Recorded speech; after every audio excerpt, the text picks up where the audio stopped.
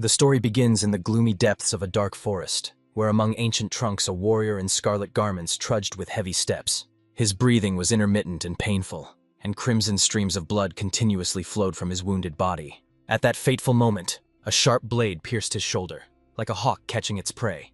The entire appearance of the noble fighter was disfigured by wounds that gaped through the torn fabric of his clothes. For a moment, the unfortunate warrior trembled. He had lost so much blood that his soul was already ready to fly to his ancestors. Strength left the tormented body, and the Scarlet Wanderer collapsed to his knees, desperately clinging to the last sparks of consciousness. He breathed more frequently, trying to hold on to the world of the living, but the onslaught of death was relentless. Unable to withstand the struggle, the unfortunate man fell face down onto the cold earth and froze motionless, like a stone. It is unknown how many hours passed in this deathly oblivion. However, at some moment the tormented warrior regained consciousness. Overcoming hellish pain, he tried to crawl, biting his lips until they bled, but the torment pierced every particle of his being.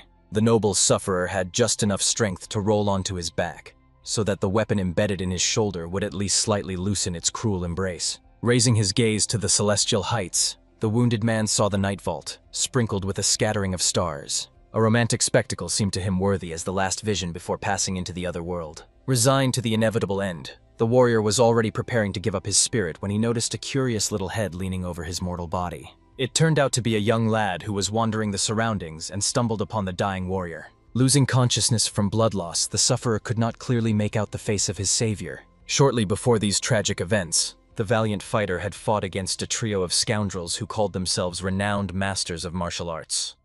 He expected an honest one-on-one duel, but the despicable enemies attacked him all at once. The first opponent, a warrior in white and scarlet garments with long hair, mastered the technique of the Emperor's sword. The second, resembling a shaman in appearance, used the technique of the rage of the Holy Ice Lion. The last of this unholy trio wielded throwing daggers, employing the technique of the Death Strike. Of course, the warrior was outraged by the complete lack of honor of the opponents who dared to attack one man with three. But even faced with such treachery, he bravely accepted the unequal fight. After these painful memories, the sufferer suddenly awoke, experiencing such hellish pain throughout his body that he almost gave up his soul to God. The warrior immediately jumped up in bed, trying to catch his breath after the nightmare visions. Right then he fully felt the dull pain that tormented every joint. Rising on legs trembling like an aspen leaf, he held onto the wall and began to look around, not understanding where he was and by what miracle he remained among the living. With uncertain steps, the exhausted warrior headed towards the exit of the modest dwelling. When he stepped over the threshold, amazement gripped his heart. He froze at the doorway, as if struck by thunder. It turned out that he was in a small house surrounded by a magnificent blooming garden. Around this paradise corner rose majestic cliffs crowned with emerald greenery, and nearby a crystal waterfall cascaded down. The noble warrior was deeply struck, not understanding what wonderful place had opened before his eyes. For a moment he even thought that his soul had ascended to the heavenly halls. Suddenly he heard a concerned voice reminding him that it was still too early to get out of bed. It was the very youth who had asked the wounded warrior to return to the bed and rest a little. Only then did the sufferer decide to find out who this mysterious young man was. The boy hurried to introduce himself. The little one was called Dan Ak's son. However, the warrior was not asking this child for his name at all. Therefore, the young savior hastened to smile, explaining that he was the one who had pulled the warrior from the grasping clutches of death, and also lived in these parts and was a skilled healer. However, it was not easy for the exhausted fighter to believe that such a youngster could have saved his life. Dan Ak's son calmly headed to his dwelling, reminding the warrior that he had almost gone to the ancestors, and therefore suggested going inside where they could calmly discuss everything. But the warrior still could not believe that some child could have healed him. Therefore, the young healer had to explain that besides him, no one lived in this secluded place, and that meant no one else could have either attacked the warrior or healed his wounds. He asked him to stop tormenting himself with doubts and simply return to his bed. Before obeying, the warrior still decided to find out if this boy had any idea who he was. However, to Dan Ak's son, he was no more than a wounded man in need of help. After these words, the young healer asked the man to hurry inside, because if they did not continue the treatment, it would be extremely difficult for him to recover his health. Saving the warrior had already required enormous effort, and the boy perfectly understood how serious his wounds were. Convinced by these words, the sufferer immediately returned to the room. At that very moment, the young healer laid out all his instruments, preparing to continue the healing. He took in his hands a delicate needle with bright jade handles. The warrior immediately noticed that the youth was holding an instrument known as the Needle of Immortality. Dan Akson was quite amazed that the stranger understood such things. However, the warrior was eager to know where such a young healer had obtained the legendary item of the divine healer. Then Dan Akson began to explain that this man was his father, and started to influence the vital points of the warrior. However, the sensation was as if he was affecting demonic and sacred points simultaneously. In the end, with his skill, the young man placed several needles with impeccable precision, and when he installed the last one, it was as if something in the old warrior's body clicked, and he immediately began to feel the agonizing pain leaving his body. This helped him believe that Denakson could really be the son of the divine healer, and most likely inherited his healing skills. And if that was so, then despite the healer's young age, he would definitely be able to survive. Of course, the sufferer was sure that the divine healer would fight for the patient's life until the very last breath. Moreover, as far as he remembered, the divine healer healed only those who followed the righteous path.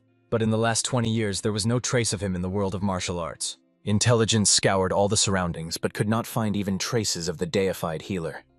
However, it turned out that during this time he had managed to have a child. At that moment, the warrior decided to ask the boy why he saved him, what was the need for it. But the young man calmly made it clear that the healer did not need a reason to save a life. Then the warrior reminded him that the divine healer was known for healing only those who followed the righteous path throughout his life. The boy admitted that he did not even bother to find out which camp the stranger belonged to, and even laughed awkwardly. This managed to anger the warrior, so he demanded that the boy answer his question. The boy hurried to explain that his father had taught him many things, but the most important was always to save others.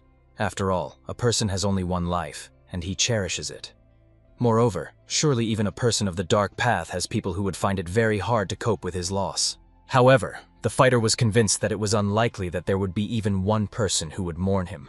Denakson, trying to find words of comfort, admitted to the sufferer that he would be sad if he died. After that, the young healer continued acupuncture, bringing out a small box where his special needle was hidden. At a glance, the warrior immediately realized that it was the famous demonic needle. Unlike all the previous ones, it radiated a scarlet light and also bore a demonic banner on its base. Den Akson was surprised that the warrior was even aware of this instrument. However, it seemed that everyone knew about the legendary item of the demonic healer, who commanded life and death on par with the holy healer. It stood at the pinnacle of unconventional medicine and disappeared on the same day as the divine healer. The demonic needle was known for its temperament, as unusual as its abilities, and healed those who followed the dark path.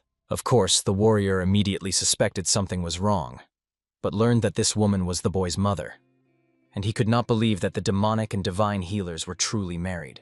However, Denakson calmly noted that he himself was living proof that they were indeed together. After that, he asked the stranger to concentrate, because, unlike previous needles, this procedure would be painful. And indeed, although the warrior was prepared, he did not expect to experience such crushing pain. The sufferer only trembled and could not even move. Therefore, Denakson had to apologize for causing him suffering, but the acupuncture had to be completed. At this pace, with slight torment, 3 whole days passed. The warrior already felt significantly better, and most importantly, he was alive. Also, during these 3 days, he fully realized that Denakson, the offspring of divine and demonic healers, was a true miracle. Moreover, although it was still early morning outside, the young healer had already gone somewhere. Around this time, green plants bearing scarlet fruits grew on the rocky cliffs. Just behind them, the youth was climbing the steep slopes to gather them for future remedies. Finally, he saw glimpses of these flowers ahead and immediately quickened his pace. After that, he stretched his hands, trembling from fatigue, toward the plants. Unfortunately, he did not have a stable grip, so he had to jump to pluck the healing herbs. However, alas, along with the plant, the stone beneath his feet crumbled, causing the boy to tumble down. But even after such a dizzying descent from the mountain, the youth calmly made his way home. He brought precious herbs and came to visit his patient. The warrior clearly found it hard to believe that the boy was ready to give even his life to obtain these plants. Therefore, Den Akson had to explain that this was not some ordinary herb, but a spiritual root. Without it, it is impossible to heal the master's internal injuries. Then the sufferer was even more surprised that the boy was so diligently trying to help him, while being completely uninterested in the identity of the one he was saving. However, the young healer honestly admitted that for the most part he was fascinated by the stranger rather than interested, since he survived despite very serious injuries. Moreover, the young healer was curious to learn about the secret weapon stuck in the warrior's shoulder. After all, from a medical point of view, when you know the cause of the injuries, healing is much easier. The boy honestly admitted that the blade caused him many difficulties. It was extremely hard to extract it from the shoulder. Not only did the weapon itself look intimidating, but it also contained poison inside, complicating the task. In the end, the sufferer explained that this weapon was a kind of secret blade that only the head and elders of a noble family could wield.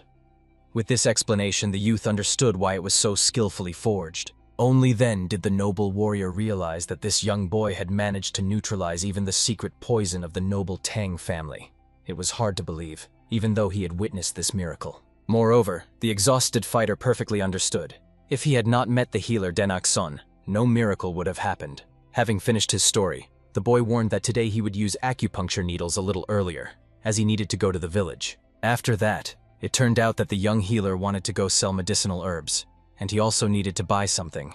And the noble warrior honestly admitted that he was immensely grateful to the youth for allowing him to stay all this time. He was even a little ashamed, so he promised that as soon as he felt better, he would find the means to pay for the remedies himself.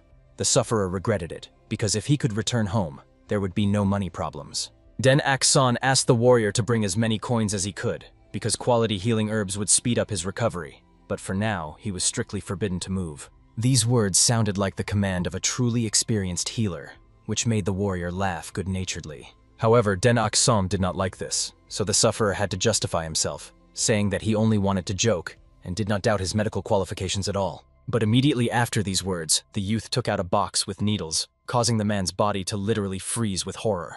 But Denak-son hurried to calm him down, explaining that today he would use his father's acupuncture method. The warrior had to pretend that he was not worried at all and could calmly endure even the methods of a demonic healer. It turned out that the difference was that the youth's father's methods worked slowly, but were more stable and easier to tolerate. Meanwhile, his mother's techniques worked faster but were too painful. But in some cases, it was necessary to use both methods, and the noble warrior was ready to endure any pain to save his own life. Finally, he only asked the boy that when he went to the village, he should not tell anyone that he saved him.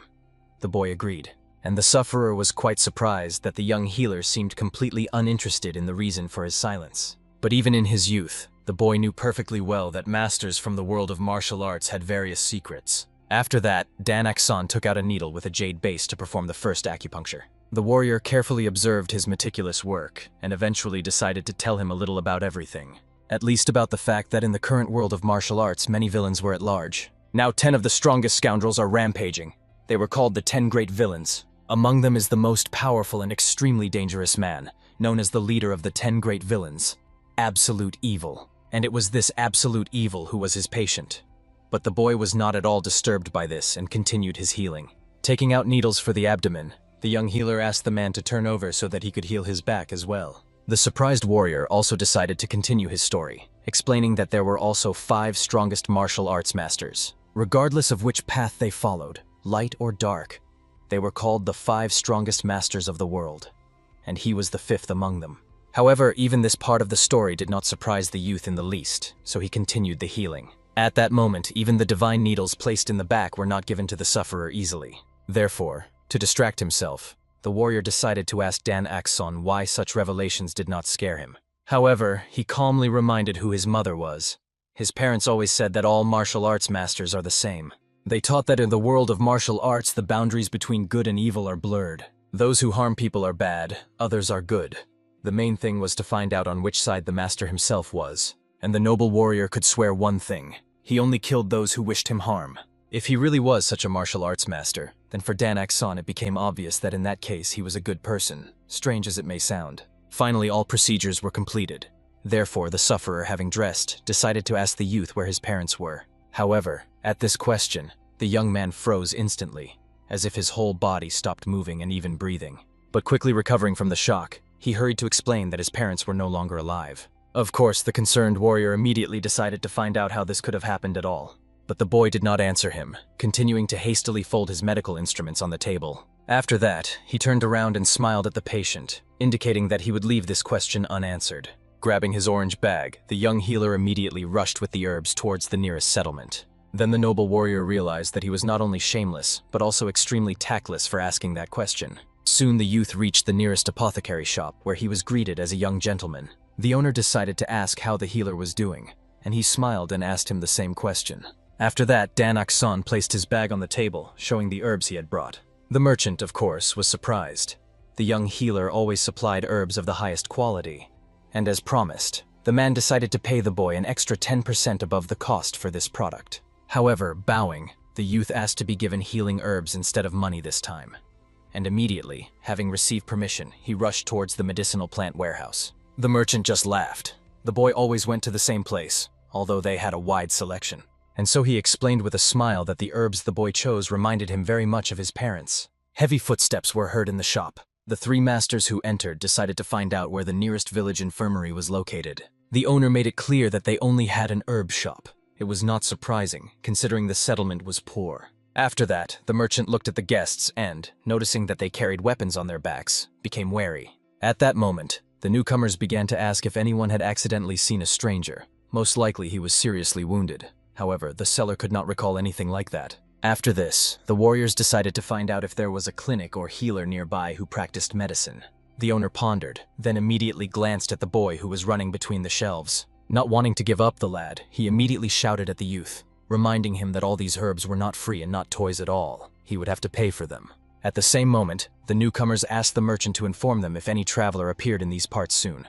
They would also stay in the yard where they would live. The trio promised to reward him generously for the information.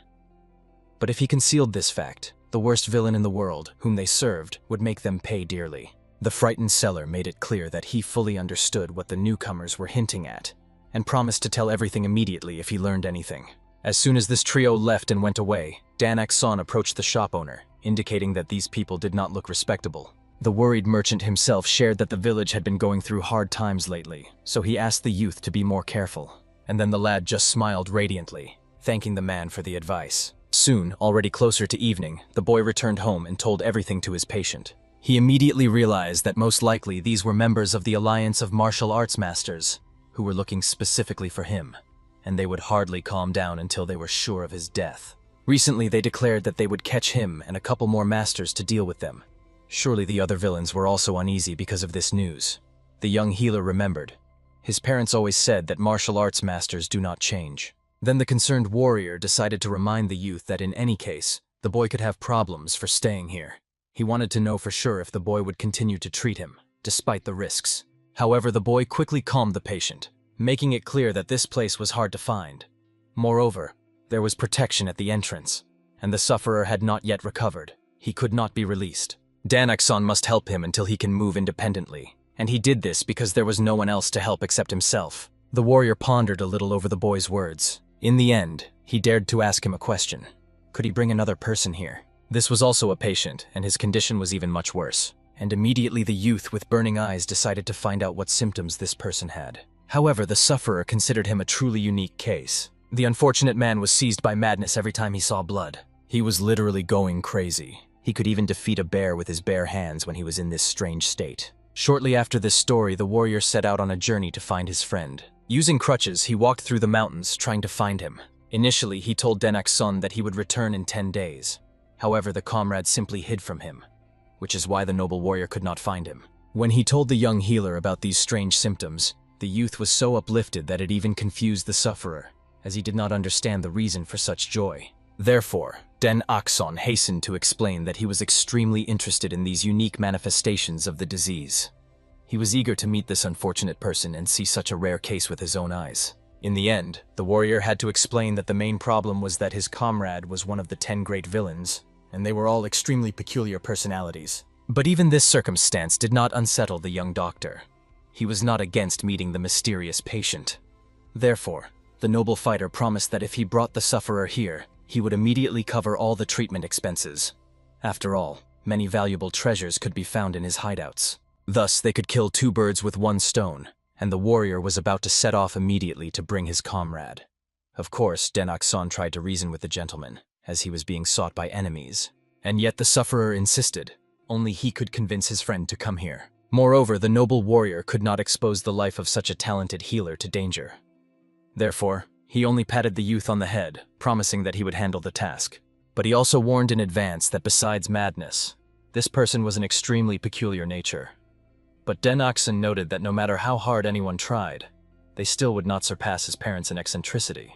And in some ways the young man was absolutely right, so the warrior decided not to worry and set off on his journey. Thus he found himself with a crutch in the midst of majestic mountains, wandering into the unknown. Gazing at the ruins and charred trees, the sufferer knew for sure that this was the work of his hot-tempered friend. who had destroyed absolutely everything around like a raging demon. After that, the noble warrior sat down on the nearest boulder to rest a little. From the folds of his garment, he took out a white bottle with an unknown substance. It might have seemed like wine, which he intended to drink to regain strength. But instead, the sufferer threw the vessel to the ground, causing it to shatter into tiny shards. The mysterious liquid began to evaporate, emitting a special aroma. This scent started to spread throughout the area, as if calling someone from hidden shelters. Therefore, the warrior could only wait until his comrade caught the familiar scent. Not even a minute passed before he landed nearby the fighter with a deafening roar, as if an entire rock had collapsed. Then he fiercely looked at the garment of the man who dared to invade his territory. Grabbing his formidable weapon, the enraged brute immediately rushed at the uninvited guest from behind to kill the impostor with one blow. However, when the noble warrior introduced himself, the veil literally fell from the attacker's eyes. The fierce fighter came to his senses, landing with bewilderment. He could not believe that his brother decided to visit him in such remote places. However, looking at his somewhat sly smile, the bruiser clearly understood that something was wrong. He could not believe that the great bloody fist surrendered his position so easily, having seen that he had wounds all over his battered body. But the warrior asked not to speak about it, and to get ready to leave as soon as possible. And the savage only carefully analyzed the guest. Judging by the voice and appearance, it really was his comrade, so he decided to trust him, and at least ask where they intended to go. For this reason, the sufferer told that soon the Alliance of Martial Arts Masters would visit them. The bruiser had to know about this. However, it seems he had been in his oblivion for so long that he missed absolutely all the news, no matter how loudly they spread around the area. The warrior in scarlet robes had to explain that the Alliance of Martial Arts Masters had sworn to destroy all the 10 great villains. The fierce fighter was extremely surprised, as everything had been calm only recently, but now he intended to set off immediately and punish the insolent ones. However, the comrade asked him to leave this topic and look at the pitiful state his brother was in now. Indeed, laughing, the bruiser admitted that he looked as if he was about to give up his soul to God. He could not believe that the greatest master from the 10 great villains was so disgracefully defeated by some alliance. And the noble warrior was extremely insulted, reminding that impudent fellow that he came to save him in such a terrible condition. So he ordered the guy to stop wasting his precious time and pack up immediately. But he could not understand since when his comrade started worrying about him, since before he threatened to tear out his beard and shove it up his ass. However, the sufferer reminded him that the thug himself had previously threatened to tear out his eyes to make himself a third testicle. In the end, they argued like that for some time. So when the warrior got tired of the disputes, he simply suggested to his comrade to discuss all their grievances on the way. But the savage did not understand the reason for such haste, especially considering that the comrade said that the Alliance of Martial Arts Masters was following them. He would just stay here, and as soon as they come, smash their skulls like ripe melons. But the noble warrior wanted to postpone this bloody fight in order to first cure his friend's ailment. He went into a frenzy at the sight of blood, and the thug was extremely surprised that there was someone capable of curing his curse. After all, he had turned the whole world upside down 3 times to find such a healer. In the end, his comrade reported that such a person exists. He could heal his divine punishment, after which he told his shocked friend that he had found both demonic and divine healers at the same time. For this reason, without any doubts, by sunset these two set out on their journey. The noble warrior carried his brother on his back as they swiftly moved through the mountain cliffs. However, the savage was still raging at his comrade, who could not properly settle on his back. But the warrior warned that the brother better keep quiet and just hold on tighter, because otherwise he would not lead him to the person who could heal him. And consequently, without curing the madness, the brute would not be able to further develop his martial arts. The sufferer also reminded that when they fix his ailment, he would be able to become even stronger, and then even the Alliance of Martial Arts Masters would not dare to touch him. And in the end, the savage realized the comrade was literally his key to salvation. Therefore, he asked to be told where to go so they could head there immediately. But the demonic fist perfectly understood that the companion wanted to abandon him. Still, despite their complicated relationship, they trusted each other very little. After that, the two went further, and the noble warrior was clearly indignant that he had to lie a little to Dan Aksun. But at least he was completely honest about how extremely difficult it was to bring that person. Moreover, he was basically very ashamed that not only had he lost to the Alliance, but he also had to ask that madman for money. So the sufferer realized, even the status of the Great Bloody Fist, the strongest of the 10 great villains, did not save him from the status of a pathetic loser. Soon they landed near rocky cliffs and a small waterfall. They were met by young Dan Aksun, surprised that the warrior had returned so quickly. At that moment, the noble fighter simply threw his comrade away and asked to be taken to the demonic healer to receive healing. Since the youth was unaware of the situation, he calmly explained that the demonic and divine healers had already left the world of the living. First of all, the old man gaped in amazement, not believing what he had heard. After that, he cast an angry glance at the person who had brought him, until he explained that the boy before him was the son of those two legendary healers. He also inherited the skills of his parents from both sides. However, the thug found it hard to believe that this shorty was capable of anything, and thought that his buddy Alliance had completely lost his mind. But the sufferer calmly reminded him that the friend himself had seen his terrible condition. He could basically stand only thanks to the art of the healer Den-Ak's son. In the end, the thug realized it was this shorty who healed his comrade. But he still could not understand how a man the size of a bean could accomplish such a thing. The fierce man fell silent when he saw how enraged the head of the villainous community was. The noble warrior roughly ordered the man to watch his words towards the person who saved him. Looking at this furious rage, the thug quickly realized that it seemed the dying state of his comrade was just a pretense, and he really could kill him for the bold words. Therefore, the fierce man hurried to apologize that it would not happen again. But he did not understand why his friend suddenly became so serious. At that moment, they were interrupted by the sharp clap of the boy's hands, who suggested checking the condition of the arriving patient and conducting a diagnosis. For this, they moved to a small healing house where the young healer provided all his services. Seating the patient at the table, Den-Ak's son performed acupuncture on the noble warrior, after which he returned to check the pulse of the new patient. However, he immediately realized that dealing with his situation would be very difficult. The main problem was that the energy of his meridians was disrupted. Therefore, when the thug used his internal energy at full power, the protection of his mind was broken, and he lost his sanity. The fierce man could not believe that the boy described everything in such detail, and even thought that the leader of the villainous gang had told him everything in advance. However, he hastened to justify himself, saying that he only told Den-Ak's son that the patient went mad at the sight of blood. At that moment, the young healer discovered a second oddity related to the chi energy in the patient's left hand. Because of the terrible condition of the meridian center of his heart, it was difficult for him to bend his arm. Moreover, it seemed he had recently suffered a serious injury. The last revelation. The youth whispered something directly into the thug's ear. The boy smiled a cunning smile, but for some reason his words made Bomkevi embarrassed and blush deeply. He could not believe that even this problem of his could possibly be treated. However, seeing Den-Ak's son's talent, the fierce man decided to fully entrust him with his health. At that moment, the boy asked Bomkevi to bend down lower to him, lowering his head, and continued to breathe calmly. After that, the young healer easily plunged the needle deep straight into the center of his head, and while he continued to sit with the needle sticking straight out of his skull, Den-Ak's son went to the warrior to heal him. Taking one of the needles, he immediately stuck it somewhere in the solar plexus area between the chest muscles. And although initially the noble fighter felt some pain, he immediately relaxed as if in some blissful oblivion. However, right after that, the boy pulled the needle back with his power, causing the warrior to start bleeding. Obviously, he got scared. Den-Ak's son had not made such mistakes before. But even more important than that was something else. The sufferer immediately grabbed the boy, trying to protect him, and reminded him that his friend goes wild when he sees blood. However, despite the fact that the thug's body was shaking, nothing life-threatening happened. He simply fell to the ground, and although his entire being trembled with fear, he thought he might have healed. It was really strange because his comrade knew well. Usually the savage's eyes would instantly roll back in rage. However, Den-Ak's son calmly reminded Bomkevi that he had promised to heal him, although full recovery would take some time. In the end, the thug almost burst into tears, realizing that his situation was not so dire and he would not always be like this. He immediately fell to his knees before the young man, acknowledging him as his mentor.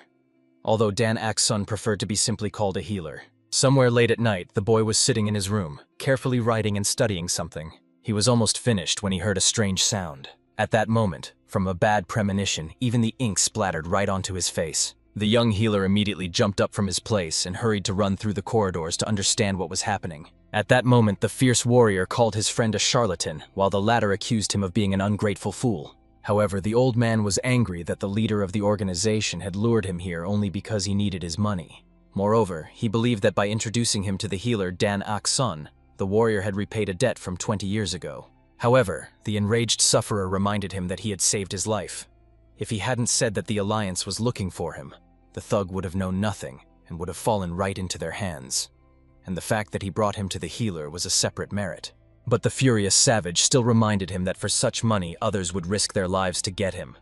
Besides, it was not a fact that after paying such a sum he would fully recover. In the end, the angry warrior made it clear to the guy If he was so sure that someone else could help him, then he could go right now to look for another healer.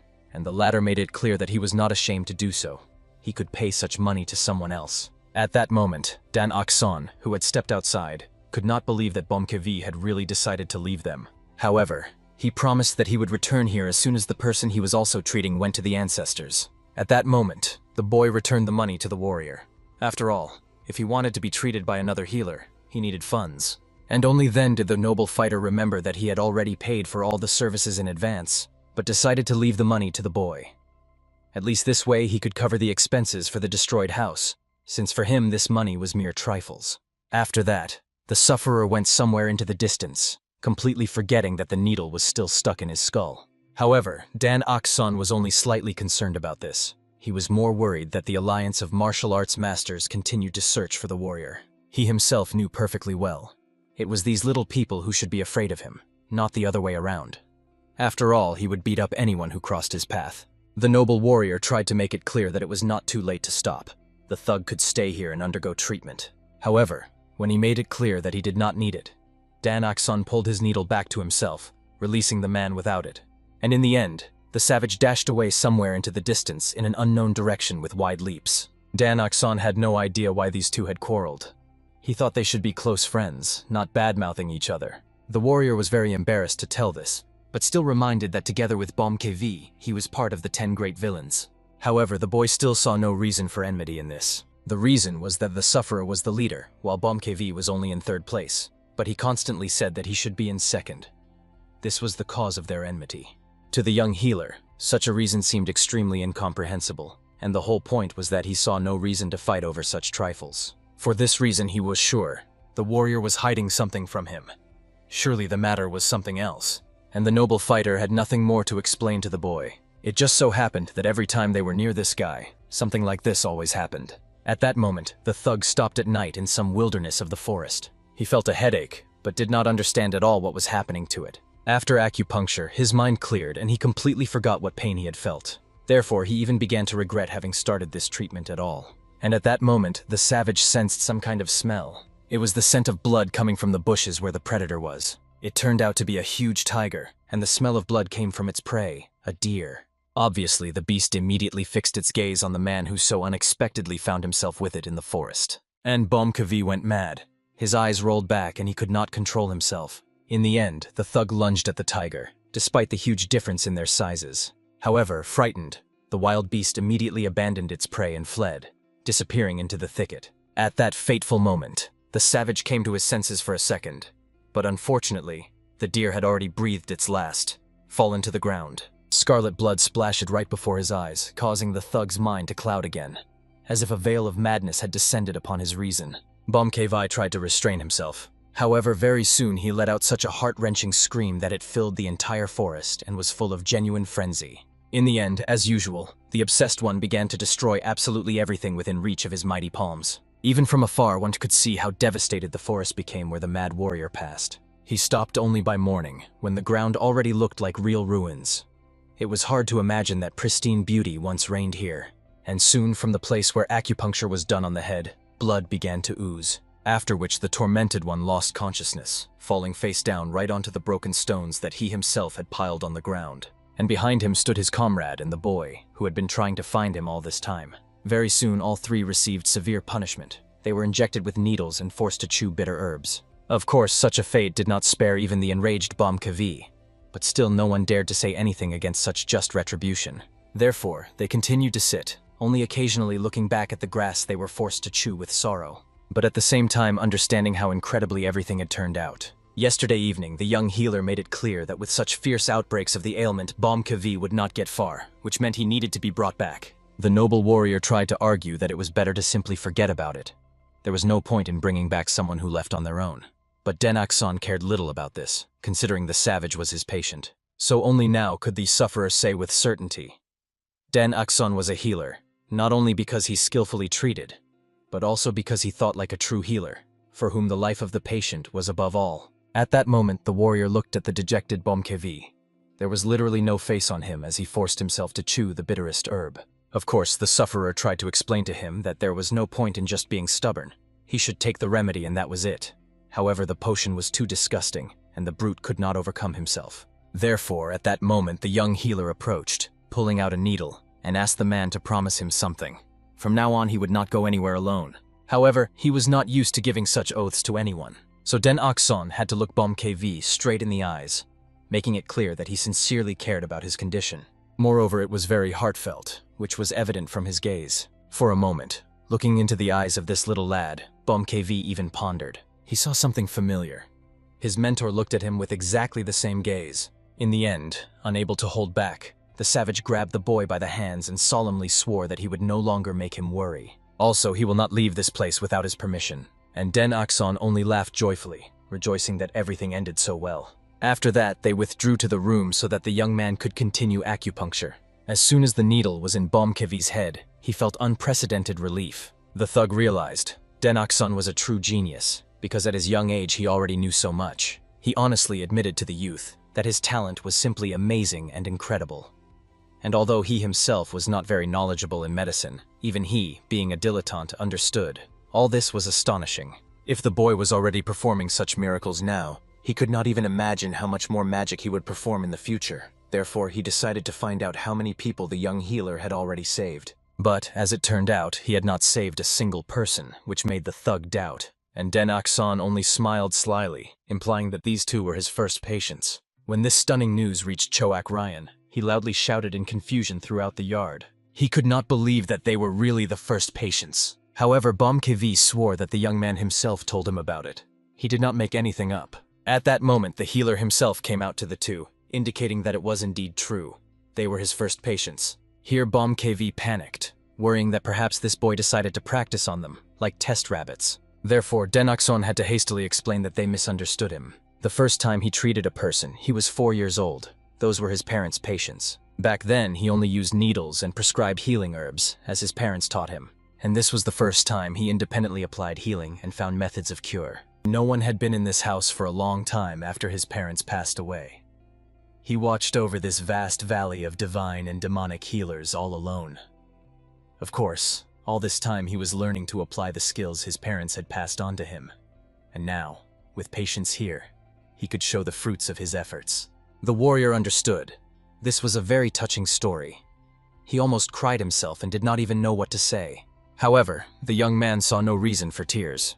He was at least glad that there were people he could chat with. After that, the two immediately boasted that they would take care of the household chores. They wanted Den Akson to fully concentrate only on medicine, leaving all other concerns to them. Cho Akryang decided to shake the cloth, which had finally dried, in order to fold it. But as soon as he pulled it, it immediately scattered into the tiniest pieces. Looking at Dan Akson, frozen in shock, he hurried to justify that he did not suspect the fabric was so thin. At that moment, Bomkevi sat down nearby and began to help, pulling out the weeds growing on the ground.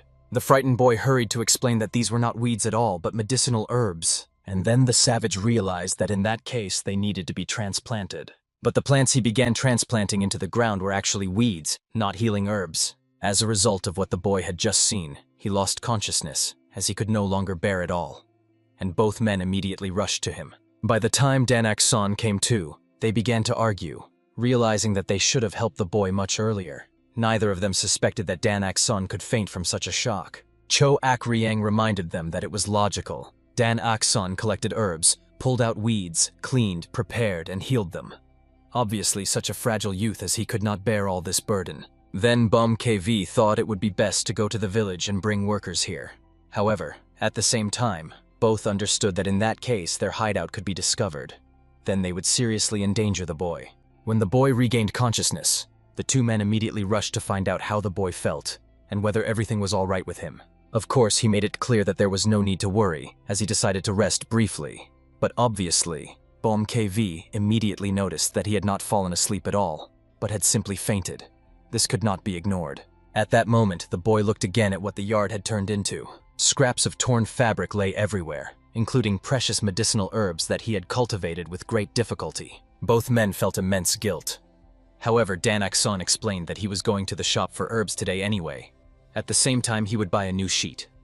Obviously, Cho Akryang understood that the boy should not go alone in such a condition. However, the young lad solemnly promised that everything would definitely be fine.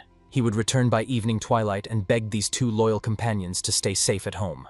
But the stern warrior anxiously reminded them that countless dangers lurked at night, and in general, the dense forest was home to many fierce wild beasts. To which the brave boy hurried to reassure his protector. He had powerful repellent potions that he always took with him on such journeys. Then the fierce savage decided to go with the young hero. However, Dan Akson was deeply worried because the powerful man was being sought by the alliance of martial arts masters themselves. But he explained that he was able to skillfully conceal his true identity, and at that very moment his palms shone with flames from the incredible power possessed by this remarkable man. When he touched his thick beard with his blazing hand, all the hair immediately began to disappear as if by magic. Dan Akson sincerely admired such an astonishing trick, and the wise Choak Ryung understood. Bomkavi decided to use the sacred fire of Samadhi to incinerate his luxurious beard. The mighty warrior himself was clearly proud of the achieved result, believing that now in this new guise no one would be able to recognize him for sure. And indeed, Dan Akson noticed that now the formidable man looked strikingly like a charming young monk. However, the youth was worried. How would the valiant warrior restore what was lost, since such a majestic beard would surely have to be grown for many months? But as it turned out, this amazing man grew vegetation in just one night. He had a great many such wonderful abilities. Therefore, he placed the boy on his mighty shoulders and suggested immediately heading to the village, which they would reach in mere moments thanks to his supernatural abilities. But suddenly Choak Ryung called out to his companions, asking them to stay a little longer. After that, he handed the young hero a small dragon statuette, asking him to find a skilled appraiser and learn the true value of this exquisite piece. When the youth arrived in the village, he immediately admired this elegant wooden statue, understanding that it was created by Lord Choak Ryung himself. Even Bom KV did not hide his praise for his brother's unexpected and astonishing talent, and the young man noticed that works of such quality and detail were extremely rare. Surely such a piece was worth a considerable amount of money. He could not understand when the skilled man had managed to create such a wonder. However, the man calmly explained that while he was not yet fully healed and was simply resting in bed, he had plenty of free time which he devoted to wood carving. He made about 50 similar statues just to pass the long hours, and sincerely hoped that these works of art would cover their considerable medical expenses. Soon the brave youth, as promised, reached the village. First of all, he visited the shop of an experienced collector. However, when the merchant saw this astonishing wooden statue, which looked as if it were alive, he immediately decided to find out from Denakson how many such masterpieces he had in stock. The youth calmly told him that he had as many as 50 such statues, and he was very eager to know the price they could offer for one piece. The greedy merchant planned to buy them all for a paltry 50 silver coins, 1 silver coin for each statue, believing that the boy was extremely lucky, as hardly anyone would offer more. However, Dan Akson himself perfectly understood that such a payment was completely unworthy of such high art, so he immediately took the statue back and decided to take it home. He believed that the price offered by the greedy merchant was ridiculously low. It would have been a real insult to the person who created such masterpieces. After that, he left in indignation, while the merchant desperately shouted after him, begging him to reconsider. Meanwhile, the youth passed by Bom Kavi, heading to another place where he could offer this precious item. He found himself near a man with long mustaches, who was carefully examining the statue, thoughtfully stroking his mustaches. The experienced merchant clearly understood that he could acquire this work, but warned that he also needed to get a decent profit from selling such goods. However, he thought that in another place the young man would surely get a more generous offer. Then Dan Akson revealed that he had a great many such statues. Perhaps wise merchants would arrange a large-scale supply of carved wooden figurines. And, obviously, looking at the product with great reverence, the man could only hope that the bad weather would not spoil so that the wood would not lose its noble form. He agreed to purchase absolutely all the statues, and also promised to take them to other villages for profitable sales. The youth was truly glad that this worthy man offered them such a profitable deal. However, at that very moment, the first merchant hurried to him, burning with righteous anger at the behavior of the audacious boy. He reminded that he himself wanted to buy all these precious statuettes and wanted to deal with this little trickster. But suddenly a giant blocked his way, into whom the enraged merchant crashed at full speed. Obviously, he immediately collapsed onto the cold ground and began to protest, not understanding who had appeared right in the middle of his path. However, as soon as he looked at the huge man who, calmly looking at him, was leisurely chewing an apple, he immediately fell silent, not wanting to provoke a dangerous conflict. And he only smiled, kindly asking the merchant to continue his passionate speech. After all, a moment ago the unfortunate man was shouting and was about to call him some name. After that, the giant, waiting for an answer, tightly squeezed the apple in his mighty hands. It shattered into tiny pieces, and sweet apple juice flowed down his palm. Only then did the ill-fated merchant realize what a truly formidable man he had encountered. Experiencing such terror that his soul nearly left his mortal body, he even lost consciousness right on the spot. But that was not all yet. Bomkevi clearly noticed that such an adult man even wet himself, experiencing such a chilling fear. Meanwhile, the merchant from the healing shop was making some calculations in his store. At that moment, a young hero ran up to him, whom the man greeted with a kind smile. But at the same moment, he saw a formidable big man who looked in together with the boy standing behind him, which frightened him quite a bit. At that moment, Dan Akson calmly explained to the warrior leaning towards him that this merchant was a worthy man and should be treated with appropriate kindness. And he, as etiquette dictates, smiled in order to politely greet the merchant. However, the unfortunate man felt nothing but chilling fear. The giant's kind smile looked so unnatural and frightening. Seeing this, the clever boy decided to lighten the tense atmosphere a bit, and handed over an envelope with money as payment of his debt, and also decided to ask if the medicinal herbs he had asked to order had arrived. It turned out everything had arrived long ago. The man was just patiently waiting for the young man to return and visit his shop. After rummaging briefly on his shelves, he placed a small scarlet box with unknown contents on the table. When he opened it, those present immediately experienced an incredible stench, and Bomkevi could hardly believe that some people were willing to pay a lot of money for such a thing. Therefore, Dan Akson hastened to explain that it was a healing herb that frees the meridians and restores healthy blood circulation. When the young man decided to find out how much this precious herb cost, the merchant offered to give him these remedies instead of change. Of course, Dan Akson was amazed, considering that the man said these herbs were exorbitantly expensive. However, he only casually said that they highly value their regular customers. However, at that moment Dan Akson noticed that the merchant had a rather suspicious expression on his face. At that moment, the old man calmly asked the young man to take the box. Now it belonged to him. However, Dan Akson perfectly understood that the suspicion about his behavior was not unfounded. Most likely, he had acquired this herb at Jin Sun's apothecary. Such a thing had happened before. Of course, Dan Akson was not against the man trading with the healer Jin Sun, but he asked him not to buy herbs in his shop when the young man requested something to be found. After all, if this happened again, he would simply stop doing any business with him. In the end, feeling considerable guilt, the merchant promised that he would no longer act so deceitfully, after which he shamefully hid in the back room, indicating that he still had urgent matters to attend to. Bomkevi had already become extremely curious about what was wrong with this mysterious apothecary Jin Sun, and even suggested that perhaps its owner was far from being an honest person. However, the young healer did not respond to these troubling thoughts. Instead, he only suggested returning to their native home, where urgent matters awaited them. Somewhere at that very time, the wise Choak Ryang serenely continued sitting in his modest house, immersed in deep meditation. He desperately tried to gather as much life energy as possible in his exhausted body, for he had so thoughtlessly lost it recently. But suddenly, the worried Bomkevi returned to wake his little brother and deliver alarming news. Something was wrong with the young healer. The mighty warrior instantly interrupted his sacred meditation, and soon it became astonishingly clear. Since they returned from the village, the youth had become even more obsessed with household chores, as if an evil spirit had possessed his soul. Recently, he cleaned the pond to exhaustion and got soaked to the skin, but did not want to stop even when he was tormented by a painful cough that was tearing his chest. Choak Ryan was extremely interested in the true reason for such drastic changes. However, if Bomkevi knew the solution, he would hardly have come for the wise advice of his friend. Therefore, they decided it was better to go there together to figure out this mystery. When the brothers went outside, they saw a boy who was wholeheartedly washing clothes in cold water. They had to gently remind him that from now on they themselves would take care of the cleaning. But the tired Dan Akson stubbornly objected that he was perfectly capable of handling these tasks, and believed that it would be much better that way. And then the noble warriors felt a sharp guilt.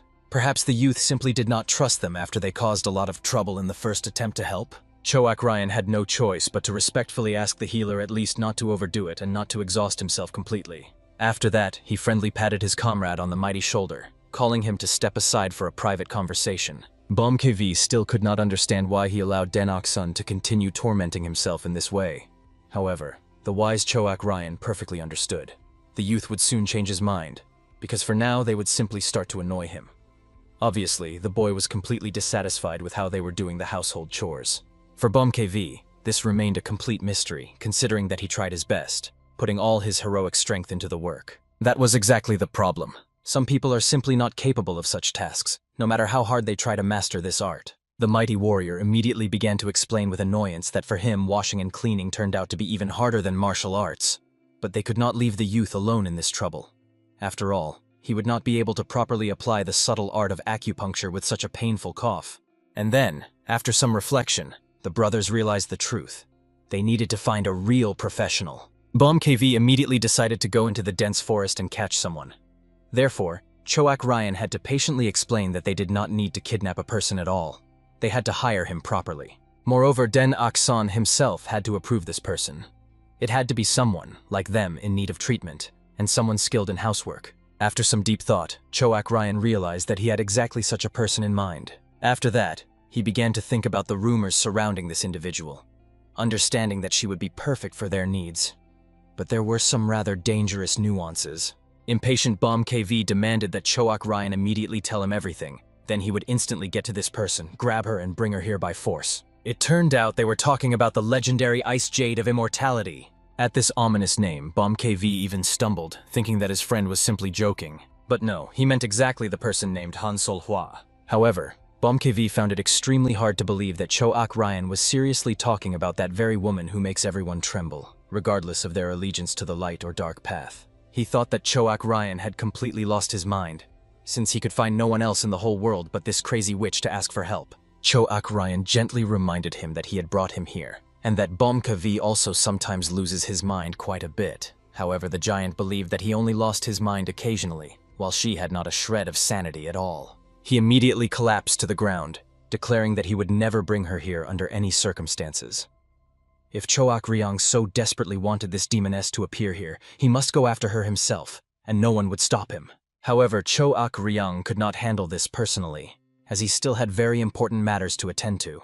Bomb KV was already burning with curiosity to find out what excuse his comrade had concocted for himself, but he only glanced meaningfully towards Den Akson, who was still selflessly working near the wet clothes. Late at night, when everyone should have long been resting in the arms of sleep, the young healer continued sitting in his room, coughing painfully from time to time. He did not even suspect that all this time Choak Ryang was standing outside his chambers, anxiously listening to the boy's suffering. Without entering, he only gently knocked, asking the youth to come to him briefly. Of course, the boy immediately flung open the door and politely invited the visitor inside. However, he calmly explained that they both would soon have to embark on a dangerous journey. The surprised boy immediately decided to ask about the reasons for such a sudden departure. And then Choak Ryang revealed that Bomb KV would go to the distant province of the Black Dragon River to bring another patient. The main symptom of this unfortunate person was something like madness, similar to what torments Bomb KV. The young man must be sure that he can cope with this terrible disease, for now he definitely knows how to cure it. Choak Ryang himself intended to personally check what the sinister alliance of martial arts masters was currently up to. The worried doctor begged the man to stay here. After all, these people could find him and harm him cruelly. However, the mighty warrior asked the boy not to worry about anything. He knew perfectly well what he was doing. According to his rough calculations, it would take only 5 days. After his return, Bomb KV might stay for a couple more days, so during this precious time, Den Akson must properly prepare for the treatment of the new patient. Last time, he and Bomb KV brought excellent medicinal herbs, so they must definitely help quickly. Smiling sincerely, Choak Ryang gently patted the boy on the head, warmly thanking him for everything he selflessly does for them. After that, he said a warm goodbye and left, and Den Akson only asked them to be extremely careful on their dangerous journey. Soon the events moved to the luxurious walls of the banquet pavilion, where noble people were partying and having fun until dawn. At the table, set with many exquisite dishes, sat a certain man. However, he did not touch the food. Instead, he held his head, experiencing unbearable pain and mental torment. The confused waiters could not understand what had happened to their master. Some ragged child, looking like a beggar, asked to deliver a letter to him, and now the nobleman was completely beside himself. The whole matter was that the message was written in handwriting that this man could never forget for anything in the world. He was absolutely sure that his master had long been dead. However, the legendary Great Bloody Fist was still among the living and decided to remind him of this in the most sinister way. Soon, this very man was already in a remote mansion in the midst of gloomy mountains. He was kneeling there, and his whole body was trembling with primal terror. Above him, in his scarlet clothes resembling blood, stood his formidable master. He literally scorched the unfortunate man with his gaze and remained silent, which only intensified the already suffocating atmosphere. First of all, Choak Ryang realized that the man had received his letter, since he had come so hastily. At that moment, the trembling subordinate began feverishly explaining that his desire to help the master had never changed, as always. But at the same time, he pleaded fearfully that Choak Ryang consider that he also bore a sacred responsibility for his own sect. Moreover, since the matter was connected with the powerful alliance of martial arts masters, it became an extremely risky undertaking for all involved. However, Choak Ryang sharply interrupted his pitiful excuses and asked the simplest and most direct question: how many of their people had already been captured? The frightened man immediately rose from the cold floor, naming the fateful number, 6 masters. In the end, Choak Ryang bitterly realized, besides him and Bomkavi, only 2 from the legendary 10 villains remained free. Possibly the sinister head of the Green Forest Hogun and the autocratic Lord of Demons Dan Yang. First of all, he decided to find out what was happening with the mighty Lord of the autocratic demons. As it turned out, this unyielding ruler had surrendered to the powerful alliance of martial arts masters. Moreover, the trembling man heard ominous rumors that the legendary lord personally led a squad to destroy evil. However, Choak Ryang could not believe such incredible news, that the resolute autocratic demon had joined the righteous path, betraying everything he once believed in. Therefore, he sternly ordered the unfortunate man to immediately rise from his knees. After that, staring intently at his figure trembling like an aspen leaf, the mighty warrior slowly approached closer. Passing by, he only coldly let him understand that he never forgets old debts and services rendered. And immediately the servant, scared to death, solemnly promised that this secret meeting would remain only between them, and that he would do everything possible to make it as if this meeting had never happened. Choak Ryang was truly pleased with the terror he still inspired in those around him. His reputation remained untarnished. He calmly said goodbye to his faithful servant, kindly wishing him a safe return home. All that was left for him was to catch his breath convulsively after the departure of the formidable lord and rejoice at the miracle that he remained among the living. The events shift to a small picturesque settlement near which a young healer lived. Den Akson was leisurely walking through the bustling streets, pondering how his martial arts master wards were doing. He sincerely hoped that, despite having gone their separate ways, they continued diligently taking the healing medicine. At that moment, a deeply thoughtful youth suddenly bumped into one of the passers-by. He was so immersed in his thoughts that he did not notice the obstacle. The unfortunate one immediately fell backward, awkwardly landing on the soft grass. However, a courteous passerby immediately approached the fallen boy, gallantly helping the young man to his feet and making sure he was not hurt. Dan Akson was quite surprised when he saw that he had met a respectable gentleman who stood up for the boy and sternly scolded the inattentive passers-by. They continued walking as if they had not noticed at all that they had just rudely knocked down a child. Because of their carelessness, the young man fell to the ground, and these heartless people only turned around in bewilderment, looking at the audacious city dweller who dared to say something to them. However, the noble defender indignantly reminded these people, who by their appearance clearly belonged to the famous alliance of martial arts masters, that they had not even apologized when, due to their outrageous inattentiveness, they dropped an innocent boy. Their captain hastily explained that they were currently on an important official mission, so he would simply ask this respectable gentleman and the child to continue on their way without disturbing them. However, the noble protector was deeply outraged that such renowned martial arts masters intimidated peaceful citizens without feeling a shred of shame. He had no idea how members of the legendary alliance of martial arts masters could be so unreasonable and rude. Therefore, proudly standing at full height, he demanded that they state their names and positions. He would personally appear at their alliance to officially report the outrageous incident. The captain was indeed quite puzzled that this determined man would not back down. Bowing respectfully, he introduced himself as the head of the 5th Squad for the destruction of evil, after which he politely asked the man himself to introduce himself. The man was called Pang Jin Sun from the noble Pang family. And at that very moment, the experienced martial arts master instantly realized that an influential man from the famous Jinsen clinic was standing before him.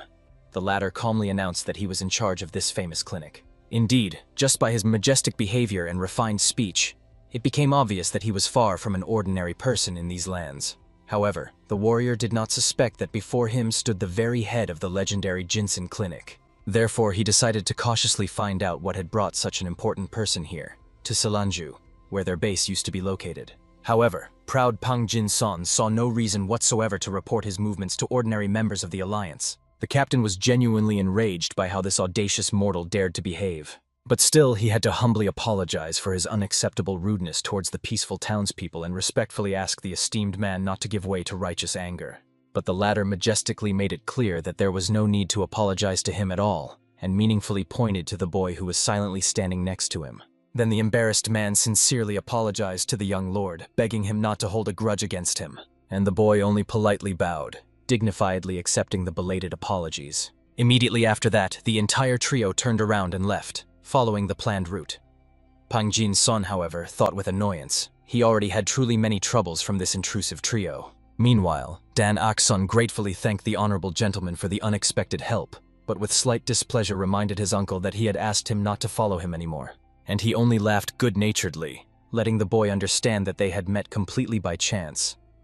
After that, Pang Jin-sun warmly greeted the young lord of the valley, as befits noble persons. Since fate brought them together, he warmly invited the youth to go and have lunch together at the best tavern in the city. But the perceptive Dan Ok-sun did not believe in such a coincidence at all.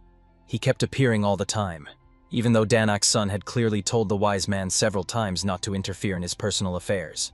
Good-natured Pang Jin-sun only smiled gently, suggesting to the curious boy to discuss all questions over a delicious meal in a cozy tavern. After all, they were not strangers. He could not believe that Dan Ok-sun would refuse such a kind invitation. And indeed, despite his childish resentment, the well-mannered young man still did not dare to refuse the elder's offer. A little later, they were already seated at a luxurious table, generously laden with the most diverse, exquisite dishes.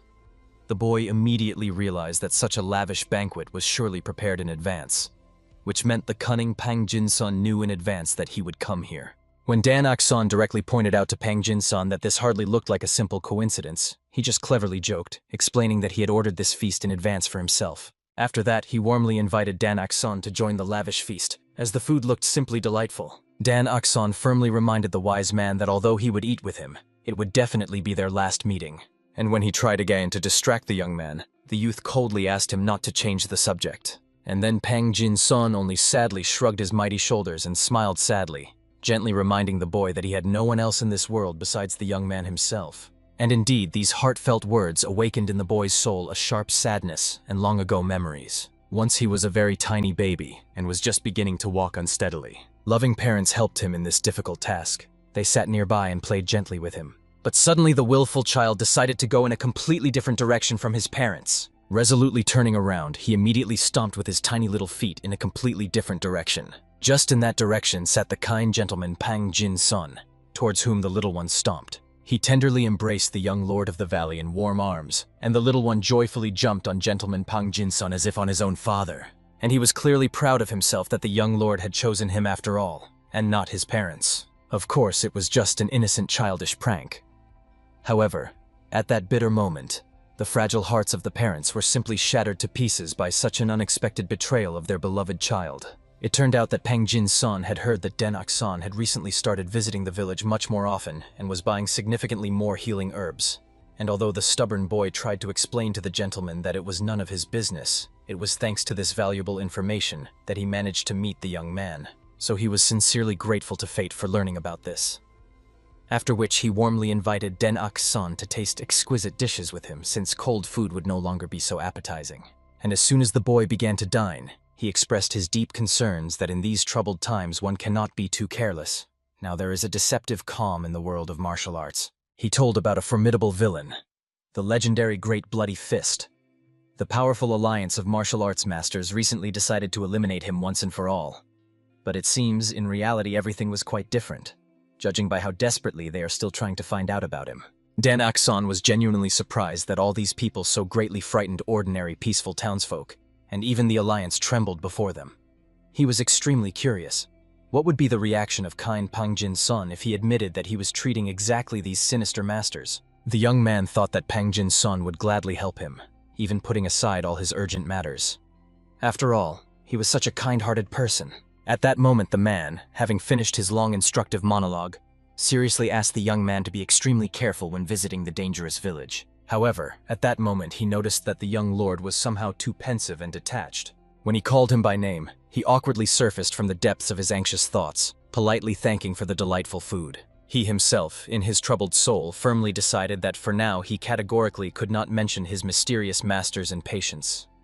Although he felt some guilt before the kind man, he tried to justify himself by the fact that he did not actually tell a direct lie. By this time, the fierce Bomkv had already reached the harsh snowy mountains to meet the legendary Han Sol Hvoy, and it seems that somewhere in the middle of this lifeless snowy desert, a fierce duel has begun between them. The mighty warrior desperately tried to warn this mad woman that he came with peaceful intentions, to offer her treatment. He could not understand why she decided to fiercely attack him instead of showing gratitude. However, she did not even think of attacking. For her, it would have been the greatest humiliation to fight a man like him. After that, the formidable warrior summoned her icy powers, and immediately several deadly sharp ice shards gathered above her proud head. She immediately threw them at the uninvited guest Bomkavi. The mighty man needed all his animalistic agility and cunning to dodge all these furious attacks. But despite all his skill, one of the treacherous shards still hit him right in the face, leaving a small bloody cut on his noble forehead. The giant was quite enraged. After all, the mad Hansol Hua was clearly overdoing it, continuing to mercilessly attack him just like that. He dignifiedly suggested to the furious woman to simply talk first, like mature civilized people. And only at that moment did the cautious girl notice something astonishing. It seemed Bomkawi was no longer driven mad by the cursed blood flowing through his veins. Then he calmly explained that he had found the legendary divine and demonic healer, and if the arrogant Hansol Hua had money, she could just as well be healed from her severe ailment. Soon the now calm warrior led her unexpected guest to her secluded residence, the Ice Palace, since her modest little house was located in the middle of these lifeless snowy lands. She was just leading her guest there to discuss everything thoroughly. But right before the entrance to the dwelling, she decided to finally find out. Did Bomkawi really tell the truth and truly find the famous divine and demonic healer? The prudent man himself understood that, to be precise, he had found their worthy son, who inherited their wonderful healing techniques, but he did not say so. Therefore, he calmly implied that they were currently undergoing life-saving treatment from this skillful young man with Choak Ryan. Recalling the legendary Great Bloody Fist, the insightful woman decided to find out what had happened to her sworn brother and learned that he was cruelly wounded by the powerful alliance of martial arts masters. Moreover, Bomkawi was extremely surprised that the arrogant woman, despite being older than the formidable Choak Ryan, still respectfully called him brother. It turned out that she called all handsome and worthy men brothers. But Bomkavi simply considered him a stupid bald brute, so he was not honored with such respect. And while the insulted man himself was raging at such impudence, she authoritatively demanded that he clearly explain everything that had happened from the very beginning. After all, she was extremely curious to find out all the details. Bomkavi was finally convinced. This treacherous witch was truly completely insane. However, he decided to endure a little for the sake of a noble cause, because he had to bring this mad woman to help the poor boy with household chores. In the end, he hurried to thoroughly explain everything that had happened to him from the very beginning.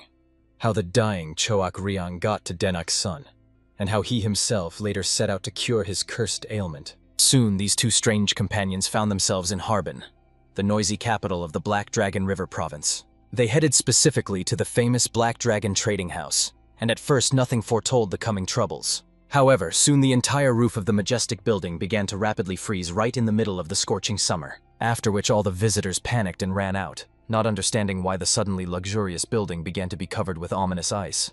At that moment, an enraged lady was raging inside, while the mighty Bomkavi watched her with calm curiosity. In the corner of the spacious room, the trading company administrator, terrified to death, tried with a trembling voice to explain to the formidable lady that, to his greatest regret, he could not accept the document she handed him.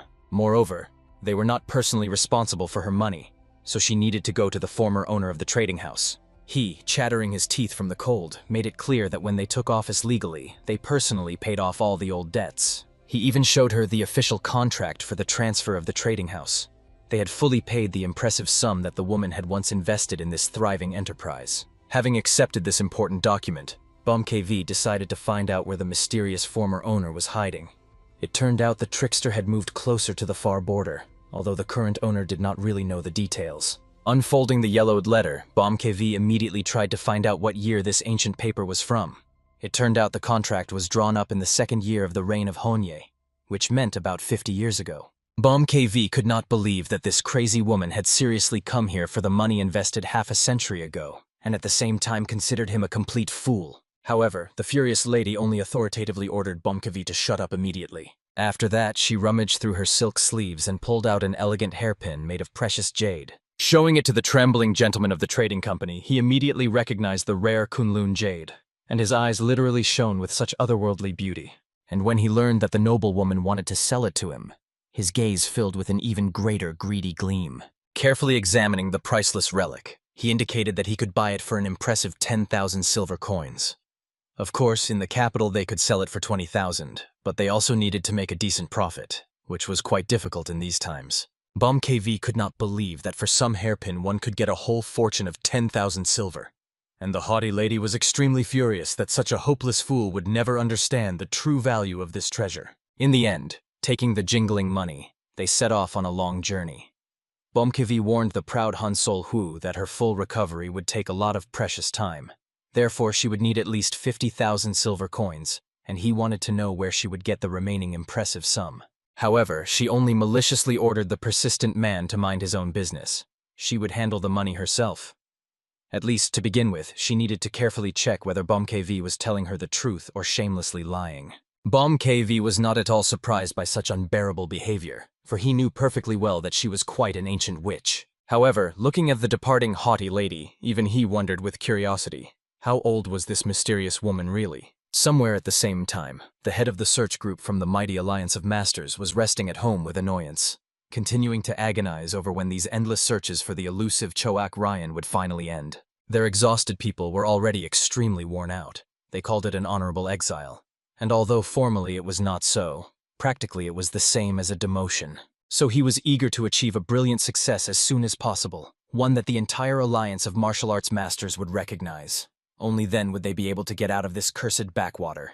And at that moment, the concerned man began carefully reading an urgent note brought by a swift-winged raven. However, for some reason, what he saw there infuriated him greatly. Immediately jumping up from his seat, he struck the massive table with a loud crack. All this was because of that cursed healer who so boldly defended Denok's son. He could not understand what was so special about that boy that the head of the Alliance himself sent him a personal warning. All his other loyal subordinates also began to wonder confusedly what had so enraged their commander. He calmly made it clear to his subordinates. Mei Rip, from the sinister faction Jan Yan, had escaped. He was seriously wounded, and finding him would not be difficult for experienced warriors. However, the subordinates still stood frozen in place, not moving an inch. This greatly enraged their formidable leader, who was literally restraining himself from exploding and killing anyone in a fit of rage. Ordering his subordinates to immediately set out in search of the fugitive criminal, he immediately watched as all of them, frightened by his anger, hastily scattered around the district, carrying out their master's order. He himself, in anxious solitude, decided first of all to solve the most important problem. After all, he could not allow the powerful alliance to be completely disappointed in him. At that time, Dan Ok-san was hurriedly running through the narrow streets of the village. He had been searching for rare medicinal herbs all day and again did not notice that dusk had fallen. He desperately wanted to hurry, as he perfectly understood. Even if he went home right now, he would return deep into the night. After that, in order to get there faster, he decided to shorten the way through the shady courtyards of the village. However, unexpectedly, while he was running hurriedly, the young man heard some strange and ominous sound. Therefore, the cautious boy stopped, as if rooted to the spot, and began to look around warily, because he definitely heard something. It was definitely not an auditory illusion. And when he cautiously went around the corner, he saw a horrifying sight. A man who was barely breathing and was covered in bloody wounds. Due to heavy blood loss, he was on the verge of death. Obviously frightened, Dan Ok-san immediately rushed to help him, immediately beginning to examine the injured man to understand how he could help him. He saw that the bleeding of the unfortunate man was truly threatening, and the dying man himself weakly asked the boy simply to leave and leave him alone in this trouble. The boy immediately took out his precious needles, understanding that he had to help this poor man right now, otherwise he might breathe his last. However, at this fateful moment, someone grabbed Dan Ok-san by the hand with an iron grip. It was the very same ruthless leader of the search squad. He was burning with rage when he saw the very boy because of whom he was so humiliatingly reprimanded. Dan Ok-san himself had no idea who these sinister people were and why they so heartlessly interfered in other people's affairs. However, at that moment, the enraged man, intercepting the boy with his other hand, drew his sharp blade. With this merciless blade, he cruelly struck the dying man's shoulder, driving the blade deep into the torn body. The boy desperately screamed, not understanding what these bloodthirsty madmen were doing to a living person. However, the warrior, enraged to the limit, sternly demanded that Dan Ok-san immediately confess what connected him to this criminal. And then the young healer realized with horror. He had met a cold-blooded killer who takes other people's lives without the slightest remorse. He needed to carefully watch every word, otherwise everything would end badly. Moreover, he definitely must not mention the masters he secretly helped. Therefore, he feverishly tried to come up with at least some excuse. At that moment, the cunning man understood. If he did everything right, he could even catch Pang Jin-sun on the hook. Even the masters of the Alliance of Martial Arts treated this influential man with the deepest respect. And if he skillfully takes advantage of the situation, he can significantly strengthen his shaken authority. Therefore, the captain authoritatively ordered the boy to answer what kind of relationship they had, and whether he knows what severe punishment awaits those who help sworn enemies. After which he smiled ominously, expecting the boy to confess everything at any moment. However, when the boy stubbornly continued to remain silent, the sadist simply continued to cut this unfortunate man. Understanding that soon the victim would definitely give him everything, the scarlet blood of this ill-fated man splattered in all directions, even hitting the boy's pale face and frightened eyes. Just at this tragic moment, the mighty Bom-Kevi together with the formidable Han Sol-hwa finally arrived at the boy's paradise corner. And Cho Ak-ryang only angrily scolded Bom-Kevi, who was calling the youth so deafeningly loud that it seemed everyone in the vicinity would soon know where they were hiding. After which the mighty man, as if nothing had happened, politely greeted the legendary Ice Jade, and Han Sol-hwa gracefully apologized for being late from the road, and decided to ask her comrade where the young healer was. Cho Ak-ryang calmly explained that the boy had gone to the village for rare medicinal herbs. Bom-Kevi was extremely worried that he had let the boy go alone. After all, he could encounter fierce wild animals, and the repellent herbs he took with him might not help against real predators. Moreover, he reminded that the boy was still a child. He could even stumble and fall in the pitch darkness on the way. If the healer got injured, then Cho Ak-ryang must take full responsibility. The giant scolded his comrade.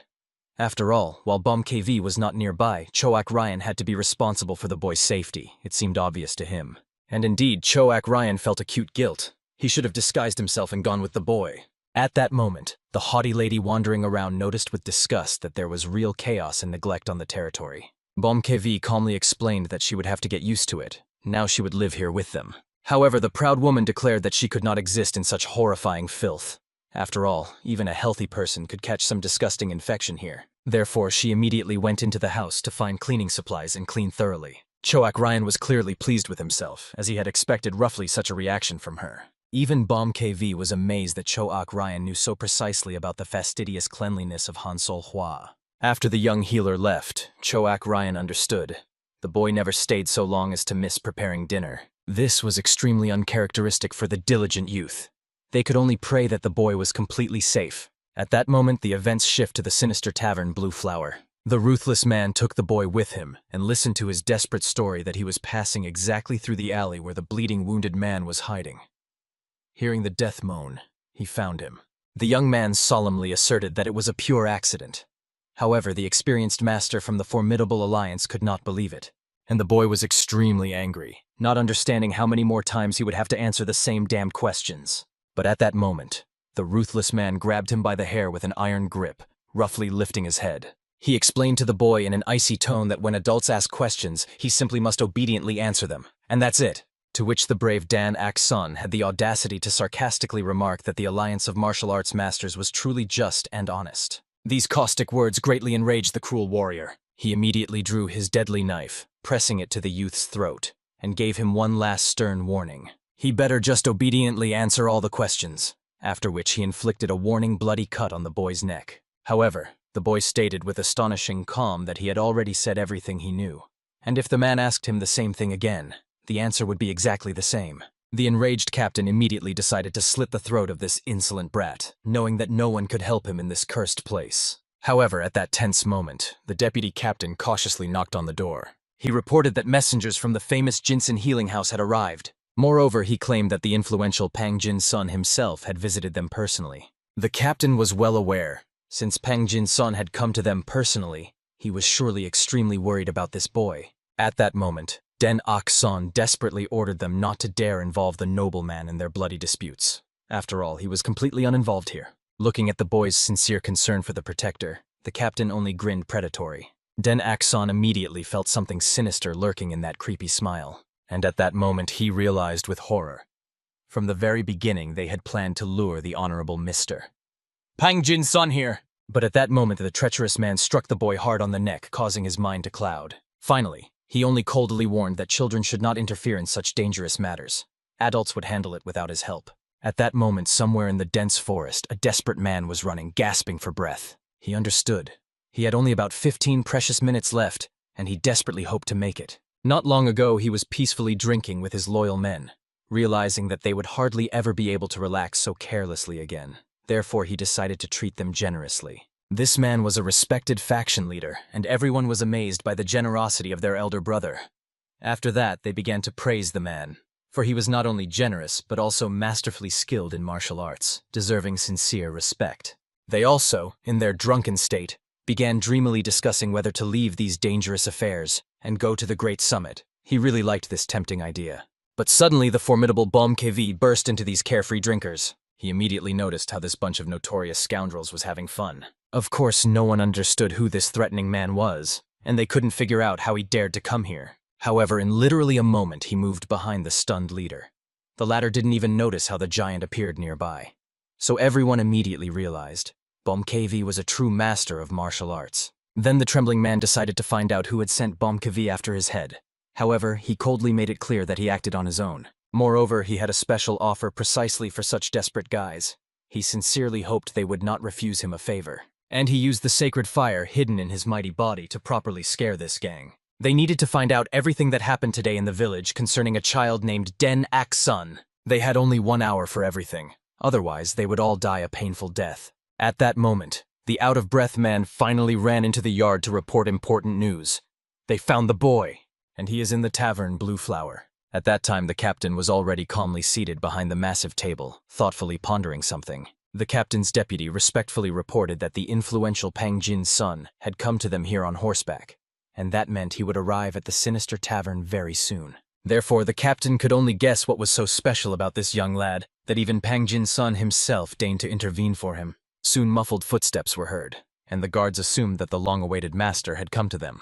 However, when the gates swung wide open, before their eyes stood a man in scarlet robes. Immediately, the air was filled with such a powerful murderous intent that the blood of those present froze in their veins. The captain's deputy promptly decided that this warrior had arrived accompanied by Pang Jin's son, so he ordered him not to delay and to bring in his lord, after which he dared to touch the stranger's shoulder with his palm. However, the latter calmly pushed his hand away with a single finger, but applied such force that it seemed all the bones were ready to break at once. The captain could not believe his own eyes that Pang Jin's son had sent such a powerful man to them.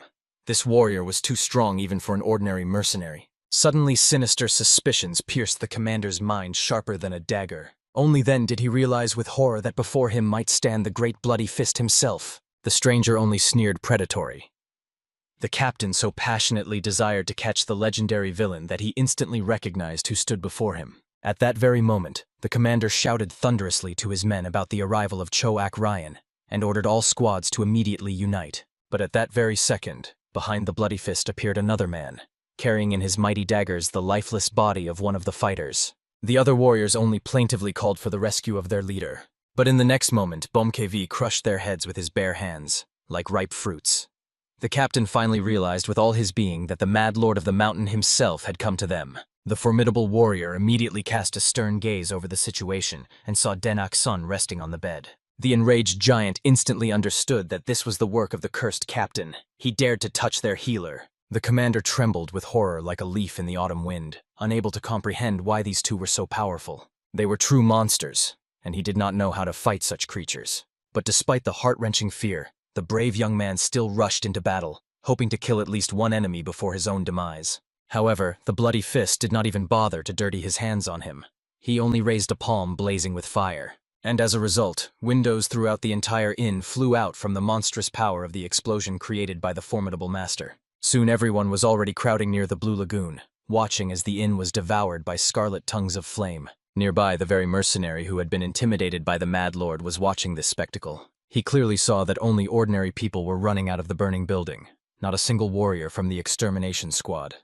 It was logical that they all perished in the flames of hell. Considering such a terrible tragedy, the poor fellow had no idea how the Alliance of Martial Arts Masters would act. He even intended from the very beginning to visit them and tell everything. Otherwise, he was simply doomed to death. However, that demon ordered him to wait. And when the frightened man turned around, he saw that BOMKV was already looming behind him like the shadow of death. The formidable giant clearly saw that the cowardly mercenary wanted to escape, but did not dare to prevent him. He fell prostrate, explaining in a trembling voice that he had fulfilled the promise given to him. Then the bloody fist himself appeared, amazed that the mercenary turned out to be such a brave fellow. But the poor guy instantly lost consciousness from unbearable horror. Quickly bringing the poor man to his senses, Cho Akriang strictly ordered him to forget everything that happened today. And the Mad Lord explained that those scoundrels died because they dared to harm their healer, Den Ak-sun. And if the young healer gets even one more scratch, this very trembling coward will be responsible. The formidable man also warned that from now on, the mercenary would become a loyal dog. If he desires, he will be fed. If he gets bored, he will be entertained. And if he gets tired, he will be given all kinds of help. If Den Ak-sun wishes to spend time with a woman and there is no one nearby, then he will even become a woman. After which, by Cho Akriang's command, the Mad Lord calmly departed, reminding the unfortunate mercenary that now his life depended solely on his mercy. And the poor fellow simply wept from unbearable horror, still not understanding whether he should forget everything that had happened or still protect this boy. Soon, by dawn itself, they reached the house and laid the boy down to rest. When the youth awoke, he completely failed to comprehend how he had ended up back in his chambers. First of all, he saw the worried Bomkevi near him, and Choak Ryan had just entered the room. They decided to find out how the boy was feeling and whether he was in any pain. However, he could not understand how these two had managed to bring him home. The alliance of martial arts masters was searching for them. They would not have let villains go just like that. However, the Bloody Fist hastened to explain that they, as adults, had simply come to talk. Nothing terrible had happened. But Den Ak-sun, though a child, was neither naive nor foolish. Therefore, he did not heed their stories. But the lady Han Sol-hwa, who unexpectedly entered the chambers, made it clear that she was the one who had spoken with those warriors who threatened him. Unlike the formidable masters, she was not a cruel warrior. The youth immediately realized that this woman was surely the very new patient about whom Bomkevi and Choak Ryan had told him.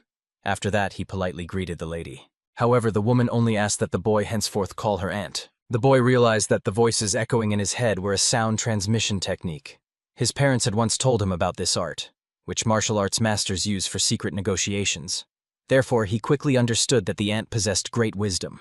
Bomkevi saw nothing special in the sound transmission technique, and Choak Ryang thought that if he restored his inner energy, he could also use this art. Meanwhile, the youth apologized to his aunt for yesterday's troubles and asked permission to wash and prepare for the examination of her condition. As soon as he received permission, he immediately hurried out of the room to put himself in proper order. Everyone was amazed. The young man was strong in spirit. All the trials that befell him were an unbearable burden for a child's nature. Han Sol-hui found it hard to believe that the boy truly inherited the healing techniques of the divine and demonic healers. But obviously, since Choak Ryang and Bomkevi showed such submission, it meant that everything was by no means simple. After that, she addressed the two idle warriors, ordering them to build her new chambers. The Mad Lord did not understand why he suddenly had to obey her orders. He thought the old woman had already lost her mind in her advanced age. However, she threatened that if they did not listen to her, she would tell everyone about their deeds last night, and that the whole village was soaked with the smell of blood after their visit. In the end, both immediately left to carry out her command, and the lady was amazed that they did not even thank her for covering for them. After that, she used the frosty wind to cleanse the room of the accumulated dust. Then, when Den Ak-sun was ready, she secluded herself with him in the infirmary. The youth began to check her energy and meridians. When he laid his palms on her wrists, everything around shone with a golden light. However, the young man immediately made it clear that he could not even believe what he felt. It was not that the woman simply did not want to speak. She simply could not do so. He also warned that the treatment, if it could be called that, would take more than one day. However, he immediately made it clear that he could guarantee nothing. It was the first time he had encountered such symptoms. Han Sol-hwa only understood that if divine and demonic healers were here, they would have told her the same thing. She had not hoped much from the start. But unexpectedly, the youth indicated that he could partially restore her voice. Although it was not a complete healing, it was something he could accomplish right now. However, Han Sol-hwa obviously could not believe such bold claims from the young man that she would still regain the gift of speech. The youth explained with a gentle smile that he could not heal her instantly, but would gradually restore her health. Of course, this could not be called a full recovery. He needed to stop the sinister flow of cold energy that streamed from her meridians like an icy current, and then stimulate the throat and muscles to awaken them from their centuries-old sleep. After that, he took out his set of the finest acupuncture needles, which shone like silver threads of fate. The healer slowly inserted the needles into the main points on the lady's arms. With that, the acupuncture was completed. He asked the woman to try to pronounce at least one letter, imagining how she slowly inhales the life-giving air, and then exhales the stagnant darkness. When the woman parted her lips, the sound resembled more the scraping of metal on stone than a human voice. But Dan Ak-sun still encouragingly praised her, asking her to continue in the same spirit. as if nurturing a tender sprout. In the end, while he continued to work magic on her body with silver needles, she persistently labored on restoring speech. And at the moment when all the needles were removed from her flesh, the lady finally managed to pronounce the letter A, after which she looked at the young master with disbelief, not believing that she had produced the sound with her own lips. Moreover, only later did she notice that this question also came from her throat. Truly a strange sensation for one who had not heard her own voice for an immeasurably long time. At that moment, Dan Akson asked the lady to lie down on the bed for a more detailed examination. He continued to palpate her throat with skillful fingers, ordering her not to open her mouth or move. And even if she felt something strange, she should not worry. For although Lords Choak Ryang and Bomkawi felt nothing, for some this procedure might seem ticklish. And indeed, when the youth began the examination, Han Sol-hwa felt light touches on her skin. However, soon from this examination, she felt as if she had ascended to the paradisiacal groves of bliss. At that moment, while the boy continued his examination, the lady suddenly spoke. She recognized the technique path to non-existence used by Den Akson, but had no idea how he learned it, considering he was not skilled in martial arts. The young healer had to explain to the wise lady, if you trace the winding history of the development of medical skills, you can notice their close connection with martial arts. For example, how the great Huatuo created the needles of the 5 sacred beasts. There are many methods of refining internal energy and countless training techniques, but the basic principles in the world of martial arts and healing are similar, like close brothers. In Taoism there were many branches, but the main philosophy that permeates them all is one: the pursuit of immortality and ascension. Most of the currently existing Taoist sects belong to the path of spiritual refinement. Their followers created miraculous elixirs through alchemy. Moreover, Den Akson felt that Han Sol-hwa had begun training the path to non-existence a very long time ago. The only problem was that her spirit remained unstable. It seemed she hastily moved on to the next stage without completing the previous one, and therefore lost the ability to express emotions and taste. Her muscles and nerves were as if frozen in time, like ancient statues. Immediately jumping up, the excited woman decided to find out if the young master could fix the sad situation. The boy thought that after deeper study, healing was still possible, although it would require considerable time. Besides, something else troubled him. Han Sol-hwa asked the boy to speak everything as it was, not hiding the bitter truth. It turned out that after treatment, aging would resume, for the flow of time would again touch her body with its relentless hand. However, she herself desired this. She wanted to grow old like all mortals around. Den Akson was amazed by such a confession, as he believed that women strive to preserve their beauty as long as possible. Even his mother aspired to this. Han Sol-hwi had to explain that her life was by no means easy, and if he could free her from this endless vicious circle, she would be grateful to him until the end of her days. However, Den Akson, wise beyond his years, understood. He was simply doing what a true healer must do. Moreover, since Han Sol-hwa agreed to help him with the household, he himself should be grateful. After this, the two of them with the lady went to the village to buy a few things. The youth was grateful that the wise woman agreed to accompany him, and she had no urgent matters. She was only glad to have the opportunity to help. Moreover, Den Akson noticed with surprise that recently Masters Bomkewi and Choak Ryang had become unusually diligent in serving him. He even thought that they were slightly afraid of him, but the young man considered that perhaps the problem lay only in his overactive imagination. At that moment, simple peasants, looking at the stranger, could not believe that a woman could be so beautiful, like a heavenly flower that had blossomed in their humble village. They immediately respectfully stepped aside, giving way to the beauty. Den Akson was struck. Despite the whole crowd of people, only thanks to the otherworldly beauty of the lady could they pass freely, just as sea waves part before a ship. However, suddenly a young man in green clothes ran up to them at full speed. He immediately fell to his knees, and those around were amazed at the young merchant's courage. Without saying a word, he presented the boy with a bundle of delicacies. He bowed and hurried to explain that he had begun his duties. After that, he asked the young master to accept this food and to visit them more often for treats. And without explaining anything, he simply ran away like the wind. Dan Akson shook his head in confusion.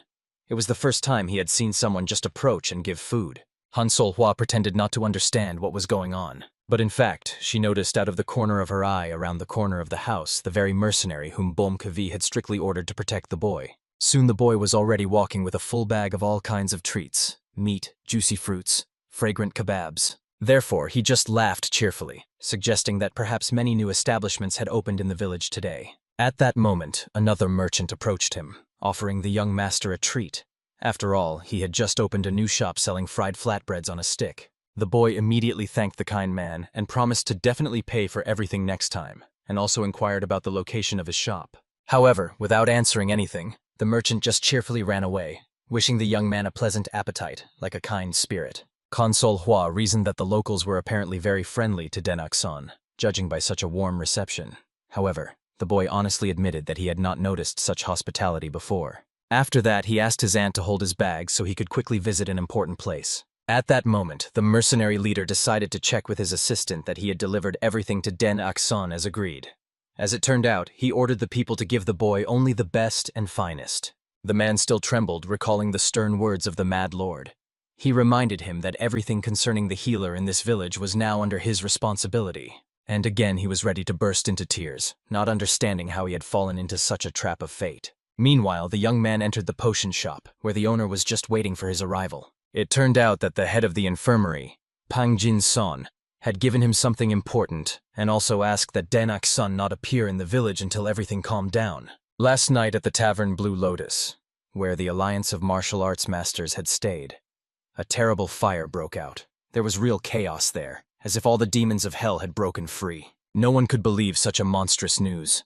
The great squad for the destruction of evil from the powerful alliance of martial arts masters vanished without a trace in the devilish flames, as if dissolved in hellfire. The merchant, with a trembling voice, told that several overturned wine jugs were found in the ashes.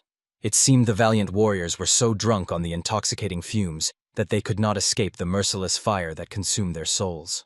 However, to great fortune, only they were in the ill-fated tavern. Otherwise, the tragedy would have turned into a much larger disaster capable of shaking the foundations of the entire martial arts world. For this reason, even the venerable head of the infirmary, Pang Jin Seong, would not have been able to avoid mortal danger if he had not been late for the fateful meeting by the will of the heavens. As it became known, after the wise master Pang Jin Seong settled all matters, he conveyed the news that they would soon visit the valley personally. Currently, the situation in the village was by no means calm after yesterday's bloody events that shook the area like an earthquake. Therefore, it was better for the young healer to wait out this troubled time in the safe valley, away from curious eyes and malicious tongues. And Den Akseong bowed gratefully, sincerely thanking the good man for the valuable information. After all, he only remembered the events up to that fateful moment when consciousness left his mortal body. Now he began to understand the mystery. How he ended up in the sacred valley of divine and demonic healers. Only thanks to the revelations of this honest merchant did all the vague circumstances become clear in his mind. For when he asked about this from the formidable lords Bom Kewi and Choak Ryan, they only carelessly said that they found him by chance, and immediately hastily changed the subject, as if hiding some secret. The boy's pensiveness at that moment was noticed by the head of the medical shop himself. He decided to delight the young master with the wonderful news that the merchants had delivered that very 200-year-old ginseng. The youth immediately decided to take the precious remedy, finding out the condition of the root and how many silver coins it cost. Soon the boy was already returning home, carefully holding in his trembling hands the priceless treasury of nature, which he could not tire of admiring. Noticing his genuine happiness and eyes shining with delight, Han Solhua inquired about the reason for such enthusiasm. The young man eagerly began to explain to the wise aunt that these miraculous herbs would incredibly help him in healing the patient. The woman herself thought that the youth was overly confident and reckless. She could not even imagine that he would spend all 10,000 silver coins on this one herb. Immediately the young man was terrified to the core, for although he had spent all his accumulated wealth, he completely forgot how much more he still had to buy for the household. Now he scratched his head in bewilderment, not knowing what to do next. After all, he was so delighted with the precious acquisition that he completely forgot about everything else in the world, like a child before sweets. Han Solhua barely contained laughter ready to burst out, for she recalled a wise phrase. He who has known true wisdom sometimes seems the greatest fool. This saying perfectly described the simple-hearted boy. She at least tried to comfort the upset child by saying that considering the incredible amount of dishes presented to them today by kind people, they would be able to eat their fill. Truly, this was the real luck sent from the heavens. At this moment, the events moved to the sacred valley of the divine and demonic healer. There, under the roaring waterfall whose streams fell like heavenly tears, Choak Ryang tried to comprehend the fateful circumstances, how the healer got into a deadly predicament. The bloody fist felt a heavy guilt for dragging the innocent lad into a dangerous scrape with the formidable alliance of martial arts masters. In this cruel and merciless world, those left completely alone must be able to defend themselves from all misfortunes. Therefore, he decided at all costs to teach the boy the art of combat techniques so that he could stand up for himself. Soon, the healer himself found himself within his native walls and set the kettle to boil on a cheerful fire. He also patiently fanned the flame so that the temperature was even, like a true master of his craft. But suddenly he was called by the worried Hua. Therefore, the boy immediately hurried to find out what had happened. After all, a wise ant would not trouble him for no reason. At this moment, in the courtyard, two men fiercely argued about who should better teach Denak-san the martial wisdom. Choak Ryang categorically believed that if this important task was entrusted to Bom Kwi, he would surely turn their precious healer eunuch into a crude brute with his rough methods. Hua hastened to explain to the puzzled lad that these two could not decide who would instruct the boy in the art of combat. Even she felt sickened by their hopeless stubbornness, like watching two rams butting heads. At that very moment, the warriors decided to find out from the boy himself which martial art he longed to learn. Choak Ryan confidently believed that the youth would definitely choose him, for it was no coincidence that he was among the top 5 strongest martial arts masters in the entire world. Bom KV was firmly convinced that the boy would choose his mentorship.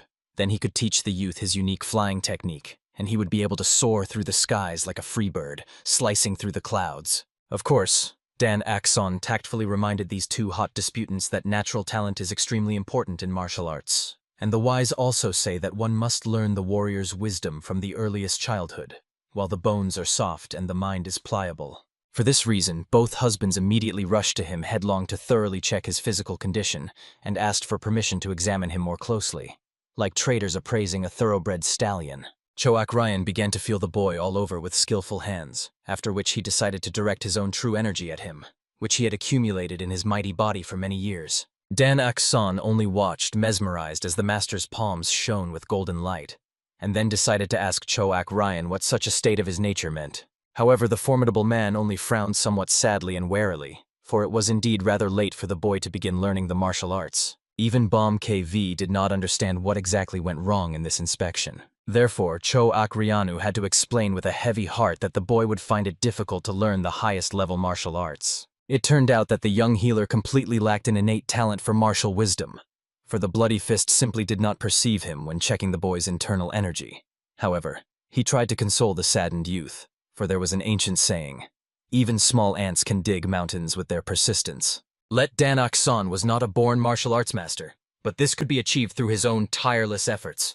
Of course, provided that he studies diligently and devotedly day and night. Even Bloody Fist himself showed no special promise of a great future in his youth, so Dan Akson could confidently trust his experienced mentorship.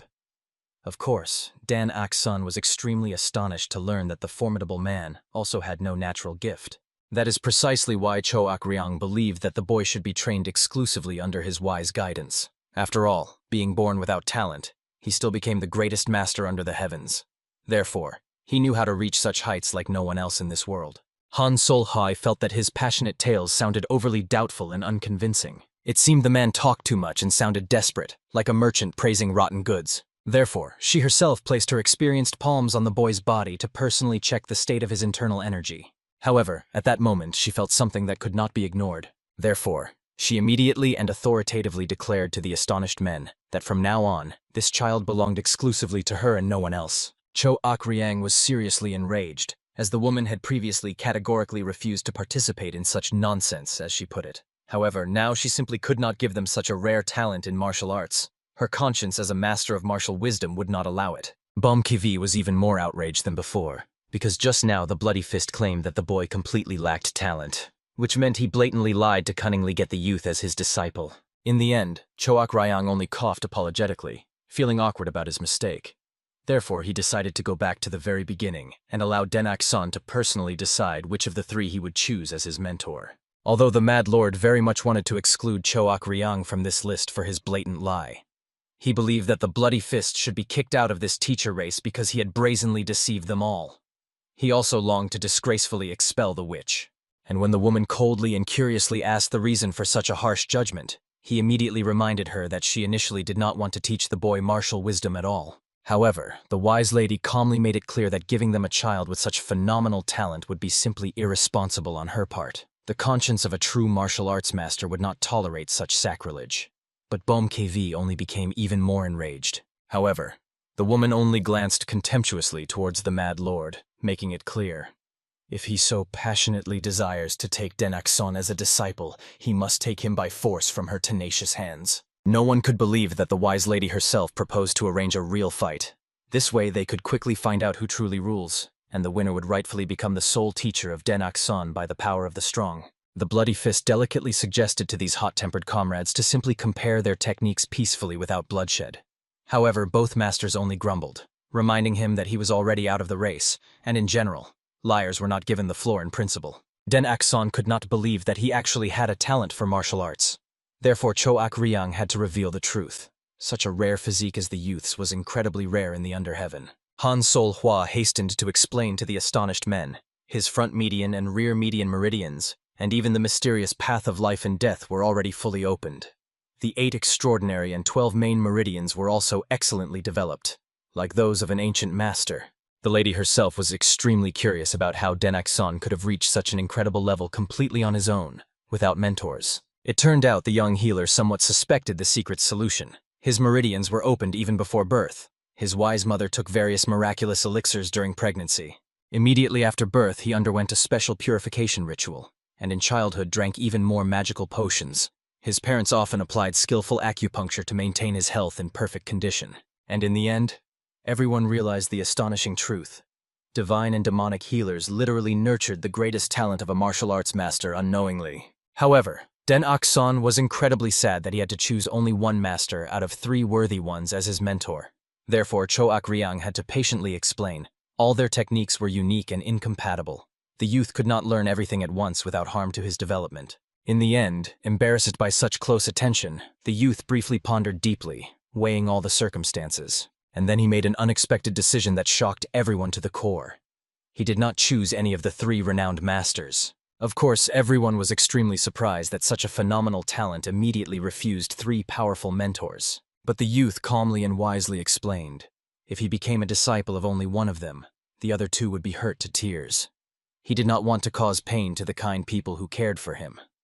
Therefore, he suggested living in peace and harmony, leaving everything as it was, so as not to disrupt the established friendship. Soon evening came, but the venerable masters did not leave their places. The events that had occurred tormented their souls with unceasing anxiety. They fully realized that at such a pace the young man would simply waste his precious talent. Cho-ak-ryang painfully pondered whether they could persuade the young healer, while Han Sol-hwa felt burning curiosity. Was it really necessary for a gifted youth to become someone's specific disciple? After all, she was eager to teach him herself. Her question so amazed Cho-ak-ryang that the noble warrior thought, the woman had completely lost her mind by deciding to pass on her sacred martial arts to the youth. Even if the boy was not her direct disciple, the noble lady saw nothing reprehensible in this, since it was up to her to decide to whom to entrust her secret techniques. Bom KV completely agreed with her. He believed that the healer did not have to choose a single mentor from all 3. Cho-ak-ryang was deeply shocked that even his comrade took such an outrageous side. Apparently, the man should have felt ashamed before his own master.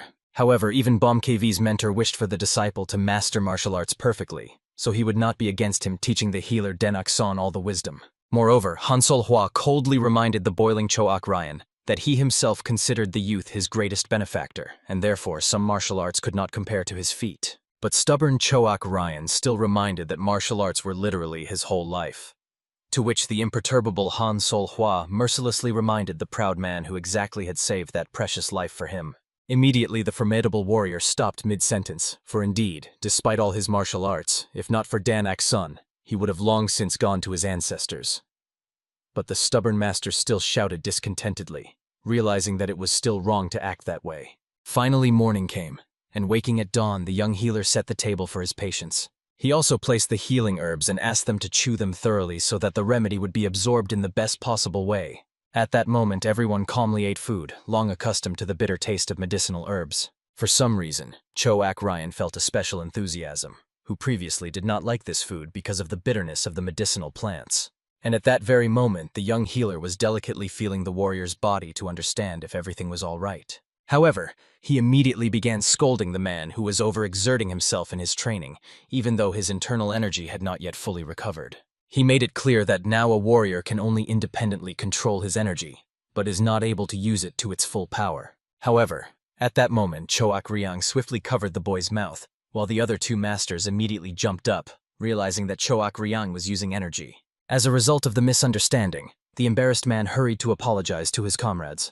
It turned out that yesterday he had transferred his firstborn infinite energy to the healer Den-Ok-sun, and as they assumed, the young man received it in a special way, so now he just needed to continue mastering his martial arts. But at that moment, the nobleman encountered some misunderstanding in the expressions on the faces of these two, and immediately this prompted him to the most sinister thoughts. Therefore, instantly turning to the youth, he decided to find out. Had these two masters come to him last night? It turned out that first his aunt came to him, then Choak Ryang visited, and only after that Bomkevi came to him, passing on his energy.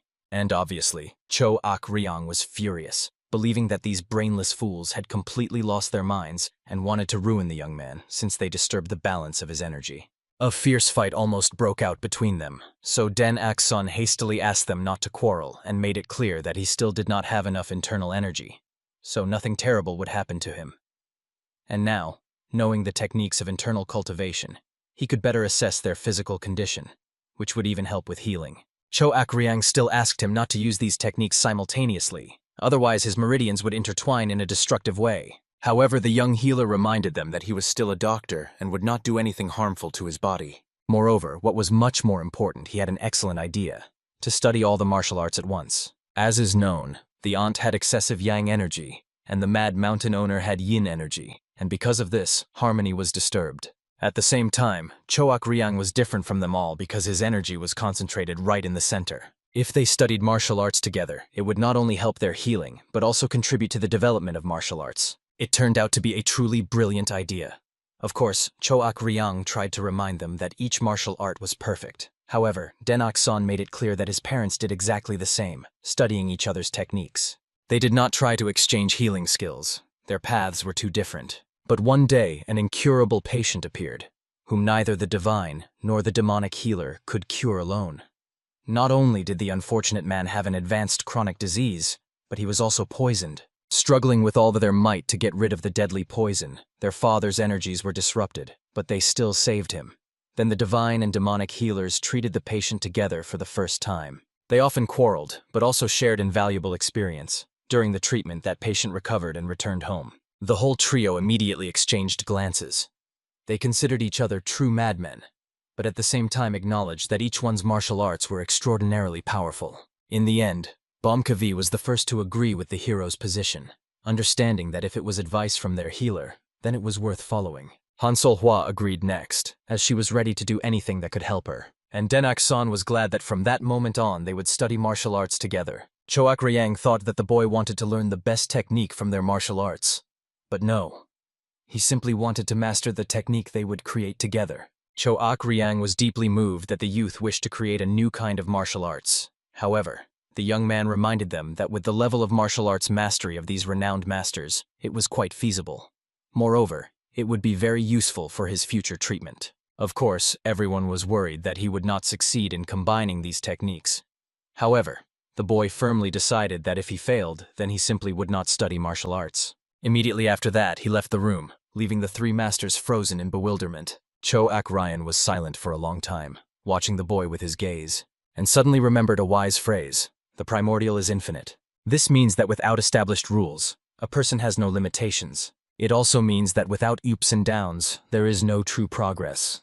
This was precisely the great power. Right then, Bomkevi and Han-Sol-hwa froze, because right before them, a noble warrior began reciting a sacred mantra to awaken inner energy. However, the man calmly explained that since they decided to help Den-Ok-sun, they had to do everything possible for this child. It was clear. He still continued to try with all his might for their sake, and they could not lose the young man's trust. And Bomkevi fully agreed. He wished to pass on the martial arts only to the healer Den-Ok-sun, and no one else. And Han-Sol-hwa simply did not want to disappoint the boy. Therefore, the whole trio gathered nearby to discuss further plans. Somewhere around the same time, the gentleman healer was walking nearby.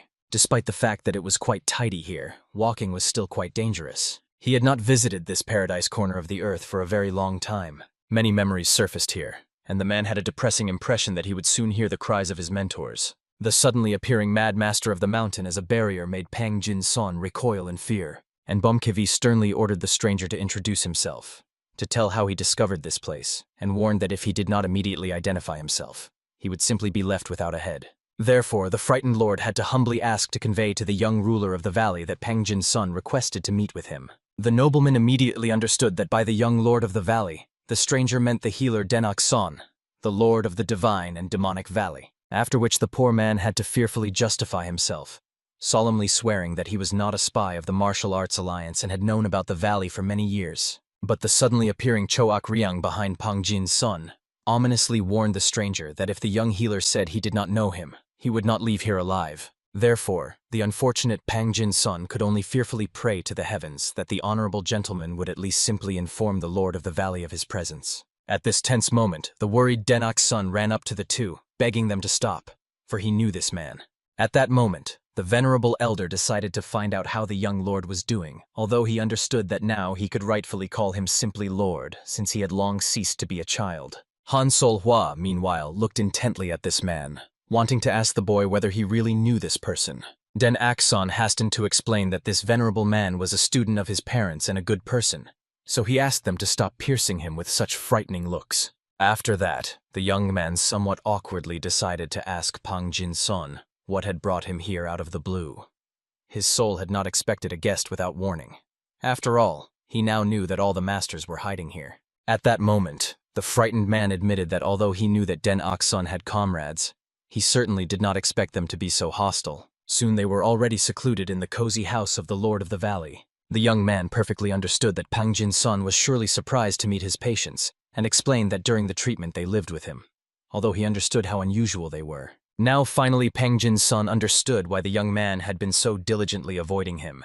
He knew it was not without reason. Although the boy wished to become independent, it seemed he had gone too far in his endeavors. Den-ak-son hastened to apologize to Pang Jin-sun. It was not that he was unpleasant to him. The situation was different. However, at that moment the venerable man perfectly guessed that Den-ak-son was treating the great bloody fist himself, as well as the mad lord of the mountain. This meant that all this time they had been hiding here. Den-ak-son tried to find out how Pang Jin-sun had figured it out. It turned out that sinister rumors about the great bloody fist had spread throughout the district. Moreover, the young man had begun to purchase special medicinal herbs. Such rare remedies were used only for seriously ill patients. When he put all the facts together, the name Choak-ryung came to his mind, and the mad lord of the mountain surprised him no less. The young healer hurried to explain that both warriors were seriously wounded. They needed help, otherwise they would have died. However, Pang Jin-sun did not say that saving people was bad. On the contrary, he was deeply impressed by the abilities of the Lord of the Valley. After that, he calmly explained to the young man that he would like to help him in this difficult task. Now he already knew the secret of Den-ak-son, and hoped that the boy would not drive him away. However, the latter tried to explain that he simply did not want to expose Pang Jin-sun's precious life to danger because of himself, and the man perfectly understood what the boy was afraid of, so he took some precautions before coming in here. Surely the boy expected Pang Jin-sun to meet with the Alliance because of that unfortunate incident with the evil extermination squad. However, at the meeting he vouched for Den-ak-son, and they had to believe him.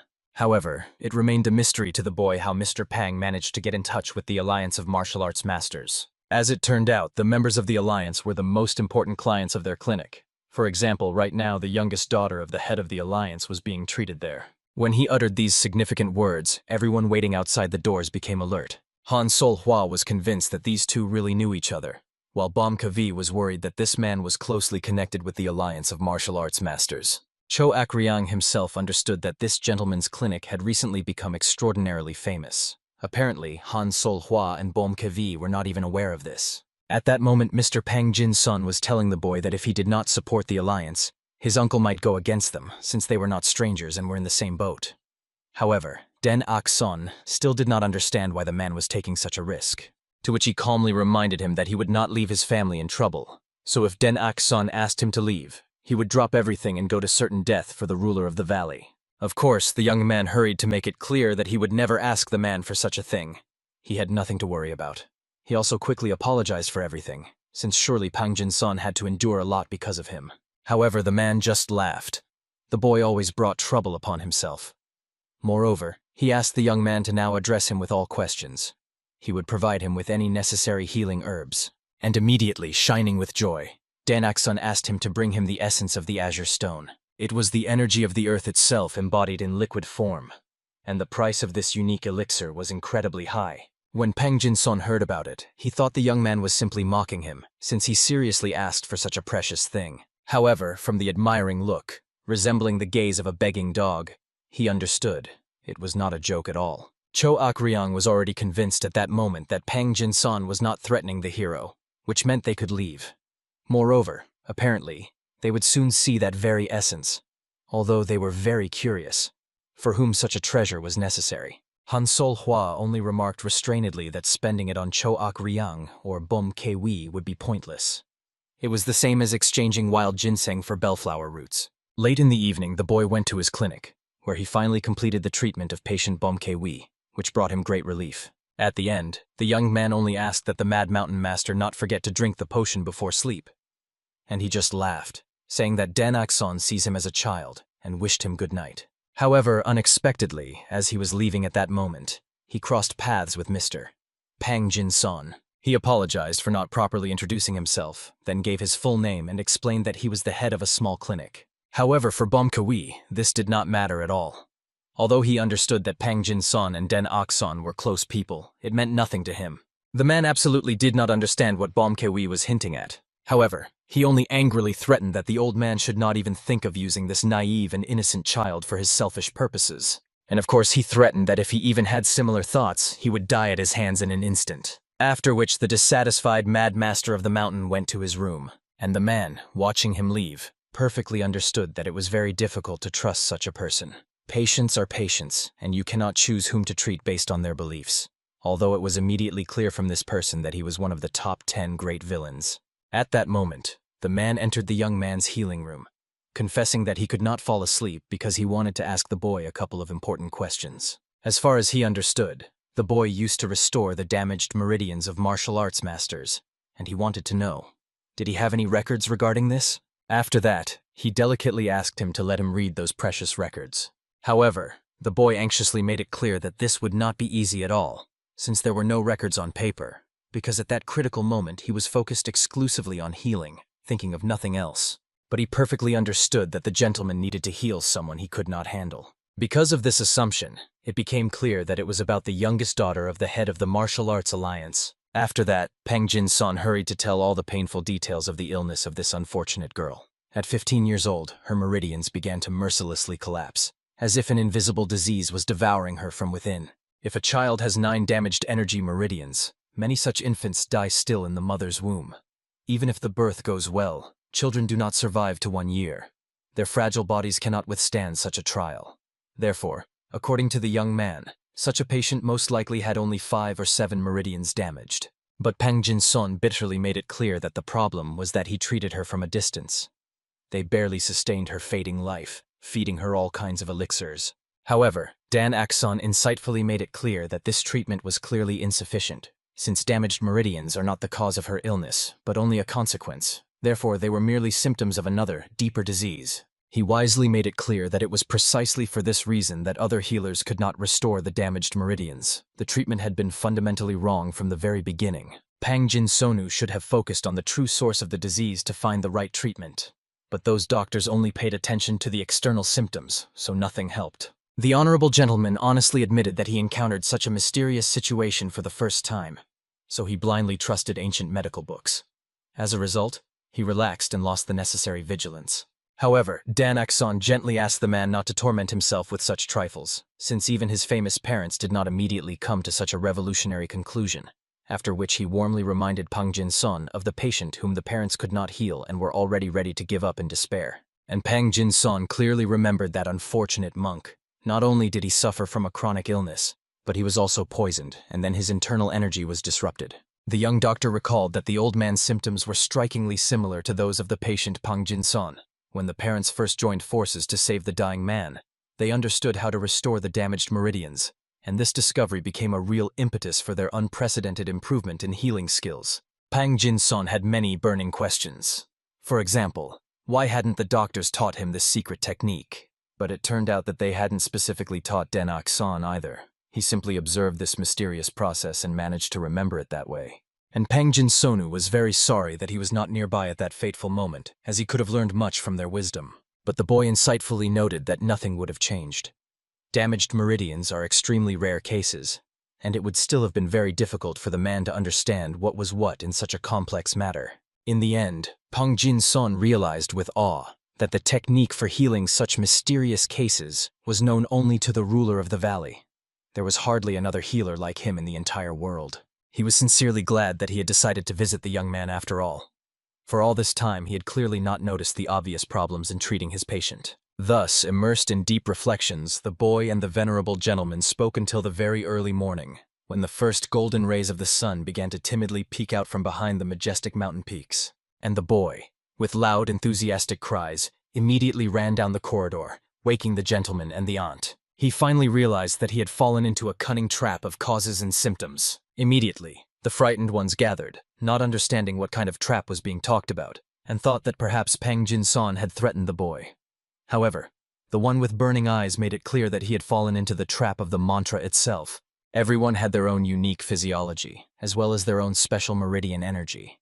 The main meridians are similar for all, but the location of additional meridians slightly differs.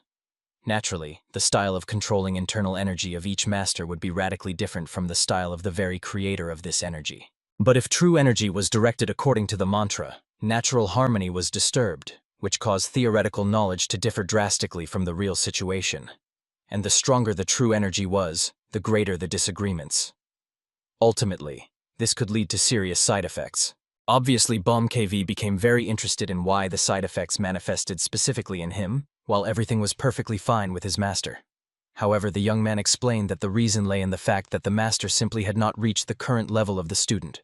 And immediately KV deeply pondered this, and realized that indeed, at the moment he was significantly stronger than his mentor.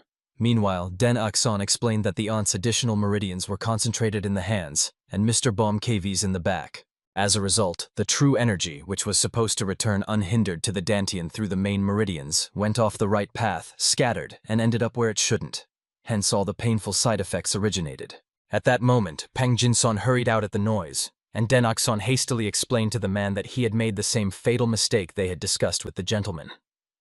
The healer was supposed to find the true source of the illness before prescribing the correct treatment. Instead, he only paid attention to superficial symptoms. So he was absolutely sure the real cause lay in the mantra of spiritual perfection, which does not combine with additional meridians, and everyone realized that in this case, the explanation truly perfectly matched the harsh reality. The sources of these techniques for awakening internal energy are so ancient that one cannot even remember when they originated deep in the ages. Even if a father and son have the same blood type, their energy can differ radically, not to mention completely unrelated people. Those who were taught martial arts continue to change, but the mantra itself remains unchanged for centuries. Therefore, so many unforeseen problems arise. It turned out that Choak Ryan alone had no problems because the technique of awakening the inner energy of his master was close to the original. But his primordial infinite true energy was born only after studying countless awakening techniques. At the same moment, the brother noticed that Choak Ryan was too proud of himself, as if he himself were the great creator of these techniques. Meanwhile, Han Sol Hua decided to find out. Is complete healing really possible if you learn the true cause of the problems? By that time, Denak's son had discovered the source of the disease, and now understood how to treat the patients. But there was one more significant hitch. They would need an incredible amount of elixirs, much more than they currently use. Obviously, Bumkevi was extremely upset by such alarming news, so the boy hurried to explain that they needed to conduct true energy to the correct meridians, but they could not reach them because they had not been used for a long time. Moreover, the body had already thoroughly adapted to the current method of spiritual improvement. To free the blocked meridians, a truly large amount of precious elixirs would be needed. And then suddenly Pang Jinson realized he might be useful, so he hurried to explain to the valley ruler that the Alliance of Martial Masters had plenty of elixirs. The head of the Alliance was gathering healing remedies for his dearly beloved youngest daughter throughout the vast central plain. By the way, Denak-san would also be able to get them if he took on the treatment of this patient. And of course, Denak-san was extremely interested in the condition of the patient, but he was worried about revealing the identities of his current patients. Pang Jinson pleaded with Denak-san not to doubt. At this rate, the girl would simply die, because even those miraculous elixirs that somehow supported her fading life no longer helped. Bom KV was extremely worried that Dan Aksun was going to treat the daughter of the very leader of the Alliance of Martial Masters, and anxiously reminded how the evil extermination squad had recently treated the young man cruelly. And the boy had no idea how Bom KV found out about this, since he had never told the man anything like that. He immediately had to hastily lie that he had accidentally met a hunter from the village, who told him that some disorder and turmoil were happening there. In the end, Dan Akson pretended to believe these excuses, while Han Sol Hua mentally scolded the careless man. Cho Akriang perfectly understood that the daughter of the powerful leader of the alliance would hardly go to such a remote place completely alone. She must be accompanied by a whole retinue of accompanying warriors. That means Dan Akson himself would have to go to the patient. But the boy could not leave the valley. He needed to continue treating his aunt and the others. And Pang Jin-son had a bold proposal about this. The whole trio could go with him on this small but important mission. Of course, the Mad Mountain Master was extremely furious at such a brazen proposal, and did not understand how he could even imagine himself to be able to tell them what to do. However, Pang Jin-son explained anxiously that if the healer did not help the daughter of the head of the alliance, she would inevitably die. And if he saved her, it would also help the wounded warriors themselves strengthen their position. Of course, Choak Ryang understood that the situation forced them, but he was not sure he could hold back when he saw the hated head of the alliance. Bom KV even threatened to immediately take that man's head off. There was only hope that the noble warriors could restrain their rage and agree to this risky adventure for the sake of Dan Akson himself. But at that moment both asked why Pang Jin-son suddenly needed this. Then he wisely explained that the head of the alliance of battle masters was the only one who could grant pardon if something went wrong. Only together with the masters would the ruler of the valley be truly safe. Obviously, both immediately understood that Pang Jin-son was delicately hinting at serious problems with the alliance in their affairs. Bom KV perfectly understood that in such a case, even if something happened and they were exposed, Dan Akson would still be able to escape safely. Therefore, they made sure that they could not leave the boy alone. They would have to set out on the journey. Kan Sol Hua, who was nearby the young man at that time, calmly made it clear that she agreed to this dangerous journey. Pang Jin-son was quite grateful for such a decision, and was going to prepare everything necessary for shipment. But Choak Ryan asked him to stay. After all, since they were going on a trip anyway, they could combine business with pleasure. And he unexpectedly warmly suggested to the young man to go on a small hike. And the boy was incredibly happy, because he had never been on a real hike in his life. Moreover, if they all went together, he would be truly very glad. He could not believe that they would really be setting up tents together and spending the night under the open starry sky. He really wanted to experience it all firsthand. In the end, Dan Akson enthusiastically agreed to go on the hike, and all the others also decided not to refuse, for loyal patients always follow their healer. The next day, the events moved to a noisy village. The merchant calmly watched as his shop was filled with visitors. He was about to close the store when suddenly business took off. All thanks to those very wooden statues that Dan Akson had brought him earlier. Just at that moment, the boy cheerfully ran into the merchant's shop, and he was quite glad to see his precious benefactor. The young man was amazed at how well the man was doing, and he hurriedly asked the boy to bring him more statues. He would be immensely grateful for their sale, as there were many eager to buy them. And when the young man invited him to go outside, he was astonished to see how many statues the boy had brought with him. These items would last for some time, as the young man would not be able to visit him so often. He was setting off on a long journey. Of course, the old man became very curious to know where the boy was heading and when he would return. And he enthusiastically told that he was going to Hubei province. It was his very first expedition, so he did not even know how long it would take. Of course, the kind old man could do nothing but wish the boy good luck, and ask him to be sure to visit his humble shop when he returned from the journey. After that, they quickly unloaded the heavy boxes filled with skillful figurines, and the old man wished the young man a safe journey. Dan Akson also warmly said goodbye to the man, while Bom KV patiently pulled the cart behind him. He saw that the boy was extraordinarily happy, and the whole reason was that the merchant decided to raise the price of the figurines, and now they had much more money for the journey. From now on, they were true rich men. And of course, the man was also quite happy, because when their healer was happy, he could not be sad. Soon they returned home and finished the final preparations for the journey. The first thing they had to do was to disguise themselves thoroughly. Dan Akson carefully examined Bomkevi, and in the end, he was satisfied with this disguise, so he passed the strict selection. And the Mad Master of the Mountain was quite happy, because the wig at least made him look 10 years younger. However, at that moment, Bomkevi noticed a woman who remained in her unchanged appearance. Obviously, he was surprised that she did not disguise herself at all. However, she calmly made it clear that she did not need a disguise. She had done nothing shameful, unlike some fighters. And so the last to be tested was Mr. Choak Ryan. However, he was so unlike himself that the young man at first did not even recognize the man. Therefore, he had to smile slyly and begin to peel off his skin. Only then did the young man realize that Choak Ryan was using a human mask worn on his face. The young healer immediately had many burning questions. How did he do it? And how did he learn such an incredible transformation? And even Bomkewi quickly recognized the mask made of human skin, and wanted to know when Cho Ak Ryang managed to find a person and make this creepy mask. It turned out that this mask was by no means his handiwork. He took it from the Phantom Demon, the very villain known as the Genius of Disguise. No one had heard about him for a long time, because he died about 5 years ago. Bomkewi did not know this sad fact, and wanted to know where Cho Ak Ryang got such information. But it turned out that Cho Ak Ryang himself killed that man. It immediately became clear where he got that sinister mask. The Mad Mountain Master even began to envy Cho Ak Ryang, who managed to get such a treasure. However, he maliciously reminded his buddy that he did not kill that disguised ghost for some human mask, and explained the situation. That scoundrel was walking around with his face, pretending to be the Great Bloody Fist. Putting the situation on himself, Bomkewi realized how furious the man was after that, and why he killed the scoundrel. Finally, all preparations were completed. Only the legend remained to be decided. From this moment on, they all had to be employees of the Pangjin Sun Sanatorium.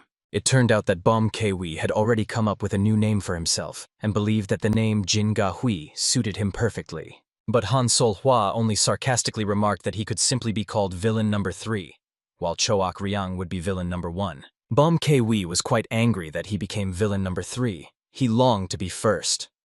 After all, in real life he was definitely Villain Number 2, and considering how seriously Cho Ak Ryang was injured, he could even take the first honorable place. Cho Ak Ryang calmly reminded that only 4 out of the top 10 great villains made it, and among this chosen 4, Bomkewi was definitely not in first place. However, he absolutely did not care about this. He still insisted that he wanted to be the best villain. In the end, Dan Ak-san peacefully agreed to call Bomkewi Villain Number 1, while Cho Ak Ryang decided to call himself Villain Gon. Because their names sounded very similar, the young man suggested pretending that these two were biological brothers, and both were completely not thrilled with this idea, but there was no choice. At that very moment, Pangjin Sun came to them, addressing the ruler of the valley with the news that he was ready to depart. Worried, Dan Ak-sun explained that they had not even properly packed their things yet. However, Pangjin Sun did not rush them. He needed to inform the Martial Arts Alliance in advance about the young man's arrival. So he decided to set off first. After all, they were supposed to meet the best healer in the entire vast central plain. For them, this was truly a great and momentous event. The young hero, overwhelmed with embarrassment, timidly begged the Honorable Pangjin Sun to stop showering him with praise. The nobleman only laughed in response and continued on his way. At the end, the ruler respectfully bowed, bidding farewell to the great masters. At that moment, an inexplicable feeling overwhelmed Pangjin Sun's soul. The wise warrior clearly understood. In the ordinary world, all these masters were considered true gods of death, capable of taking the lives of hundreds of enemies with a single wave of the hand. However, next to the hero, they did not emanate the slightest threat. The ruler could not even believe that before him truly stood those very 10 great villains, whose names struck terror throughout the entire martial arts world. One way or another, all that remained for the noble warrior was to trust Dan Ak-sun's wise choice and follow his destiny. Soon the whole company set out on a long journey, slowly making their way through a picturesque forest, through which a clear mountain stream wound like a snake. The young healer kept stopping to gather medicinal herbs. Watching the boy scurry back and forth in search of precious plants, Bomkewi's soul was tormented by doubts. Were they acting wisely? As is known, they could have reached their destination in just 1 day by the main road. But at such turtle-like pace, the journey would stretch to 5 days or more. However, the wise Cho Ak Ryan understood. The most important thing was not the speed of arrival. Dan Ak-sun was an unprecedented delight. Moreover, the road was beautiful in its own way, and around them reigned amazing silence and tranquility. But the most astonishing thing was that even Bomkewi was not bored in the slightest. At that moment, the boy, having run around for plants and found nothing else, suggested to his comrades to rest and refresh themselves. The young healer headed to a small stream to wash the freshly gathered herbs. Bomkewi immediately noticed a serious problem. Since they had embarked on such a long journey, vegetables alone would not be enough. For a long journey, strength is needed and energy is given precisely by meat. However, the boy insisted that the herbs he had gathered would give strength and vigor. Having listened to the young healer, Bomkewi still rushed off to hunt. Meanwhile, Cho Ak Ryan began to light a fire and prepare a place to spend the night. Soon the noble warrior had already gathered all sorts of debris and branches to start a fire, after which he used a special tool in the form of a tube to finally ignite the first leaves. After long minutes of persistent attempts, he finally managed to kindle a small flame. However, suddenly a stream of icy air rushed towards the man. Cho Ak Ryan asked his sister Han Sol Hua to be cautious. After all, the fire was almost blazing. When he tried to blow the flame again, the cold wind spoiled everything once more. This time, Cho-Ak Ryan's soul was seized by fierce anger. The noble warrior could not understand what the mysterious woman was doing. However, when he turned around, he saw an astonishing sight. It turned out Han Sol-hwa was helping the boy with her icy power. The whole matter was that many annoying mosquitoes were swarming around, and Denak-san was seeing for the first time how they could be caught in such an amazing way. Cho-Ak Ryan was clearly angry that Han Sol-hwa had not immediately warned him about the intention to hunt mosquitoes with Denak-san using ice power. At that moment, Bom-Kevi returned, dragging behind him the carcass of a huge boar. The best meat for restoring strength is precisely pork. Denak-san sincerely admired such an impressive catch. Bom-Kevi was indignant, not understanding why his brother had not bothered to light a fire all this time, and had no idea what he had been doing. The man tried to justify himself somehow, and Bom-Kevi realized the sad truth. Cho-Ak Ryan could not really do anything without him. Therefore, he at least asked his comrade to roast a wild boar, since he did not have the strength for more. Soon late evening came. The sun disappeared below the horizon, and everyone settled down for dinner. By that moment, the boy was already full to bursting and thanked for the excellent meal. He simply could not eat anymore. Suddenly, the young healer noticed a bright light in the distance. He guessed that besides them, someone else intended to spend the night in this forest. Cho-Ak Ryan immediately suggested to the boy to take a walk. Since they were already full, a walk would speed up digestion and allow them to check the surroundings. The two of them immediately set off through the night forest. However, when they peeked out from behind the trees, they saw many people, as well as carts that accompanied them. Of course, Cho-Ak Ryan was quite surprised to see such a crowd. At that moment, the young man was examining the flags on the carriage. These banners belonged to the escorts, which Cho-Ak Ryan quickly explained to the boy. They were hired by special agencies for transporting valuables. Denak-san was delighted, as he had never met the escorts before. The noise from the conversation of these two was heard by the other guards. When they saw the silhouettes in the distance, they immediately became alert, not knowing what kind of people had appeared nearby. Cho-Ak Ryan immediately understood that the strangers were not very happy to see them, which was not surprising. During important missions, everyone was treated with special suspicion. After all, secrecy is directly related to the safety of both valuables and the guards themselves. Therefore, they usually regard those who discover them with caution. Moreover, it was nighttime. It was surprising that the guards did not show even greater suspicion. In the end, the worried boy immediately grabbed Cho-Ak Ryan by the hand, suggesting to return to their group. However, at that moment he caught a certain familiar scent. After that, the young healer immediately began sniffing, as if moving toward that smell. And then he realized it was the scent of the rarest elixir. The legendary healing herb of the 9 branches of immortality smelled approximately like that. Of course, Cho-Ak Ryan was amazed that the youth could distinguish scents at such an impressive distance. At that very moment, Denak-san dreamed of asking all the people to sell him the herb for good money. But he was worried. Maybe it wouldn't work. After all, the escorts would surely set an exorbitant price.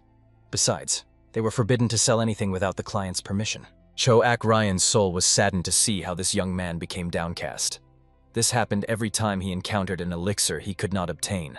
But at that moment, Cho-Ak Ryan's gaze fell on 2 guys with painfully familiar faces. He definitely saw them somewhere, and possibly they were even his old acquaintances. Right then, a rather good plan came to the old warrior's mind. Soon they returned to the camp with the boy and waited out the night. And in the morning, Denak-san resumed gathering medicinal herbs. The masters hid to observe the procession moving along the road nearby. When Bom-Kevi looked at those 2 escorts, he recognized them as the twin demons. He was surprised that these freaks were still alive, but he didn't worry much. He believed he could deal with them in a second. Of course, Cho-Ak Ryan reminded that they had been involved in the criminal world for a long time. Although Bom-Kevi was strong, they were by no means weaklings. Most likely, if someone made a list of the 100 greatest martial arts masters in the world, these brothers would be on it. Bom-Kevi understood the main thing.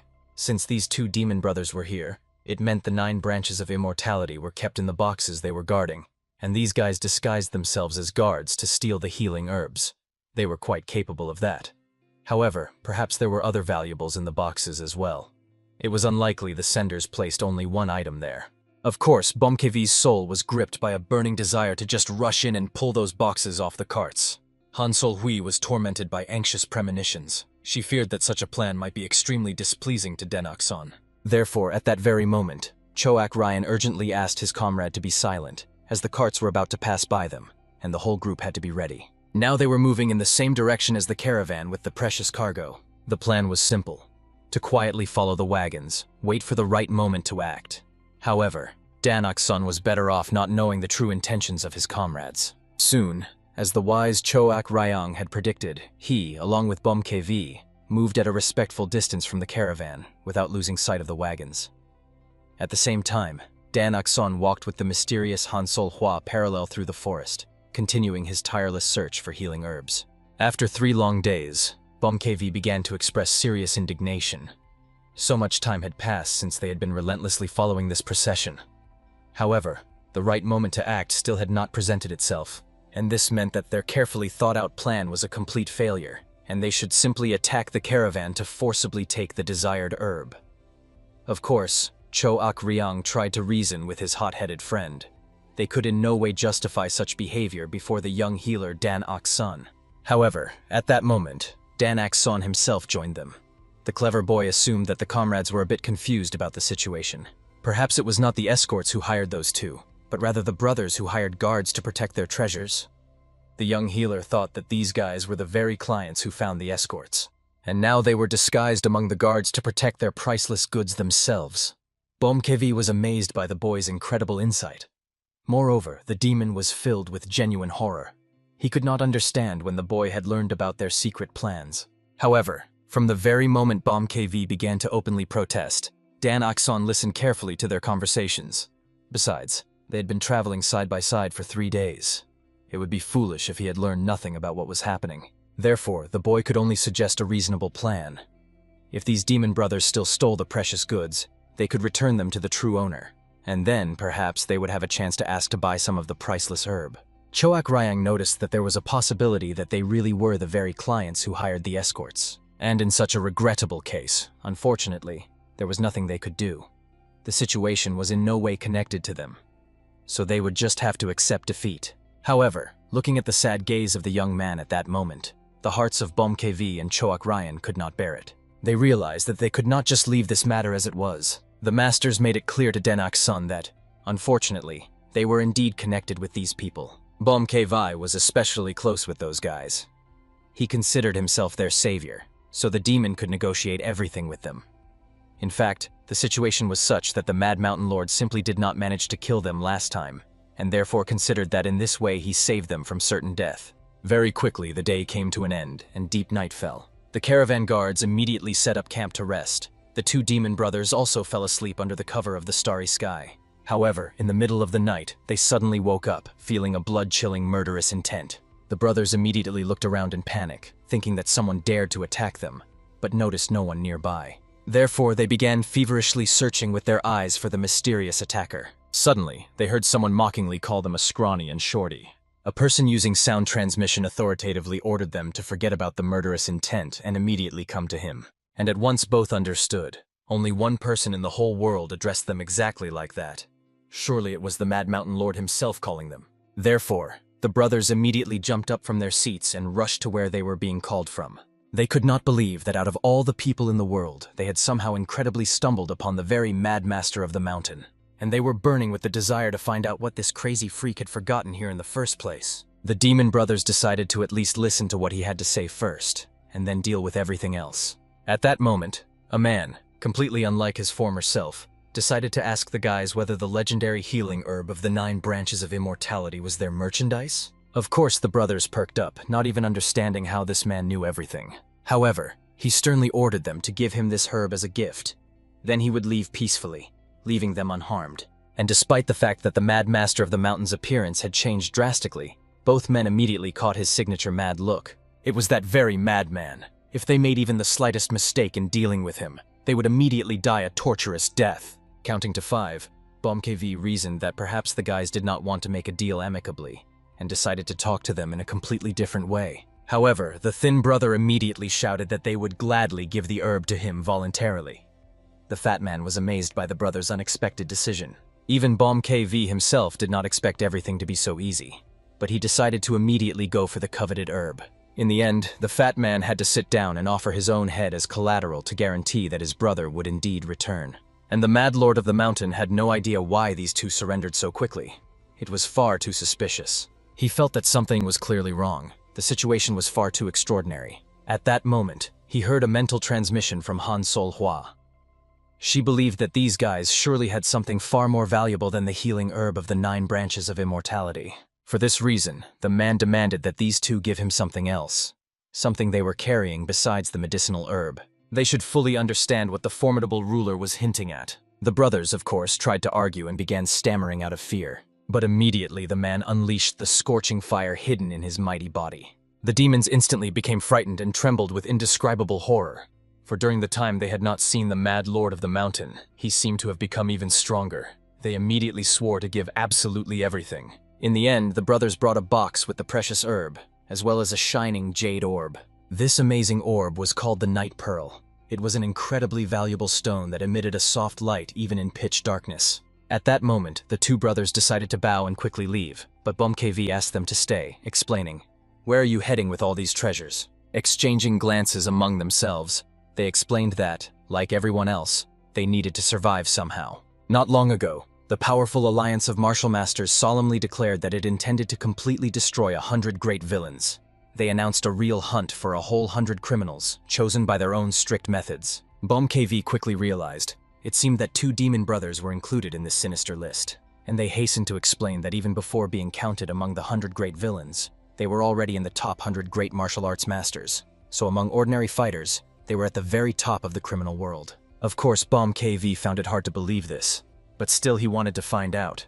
Where did these great masters plan to hide from the formidable alliance? And they only fearfully explained that they could not reveal this secret. BOMKV already had absolutely all the trump cards in his hands. The man again unleashed his evil fire and looked displeasedly toward the trembling brothers. At that moment, not only did their bodies tremble with terror, but their knees buckled, causing them to almost fall to the ground. But what BOMKV was truly surprised by, they continued to resist his overwhelming power, although they barely stood on their trembling legs. In the end, the man even smiled with satisfaction, convinced that these two had indeed changed drastically since recently. After that, the mad lord of the mountain handed the shining pearl to the thin brother directly into his trembling hands. Of course, the demons were deeply shocked. Why was the lord giving them back the night pearl? However, the wise BOMKV wished for them to sell it and obtain funds to continue their thorny journey. After all, the brothers said they were trying to survive in this cruel world, and as their elder mentor, he could not let them go with completely empty hands. Both were incredibly grateful to BOMKV for his generous act. Only later did they realize the astonishing truth. The mad lord of the mountains simply returned to them what he himself intended to take. And despite this strange circumstance, the feeling was that thanking the formidable master was still worth it from the bottom of the heart. In the end, after they solemnly parted with the precious box of healing herbs, the guards immediately raised the entire caravan and set off on a long journey. And BOMKV stood with the coveted box, calmly watching the procession with a wise gaze. Cho Akryang still could not understand why the 2 demon brothers risked their precious lives so desperately. This mysterious question also greatly interested BOMKV himself. After all, these guys used to reveal all information immediately without delay. Surely there is some secret place where all such skillful thieves gather, but that is their personal business, in no way related to the great masters. But still, when Cho Akryang learned that the powerful alliance of martial masters was going to mercilessly destroy a whole 100 great villains, not just a great 10, he realized, they were clearly crossing all reasonable boundaries. BOMKV was already barely restraining himself from going right now and overturning their cursed administration to hell. However, the wise Cho Akryang perfectly understood. In this way, they would turn the honorable Denok's son into an ordinary villain in the world of martial arts. And it became obvious to everyone. Unfortunately, they could not act that way, although they strongly wished to stand up for their people. Soon a clear morning came, and everyone finally rested well in the cozy tent. The young healer sought a small chest during awakening, which was presented to him by the venerable masters. The boy could not stop rejoicing and, grabbing this precious casket, began happily jumping here and there. Such boundless joy remained completely incomprehensible to everyone else. After all, he looked as if he had received absolutely all the elixirs of this world, although it was just ordinary grass. And suddenly BOMKV became incredibly interested to see the youth's reaction, if they really brought him absolutely all existing elixirs. Of course, the idea was simply delightful, but Choak Ryan and the mysterious Han Sol-hwa had a logical question: how to make it happen. Unfortunately, the mighty demon had not thought about this in advance, so they still had to come up with a brilliant plan to achieve the desired goal. But since they all decided that they wanted to please the boy even more, they would definitely find a way to bring it to life. After some more time had passed, they reached the majestic capital of Shanxi province. The first thing the travelers did was enter an inn. However, even this simple action made the youth open his mouth in genuine surprise. This tavern was truly enormous. Here they were supposed to patiently wait for the arrival of Master Pang Jin-sun. Choak Ryan hurried to explain that this was one of the 3 largest taverns in the entire Shanxi province. This exactly explained why so many people had gathered here. However, the noble warrior only gave a forced smile, not revealing that he felt some sinister trick. Despite the crowded crowd, he did not hear any noise or ringing laughter of the visitors. And most importantly, the wise master clearly noticed how all those present were looking attentively and intently in their direction. But all these prolonged glances concealed a soul-chilling murderous intent. Everyone also thought that perhaps someone decided to set a clever trap, and idiots from the notorious alliance of martial arts masters had gathered here. Soon they all sat together at a spacious table to order exquisite dishes for themselves. Choak Riang tried not to get nervous, understanding. If these people had some hidden motives, they would be able to find out and react in time to the threat. However, suddenly they noticed an amazing sight. All the people who had been watching them so attentively turned away in an instant. It seemed the reason was that they were not used to seeing strangers here. Han Sol Hua was convinced that the visitors really looked more like people from the Alliance of Martial Arts Masters. But suddenly Bom Kivi's gaze was drawn to a young man who entered the inn. He stopped right at the middle of the passage, carefully looking around the spacious room with a sharp gaze. Moreover, the Mad Master of the Mountain immediately recognized the familiar face of this person. It was Samu Sim himself. Of course, Den Akson was surprised that all the masters knew this mysterious man. Therefore, Choak Riang hurried to explain. He was the infamous Ghost of Poverty. In these parts, literally everyone without exception knows him. He is so stingy and greedy that everyone who dealt with him shuddered at his mere appearance. It is no wonder he was nicknamed the Ghost of Poverty. Bom KV believed that Samu Sim was simply obsessed with money to madness. His greed reached such monstrous proportions that even he and Choak Ryan and those around him did not compare in this regard. However, Choak Ryan hastened to justify himself.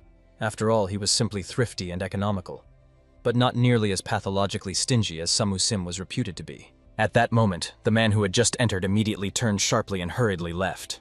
And at the same moment, many fighters sitting at the tables rose following him. After a brief order from the commander, they immediately rushed to chase the fugitive like hounds. Finally, Bom KV realized whom the mighty alliance of martial masters was waiting for here. To Choak Ryan, this seemed quite strange.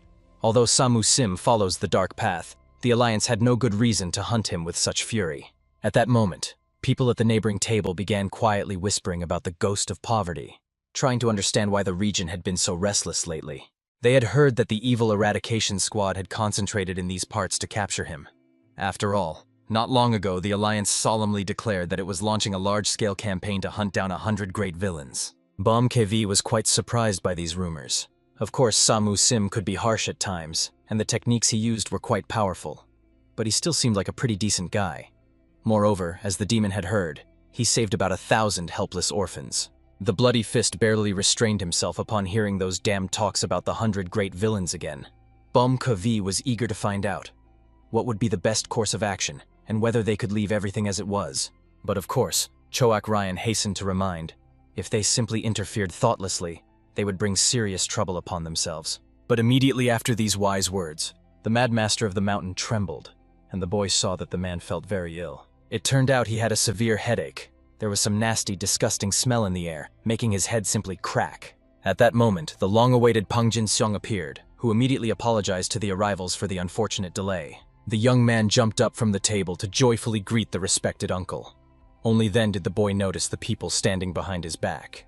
At the same moment, the ruler introduced the Lord of the Valley, a member of the Huashan sect, who would accompany them to the residence of the formidable alliance of martial arts masters. Only then did Bom KV realize why he suddenly felt so unwell. A single nasty smell of a millennium-old legend was quite enough. And when the entire Huashan sect was here, everything became even worse and unbearable. Choak Riang was simply outraged, not understanding how these people could so arrogantly claim they would accompany them. These guys seemed to think they were definitely not strong enough for such a responsible task. When everyone heard these sharp words, the Lord immediately tried to somehow justify himself before his future companions. However, the wise old man only chuckled good-naturedly. He understood that with such eloquent comrades, they would definitely not get bored on this long journey. After that, the elder asked his disciples to show due respect to the healers from the renowned infirmary. Immediately, one of the young men respectfully bowed, introduced himself as the third follower of the Huashan sect, and warmly greeted the luminaries of the infirmary. However, the name of this boy seemed painfully familiar to Cho Ak-ryang. Only later did he remember the pride of the Huashan sect, the 24 masters of the blossoming plum sword. This very boy was their recognized leader and chief swordmaster. But Cho Ak-ryang was amazed that he was so young for such a high title. At that moment, the young man solemnly declared that from now on, they would relentlessly accompany the travelers to the residence of the mighty alliance of martial arts masters. But Pang Jin-son was amazed. The renowned master of the plum blossom sword himself had come after them. In the end, the old man hurried to explain. Even if the region seemed outwardly calm, things had not been going very well lately.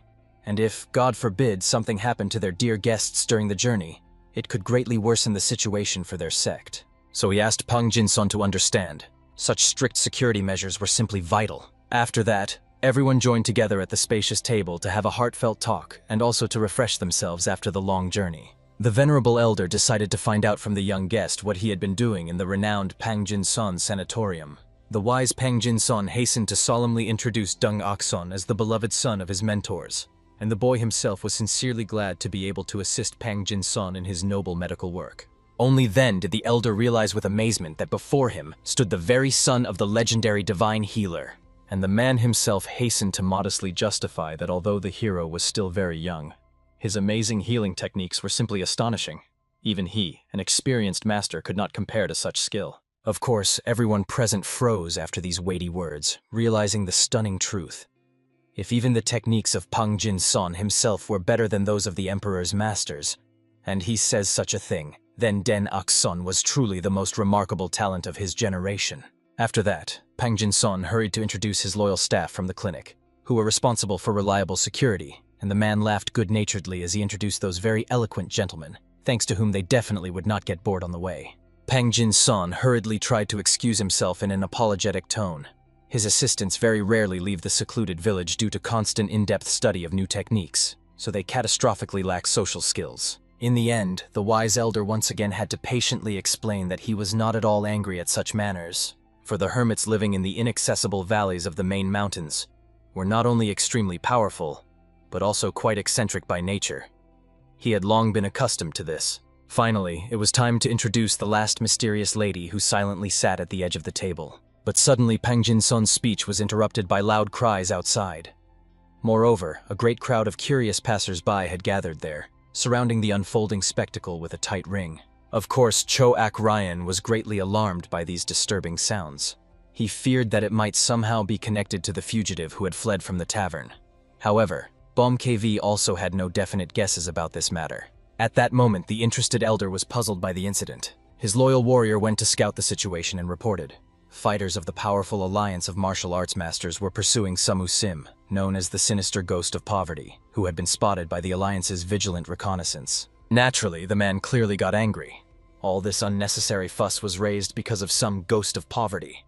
Therefore, at that very moment, the young fighter also rose from the table with a determined look. However, the wise elder strongly asked him not to interfere in other people's affairs. After all, this was not their territory. He also reminded the hot-headed youth that this was currently the Alliance's job, and he represented their sect, accompanying important guests. Immediately, the young man obediently returned to the table, apologizing for jumping to conclusions. And the wise elder reminded the main rule. The most important thing was that no obvious enemies were near them. He asked the youth not to forget that at the moment they shared common interests with the formidable alliance. However, the young healer noticed that the venerable grandfather sounded as if he did not approve of the activities of the alliance of martial arts masters at all. He, of course, was surprised that the boy called him grandfather. However, looking at his young age and curious eyes, he forgave him such familiarity. Therefore, after a brief, meaningful silence, the elder calmly explained to the youth, "Not all righteous people pursue the same noble goals." Deng Ak-son became incredibly interested in how they fundamentally differed. But before the venerable uncle could answer the inquisitive questions of the young man, his disciple hastened to explain. There were too many eavesdropping ears around, eager to overhear their conversation. But he reminded the young warrior that their sect rarely cared about others' opinions. Yet the disciple thought the elder should beware of those who might maliciously distort their words and use them for selfish purposes. However, the wise man perfectly understood. He was simply stating obvious facts. The current alliance of martial arts masters has long crossed all reasonable boundaries. They wanted to end all wars in the martial arts world. But now something completely different is happening. As the sages say, great deeds grow from small actions. But the people of the alliance do not realize that later they will have to pay for their karma. Bom KV was extremely surprised by the wise words of the man. After all, he believed they had secluded themselves in the mountains and knew absolutely nothing about the affairs of the turbulent martial arts world. But the judgments turned out to be quite sound and insightful. Cho Ak Ryang hastened to explain to his astonished friend, the first follower of the sect must possess knowledge of such a high level. At that moment, the man himself decided to ask the clever boy what he thought about his philosophical words. However, Den Ak-son was too young and still did not know much in life, so he could not say anything specific. He only calmly explained that he had been taught a simple truth. The differences between political factions completely disappear at that sacred moment when a patient needs urgent treatment. Of course, the follower did not understand the deep meaning of these wise words, and the young warrior was surprised that the venerable fourth uncle kept asking the boy tricky questions. The elder himself felt his own intrusiveness and immediately apologized to the boy for asking him something that was difficult to explain at his age. However, Den Ak-son saw no problem answering this philosophical question, considering that he had initiated the interesting conversation. So he calmly explained, "This phrase means that the boundless sea is open to all rivers without exception." Immediately, the inquisitive old man had a new question. Had the boy ever wondered why the sea warmly welcomes and accepts absolutely all rivers? Den Ak-son without hesitation pointed out that the answer lies in a simple truth. The sea is the lowest point where all rivers naturally flow. The wise elder was amazed that such a young healer gave him such a deep, philosophical answer to what seemed like a simple question. It was incredibly wise of him. Even the experienced swordsman was amazed by the remarkable wisdom of this child. After all, his venerable fourth uncle very rarely acknowledges someone else's outstanding talent. Moreover, the boy gave such a childish, innocent answer that it was far from easy to grasp the true depth of this thought. But the most surprising thing is the calm reaction of his comrades, who seem to take his wisdom for granted. And that means they have long been used to the fact that Dan Ak-son is wise beyond his years. At that moment, all comrades sincerely rejoiced that the boy managed to demonstrate his knowledge so brilliantly. But when they heard the loud shouts from the street again, both Cho Ak Ryang and Bom KV were furious to the limit. Both decided to step away from the table for a short while. Obviously, Dan Ak-son was puzzled. Where on earth did the gentleman decide to withdraw at such an inappropriate moment? In the end, Cho Ak Ryan hurried to justify himself with a serious look. Bom KV had a severe constipation, and he decided to go with him to help his comrade. That way he could cleanse his intestines of accumulated problems faster. Somewhere at that very moment, the beaten and bloodied fugitive was barely standing on trembling legs, desperately fighting off powerful pursuers. But at that moment he heard the approach of people possessing unprecedented power. A member of the fearsome alliance, seeing unfamiliar passers-by, immediately ordered them maliciously not to dare interfere in other people's affairs. But by this moment, Bom KV had already killed the last guy who carelessly got in his way, simply breaking his neck with one bare hand like a fragile twig. After that, he was surprisingly amazed that this person in such a critical situation was interested in their identities. The demon was convinced. Before death, people ask truly very strange questions. As for Samu Sim himself, right after their appearance, he sighed with relief when he saw unexpected reinforcements. After all, just a couple of minutes ago, he had already accepted that he would die here. He was surrounded by a whole squad of evil exterminators, and he considered himself doomed to certain death. But suddenly, from nowhere, these monstrous monsters appeared. At the moment of his appearance, Cho Ak Ryang fought the appearing enemies with bare hands. When he touched their heads, they instantly twisted and immediately tore off from their bodies. And Bom KV, just by touching, could crush any part of the human body into a bloody pulp and could even melt steel blades with his bare hands. Samu Sim immediately connected the formidable silhouettes of the elusive swordsman and the terrifying giant, and he realized an amazing truth. These were most likely the Mad Lord of the Mountain himself and the Great Bloody Fist. At that moment, only the last survivor remained, who with a trembling voice demanded that these monstrous people calmly leave and not interfere in the Alliance's affairs. The realization of inevitable death pierced the warrior with chilling horror. These ruthless killers would deal with him just like the others. In a last desperate surge, he turned to the cornered opponent, deciding to take at least one life before saying goodbye to his own. The deadly attack was already rushing toward the exhausted warrior, and he had not a drop of strength left to dodge the inevitable blow. But at the last moment, a shadow materialized before him. A mysterious savior appeared, as if from nowhere, and took upon himself the full power of the rushing energy. With a single movement of his bare palm, the stranger dispersed the deadly stream, thus causing the attacking swordsman to freeze in sacred terror.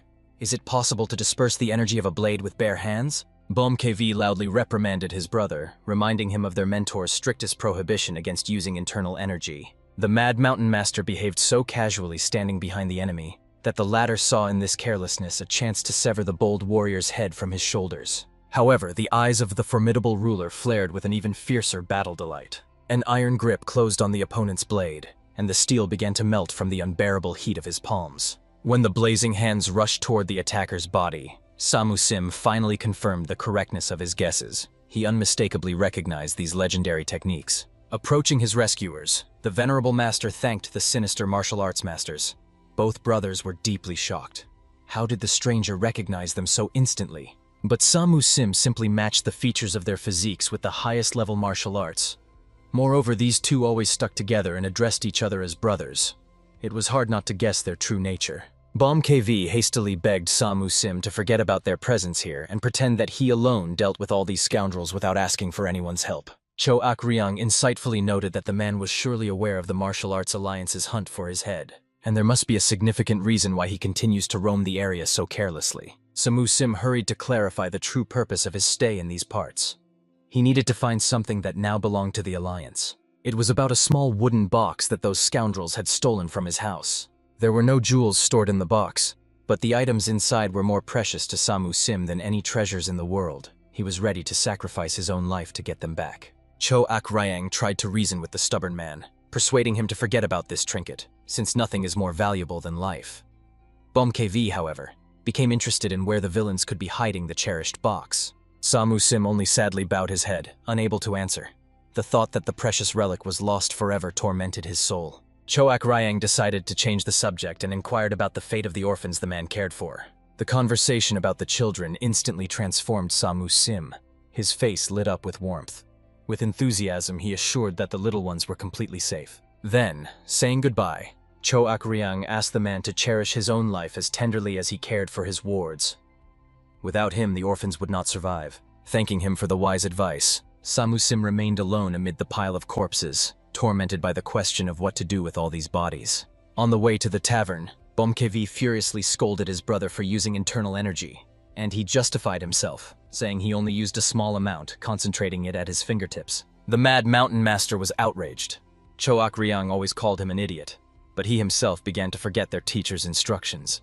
He swore to report this disobedience to Den Ak-sun, and the swordsman tried to defend himself, claiming he could not have dispersed the blade's energy with bare hands without using technique. Moreover, he reminded with a sly grin, if KV complained about him, he would have to tell about what they had just been doing here, and he accused his friend of utter foolishness for such threats. Finally, by nightfall, two reached the inn. Pang Jin-son was pacing the room like a hunted beast, unable to find peace due to anxiety. At that moment, KV and Cho-Ak-ryang entered the room through the window, wondering why the man was sighing so loudly and tormenting himself. But only then did they notice that Pang Jin-son's room was empty. When asked about the whereabouts of the witch, who had been constantly with the boy all this time, the man bitterly admitted he had let her go, as he could do nothing when she declared her departure. All that remained was to pray that the willful lady would not do anything foolish while she was alone. But KV saw in the witch's absence a golden opportunity. Their hour had struck. Even the perceptive Cho-Ak-ryang did not immediately catch his comrade's hint. The Mad Mountain Master planned to immediately set out in search of temptations for the youth. Cho-Ak-ryang was shocked. Could such thoughts have been tormenting his brother all this time? And KV hastened to justify himself, saying he had always thought solely about the boy's well-being and how to make his life better. When Cho-Ak-ryang finally connected all his friend's words and realized his cunning plan, he was promptly thrown out the window and rushed into the master's room. Pang Jin-son was in complete bewilderment, not understanding what kind of search for temptations this madman was talking about, and Cho-Ak-ryang assured the man not to worry, promising to immediately return KV. At that moment, the smiling scoundrel was already sitting on the young man's windowsill, urging him to wake up. He suggested to the young man to go on an exciting journey, but the latter was puzzled. Where could one possibly go in the middle of the night? Without waiting for an answer, KV picked up the boy in his arms, carrying him to where he could finally become a real man. Meanwhile, Han Sol-hwa was having a leisurely conversation with a young warrior from the Huashan sect. The icy beauty made it clear that she no longer needed their escort. Starting tomorrow, she asked the guards to return to their primary duties. Their sect had already shown exceptional hospitality. The young man tried to object, saying he was not entitled to make such decisions unilaterally. Even if their presence caused inconvenience, he was merely following the orders of his sect. The Ice Witch was genuinely struck by the stubbornness of this boy, who indignantly declared that he was no longer a child. He thought that Han Sol-hwa had misjudged his age because of his youthful appearance. Only then did the warrior realize that he had not properly introduced himself from the very beginning of the conversation. With dignity, he pronounced his name, Min Jiang, the third disciple of the Huashan sect, who had turned 20 this year. After that, the young man dared to inquire about the mysterious lady's name and age. The woman preferred to remain silent, then slowly removed the blindfold from her face, indicating that noble ladies do not usually answer such questions. When Min Jiang's gaze fell upon the unveiled face of the incomparable beauty, his cheeks were tinged with a barely noticeable blush. The lady calmly noted that their escort had been unnecessary from the very beginning. It looked as if a rabbit was trying to protect a tigress. While she was expressing her thoughts, Min Jiang seemed to be completely ignoring her words, continuing to admire her otherworldly beauty. Only when the lady pointed out his inattentiveness did the warrior try to justify himself, saying that she was too harsh on them. The young man hastened to proudly declare that if anyone were asked to name the 100 greatest masters of the current world of martial arts, every swordsman of the blooming cherry would inevitably make that glorious list. But the lady was not impressed by such boasting at all. She recalled with a slight smile how one leader of the blooming cherry swordsmen had spoken about himself, after which she calmly recounted. Once such a leader confessed to her that if he could win her heart, he would without hesitation give up his meaningless position and all worldly claims. That leader constantly pursued her with his persistent courtship, solemnly promising to leave all sects and return to a peaceful life for her favor. And now, looking at the young man, the lady noted with surprise that Min Jiang's gaze was exactly the same as that of the love-obsessed leader from the past. However, the young warrior fiercely rebelled against what he had heard. Carefully comparing all the facts known to him, he came to an unshakable conclusion.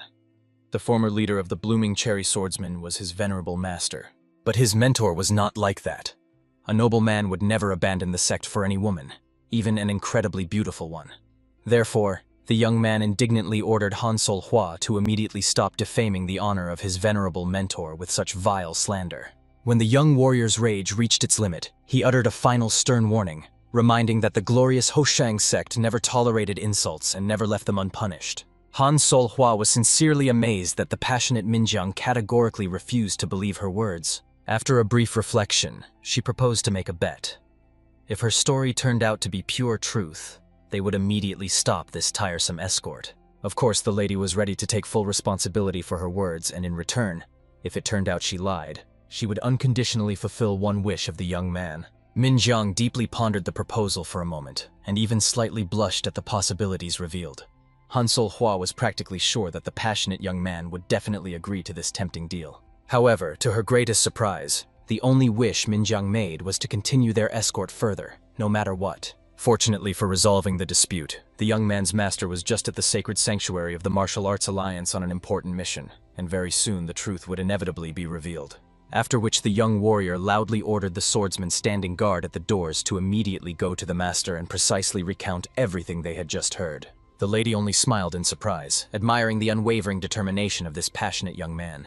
After that, she calmly suggested to Min Jiang to quietly wait for the result over a cup of fragrant tea. Meanwhile, unsuspecting townspeople were peacefully strolling the streets near the inn, unaware of the drama unfolding behind its walls. At that very moment, Bomkevi brought the stunned boy into a luxurious brothel, where a line of beautiful courtesans stood in a row to provide worthy company to the esteemed gentleman. As soon as the beauties saw the young master, they immediately squealed together with delight. The boy was so cute and charming. The young man himself unexpectedly approached one of the women to check her health condition, which made Bomkevi hastily justify such behavior as a true sign of a real gentleman. Suddenly, the perceptive boy noticed an elderly old man who was awkwardly standing near the women. He recoiled in fear, reminding that he was the owner of the establishment, and looked with bewilderment at how Denak-san was reaching out to him. The master of the mountain was extremely surprised by the young man's unusual tastes, but it turned out that the boy only wanted to check the old man's health. The young healer kindly asked the old man if he was tormented by unbearable headaches before sleep, as if thousands of hot needles were piercing his temples. Moreover, he suggested that in the mornings the old man's hands and feet might slightly go numb. The elderly man was deeply shocked. All of this was pure truth, but he had never told anyone about his ailments, so he could not understand how the boy had found out. The young man himself anxiously realized that if they had come here even a little later, everything would have turned out much worse. He urgently asked to be given a separate room where he could immediately start treatment, and hurried to reassure the old man that at such an early stage he could easily cure him. It was good that they learned about the health problems right now, otherwise it would have been much harder to help later. Only now did everyone present realize that this young guest was a truly skilled healer, and the women immediately excitedly crowded around him. The boy continued carefully checking the pulse and condition of other beauties, while the owner of the establishment busily searched for a suitable free room, and Bomka was indignant with frustration, understanding that Denok's son clearly thought he had been brought to some kind of clinic filled with patients.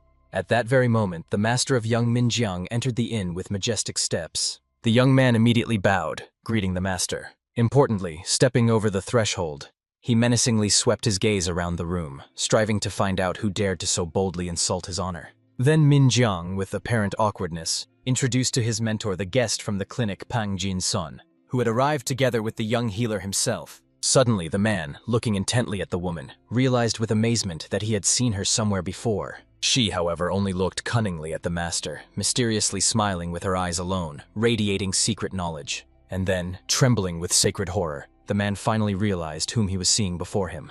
At that moment, the woman greeted the little snot with a slight mockery, after which she authoritatively asked him not to express his thoughts so openly in the future. After these words, he had not the slightest doubt about the identity of the guest. The master immediately bowed respectfully before the lady, introducing himself as a martial arts disciple, the second follower of Huashan, and solemnly greeted the immortal lady. Minjiang was in complete bewilderment, not understanding what was happening to his usually proud master.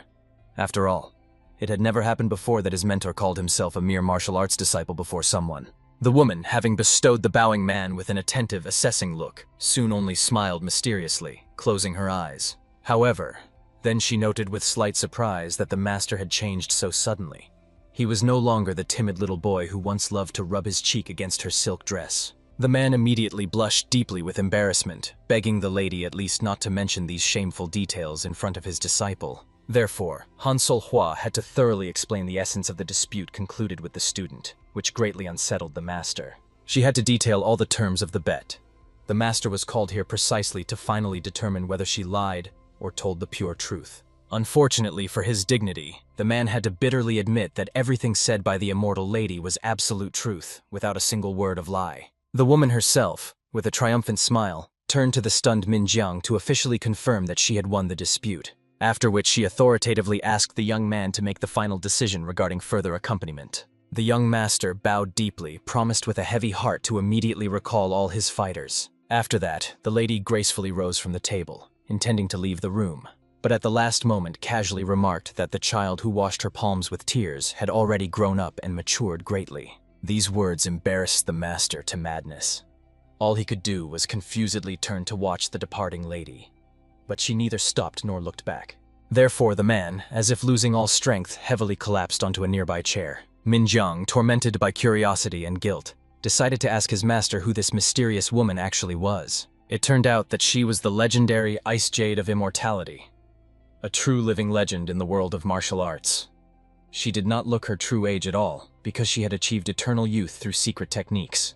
Minjiang could hardly believe that the lady had truly not lied, and that meant the man really wanted to leave Hoshang for the woman. However, the master hastened to clarify that it was actually not about him at all. It was not he who wanted to leave the sect for her. At first, Minjiang did not understand at all what his master was insisting on. The young man wondered, if it was not about himself, then who was it about? But suddenly an illumination came to him. Since this woman was immortal, it meant she belonged to the older generation of masters. And if so, then it was about the former leader of the blossoming Cherry sect. It was incredibly hard for the young man to believe this shocking truth.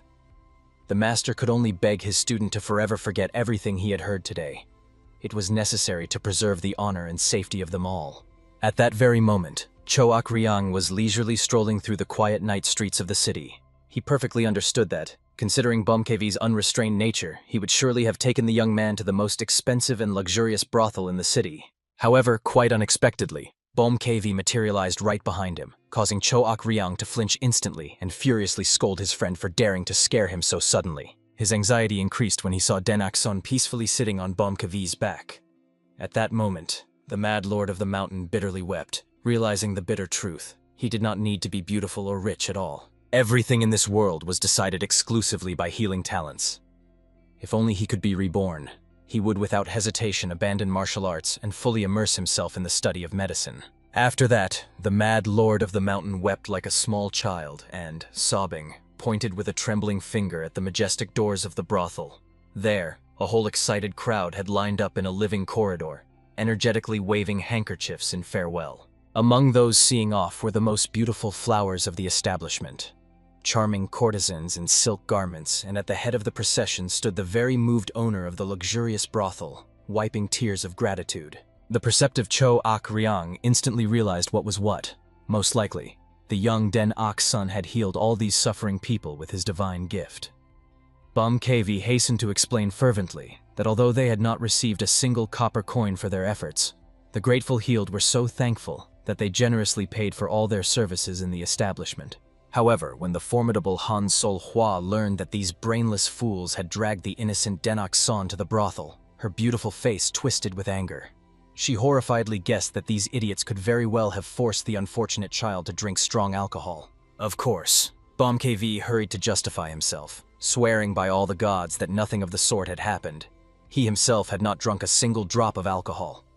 However, Han Sol Hua could not understand why then the boy was lying unconscious on his back like a sack of rice. Bom KV hurriedly tried to explain that the boy was simply using his powers too actively, squeezing his body to the absolute limit. Obviously, any normal person would have completely misinterpreted these words, so the lady finally lost her temper, and her aura froze with rage. Even the usually calm Choak Ryan was indignant, not understanding why Bum KV simply could not express himself properly and always babbled some absurd nonsense, so he pleaded with his angry sister to calm down, promising that he would explain everything clearly himself. Very soon the icy beauty had already come to her senses, realizing that nothing terrible or shameful had happened. She sternly scolded the unlucky men for not bothering to properly explain the situation right away. The lady also said that she got rid of the annoying attention of the powerful Huashan sect, but did not reveal the details. After that, the entire company, quite exhausted by the day's adventures, went to rest and ultimately spent a fairly calm and serene night. With the first rays of dawn, Pang Jin's son woke up and leisurely went to the chambers of the young master of the valley to find out if the young man had already awakened from sleep. However, when there was no response to his delicate knock, he knocked again gently and, cautiously opening the door slightly, hurried to enter.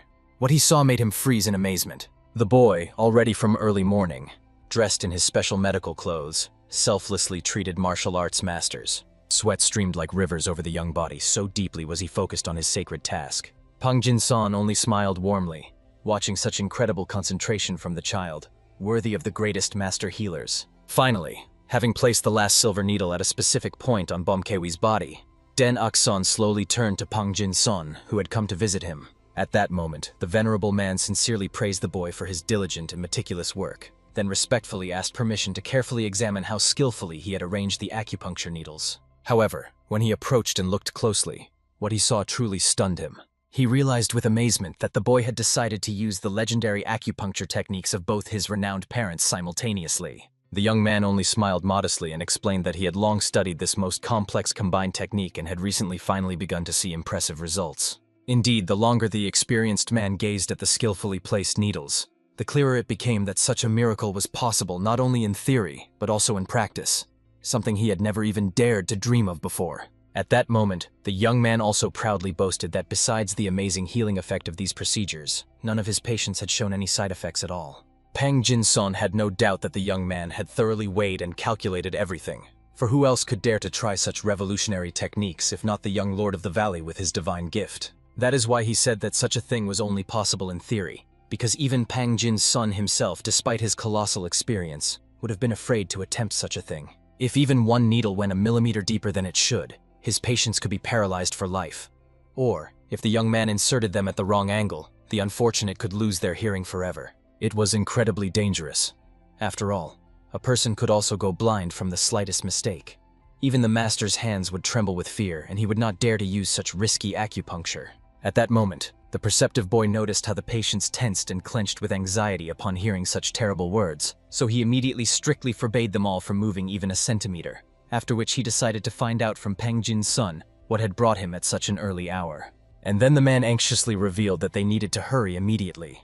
He had just received an urgent letter from the Alliance of Martial Arts Masters itself. The condition of the mysterious patient was rapidly deteriorating with each hour. The events majestically shift to the grand city of the Alliance of Martial Arts Masters, where our entire brave company has already arrived. However, Bumkavi was still tormented by guesses about who currently holds the position of leader of the Alliance, suspecting it might be someone from the renowned Namgung family. Choak Ryan only bitterly concluded that the former proud azure heights of the Namgung clan had long turned into a foul snake's nest of vice, and the Alliance leader himself was that very poisonous snake in human form. Therefore, Bumkavi could only pray to all the gods that his hot-tempered friend would be able to keep himself together when he saw the leader of the Alliance. Both hardened men perfectly understood.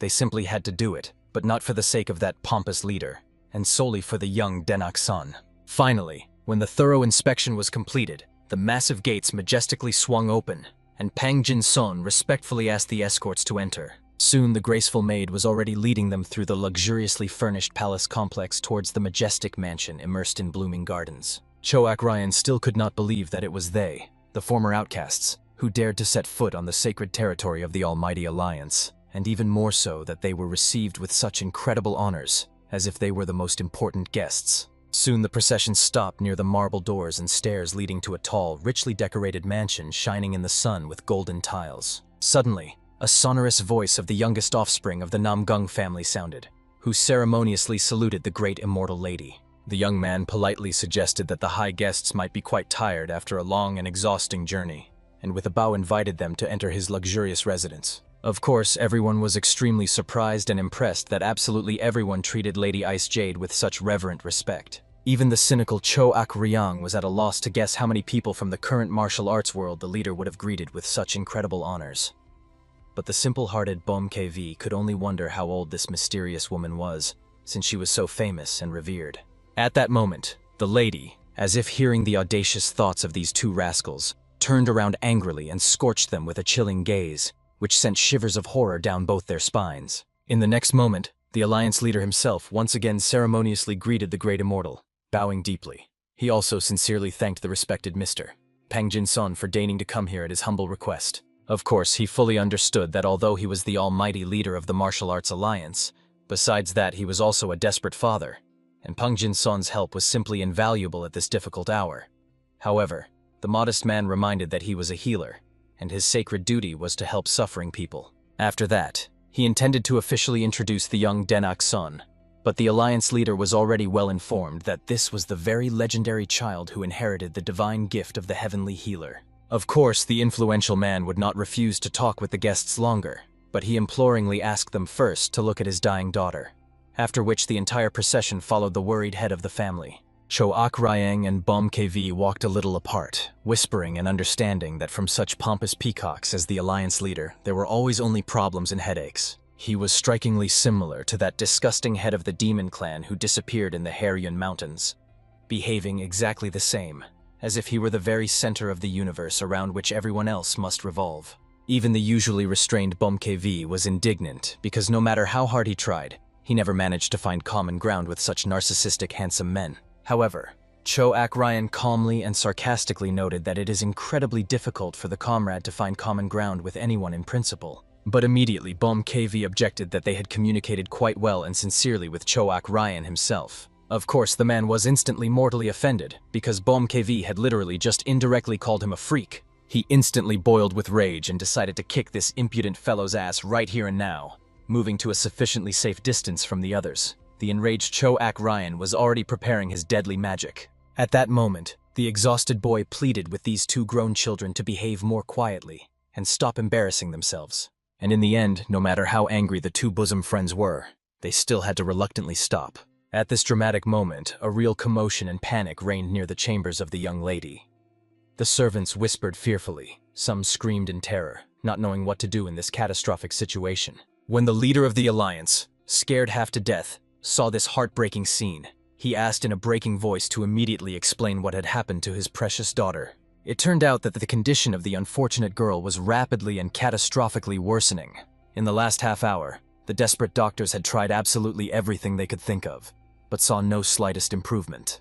On the contrary, with each minute it only got worse and worse, as if death itself was already standing at the bedside. Of course, the father, maddened by grief, immediately rushed inside the chambers to be beside his dying daughter. His heart was breaking when he saw that the poor girl by that time was covered with a whole dozen warm blankets, but still trembled from the unbearable cold that gripped her from within.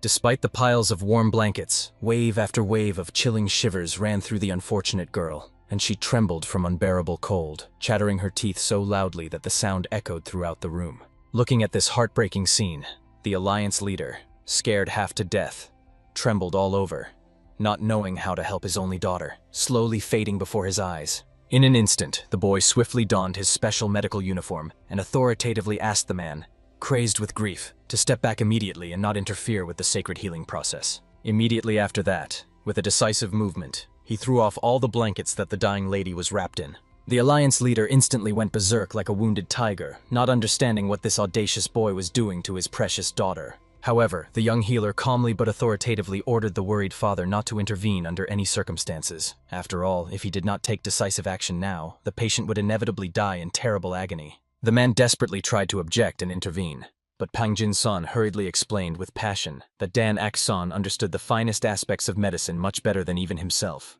Of course, the influential man perfectly understood that the boy had inherited the legendary gift of the divine healer, but deep down he believed that the child simply could not cope in such a catastrophic situation. Pang Jin-san hastened to clarify, if even Dan Ok-san could not handle it, then no one had even the slightest chance. At this dramatic moment, the youth drew from his arsenal a sinister demonic needle. Staring intently at the trembling patient, he seriously warned that the acupuncture would be incredibly painful. Immediately after that, he swiftly plunged the needle in, and the girl screamed so piercingly that the walls of the room shook from her inhuman cry. Of course, the Alliance leader also furiously raged. His daughter was barely holding on to life, and now she was screaming from unbearable agony. This definitely did not fit the definition of a little pain. Pang Jin-sun desperately tried to reason with the grief-stricken father, explaining that if he intervened now, his daughter's condition would catastrophically worsen, and she would die. At that moment, Dan Ok-san urgently asked the Honorable Aunt for help. He physically could not lift the weakened patient himself, but it was vital for her to assume a sitting position. Immediately after that, the young man loudly ordered that from that moment on, no one, no matter what, was to touch either him or the patient. It was also strictly forbidden to let anyone into the room. After that, the formidable Choak Ryang and Bom KV stood like an impenetrable wall, blocking the passage to Dan Ok-san. The unfortunate father was forced to stand and watch as his only daughter writhed and suffered from unbearable pain. At one moment, the tormented man even jerked forward, no longer able to endure her heart-wrenching screams. However, the heavy, mountain-like hand of Bom KV, authoritatively resting on his shoulder, immediately made him come to his senses. The mad master of the mountain himself sternly reminded the man that he was categorically forbidden to go there. The Alliance leader was insanely outraged that some impudent fellow dared to order him around, as if he wanted to die. The bloody fist calmly but firmly reminded the Alliance leader of a bitter truth. If he did not trust the boy, he would never have let him near his precious daughter in the first place. The young man would never have taken on the task if he had known he could not help. So the father had better just trust and wait patiently, or else accept that otherwise he would kill his daughter with his own hands. And although it sounded unbearably cruel, the man, gritting his teeth, decided to wait nonetheless. Moreover, without realizing it himself in a fit of rage, he released his murderous intent. But these unshakable warriors were able to withstand it without even blinking. At this tense moment, Dan Ok-san stood over the girl, pierced by numerous needles of the divine healer, and joyfully exhaled with relief. They had at least barely survived the critical exacerbation of the illness. He felt immense relief, for if they had arrived 15 minutes later, he would no longer have been able to help the unfortunate girl. Of course, the man immediately lifted his spirits, believing that his daughter would now definitely survive. But Dan Ok-san harshly brought him back to harsh reality. If they do not find the true cause of the illness and eliminate it completely, the girl's condition will worsen again. The man immediately caught a glimmer of hope. If they do find the cause, she will survive. He solemnly swore that he would do absolutely everything required. However, the boy perfectly understood that perhaps everything here depended not so much on his healing powers. Suddenly turning to the head of the Alliance, He piercingly asked whether his words were sincere about being ready to do anything to save his daughter. And as soon as the young man was convinced of the sincerity of the oath, a cunning smile blossomed on his face, and he authoritatively asked the man to leave the room immediately. At that moment, the leader indignantly stormed, not believing the young man's bold words. But approaching closer, Bom KV sarcastically reminded him that the man himself had just solemnly declared that he would do everything required. Even the icy beauty Han Sol Hua insisted that the girl was now alive exclusively thanks to the divine help of the healer Dan Akson. The young man himself patiently tried to explain to the agitated man that his emotions could catastrophically worsen the situation. The stable condition of the patient was now an absolute priority, so he begged the leader of the alliance to visit his daughter no more than once a day. They would stay in the next room to immediately continue treatment if necessary. However, he categorically asked that absolutely no one approach them during this critical time. As soon as the grief-stricken man reluctantly left, Dan Ok-son remained in the room with his faithful friends. Pang Jin-son curiously wanted to know why the boy had so decisively driven away the unfortunate father. However, he mysteriously reminded that he was not just treating his daughter. At the same time, he had driven him away for the sake of the aunt and 2 other valiant masters. Moreover, he vitally needed that special power possessed by this mighty trio. It seemed to him that standard techniques simply could not help the patient. Soon deep night fell, and the room was lit only by a solitary flickering candle casting whimsical shadows on the walls. The girl gradually began to come to herself, as if surfacing from deep darkness. She could hardly believe she was still alive. Just yesterday she writhed in unbearable tearing pain, and now she felt a little better, and her clouded mind began to clear. She no longer remembered the last time she felt so well. The girl timidly dreamed of living without this agonizing pain for at least a month, not to mention a year. However, Dan Ok-son, who appeared by the bed with a warm smile, promised that she would live much longer than a month or a year, a whole long and happy life. At this touching moment, the girl noticed Pang Jin's son standing nearby and thanked him from the bottom of her heart for helping her survive. The venerable man was incredibly glad that they had arrived in time, after which he proudly introduced the little boy who had literally snatched her from the clutches of death. Right then, Dan Ok-son asked the lady to try her best together with him to finally defeat the illness. Of course, it was incredibly hard for the girl to believe that this child, just a boy with chubby cheeks, had truly saved her life. But she respectfully asked that healer Dan Ok-son continue to take care of her. After that, the boy earnestly told that he desperately needed the help of the girl herself, for her unyielding desire to live was more important than anything else. Moreover, he had to warn her that terrible pain she was experiencing would soon return with renewed strength. Immediately, the little girl was gripped by a powerful primal fear. She desperately did not want to believe those terrible words. The young man gently explained that while the pain had not returned, he needed to ask several very important questions. She needed to think carefully and answer them as honestly as possible. Of course, she bravely allowed the healer to ask absolutely anything he wanted. The very first question was, when exactly did these agonizing symptoms begin? It turned out everything started exactly 3 years ago. She solemnly assured that she had not taken any mysterious elixirs nor undergone any purification rituals. Therefore, the young man decided to find out if she had touched any unusual exotic plants or poisonous animals. But she could not recall anything like that no matter how hard she tried. So the young man thoughtfully explained that her symptoms clearly indicated serious damage to the meridians. But he saw not a single logical reason for such a catastrophic condition. If he was right, then some external mysterious factor must have triggered her illness. He could not find this cause, although it definitely had to exist, given such a special and extremely rare case. At that moment, the girl deeply pondered everything the healer had just said. And suddenly, like a lightning bolt of insight, she remembered something, guessing that it might be related to the mysterious gift she received exactly 3 years ago, a snow-white bed. The giver mysteriously said that such a treasure could not be found anywhere else. It was skillfully carved from the purest celestial jade. She had peacefully slept on it for a whole year until she returned to the usual wooden one.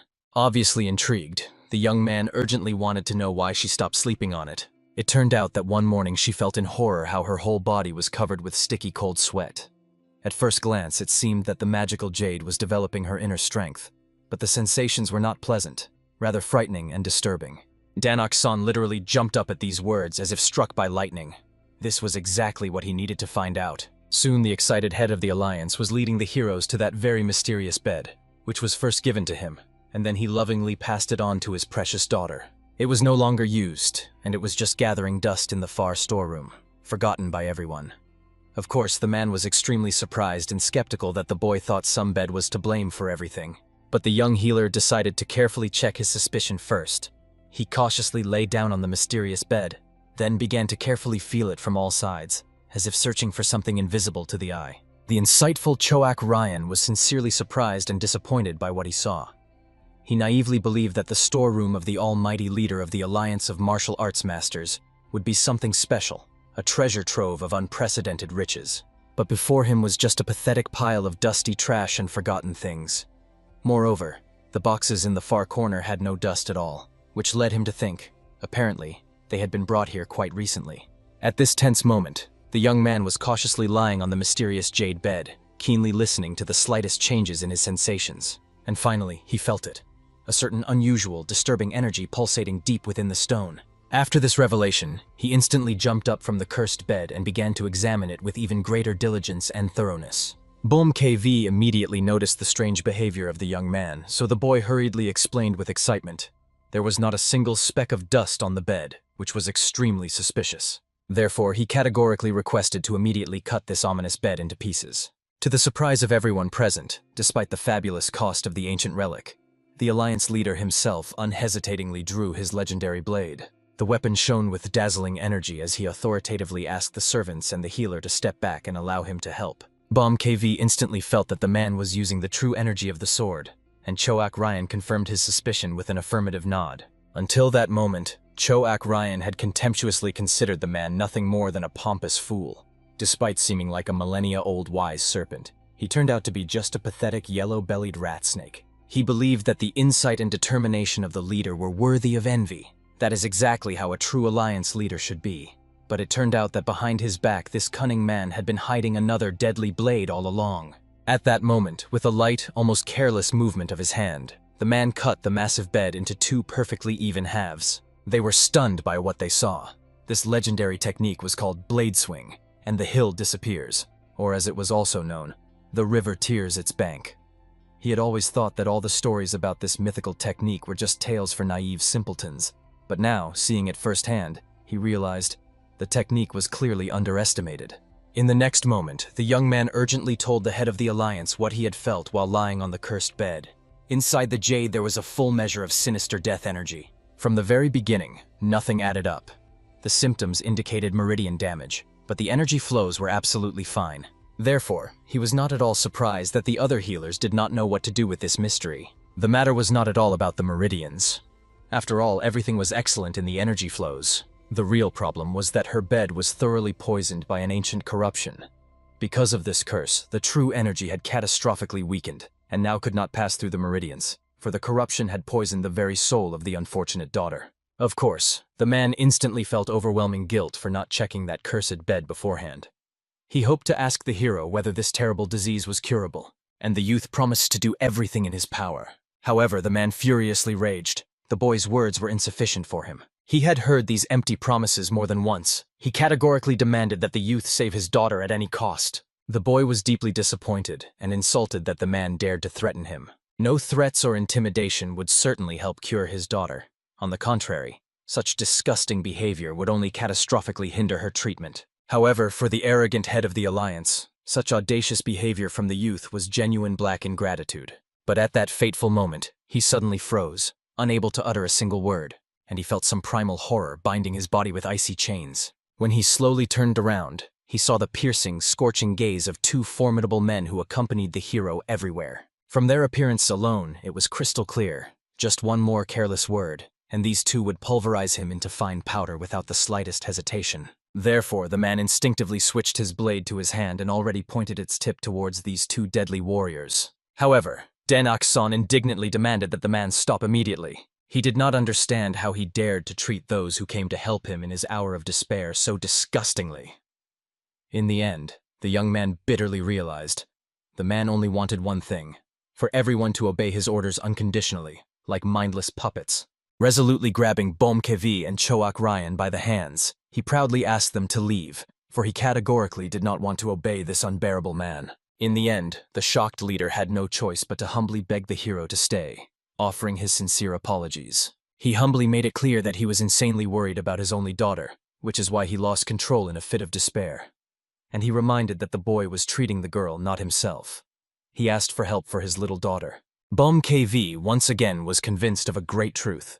Not brute force, but divine medicine works real miracles, making even such arrogant little men humbly kneel. In the end, Denak-san graciously agreed to help, but strictly ordered to treat his masters with the utmost respect. He also categorically reminded, until he finished the sacred healing process, absolutely no one was allowed to approach the girl's room, not even the almighty leader himself. But that was far from all.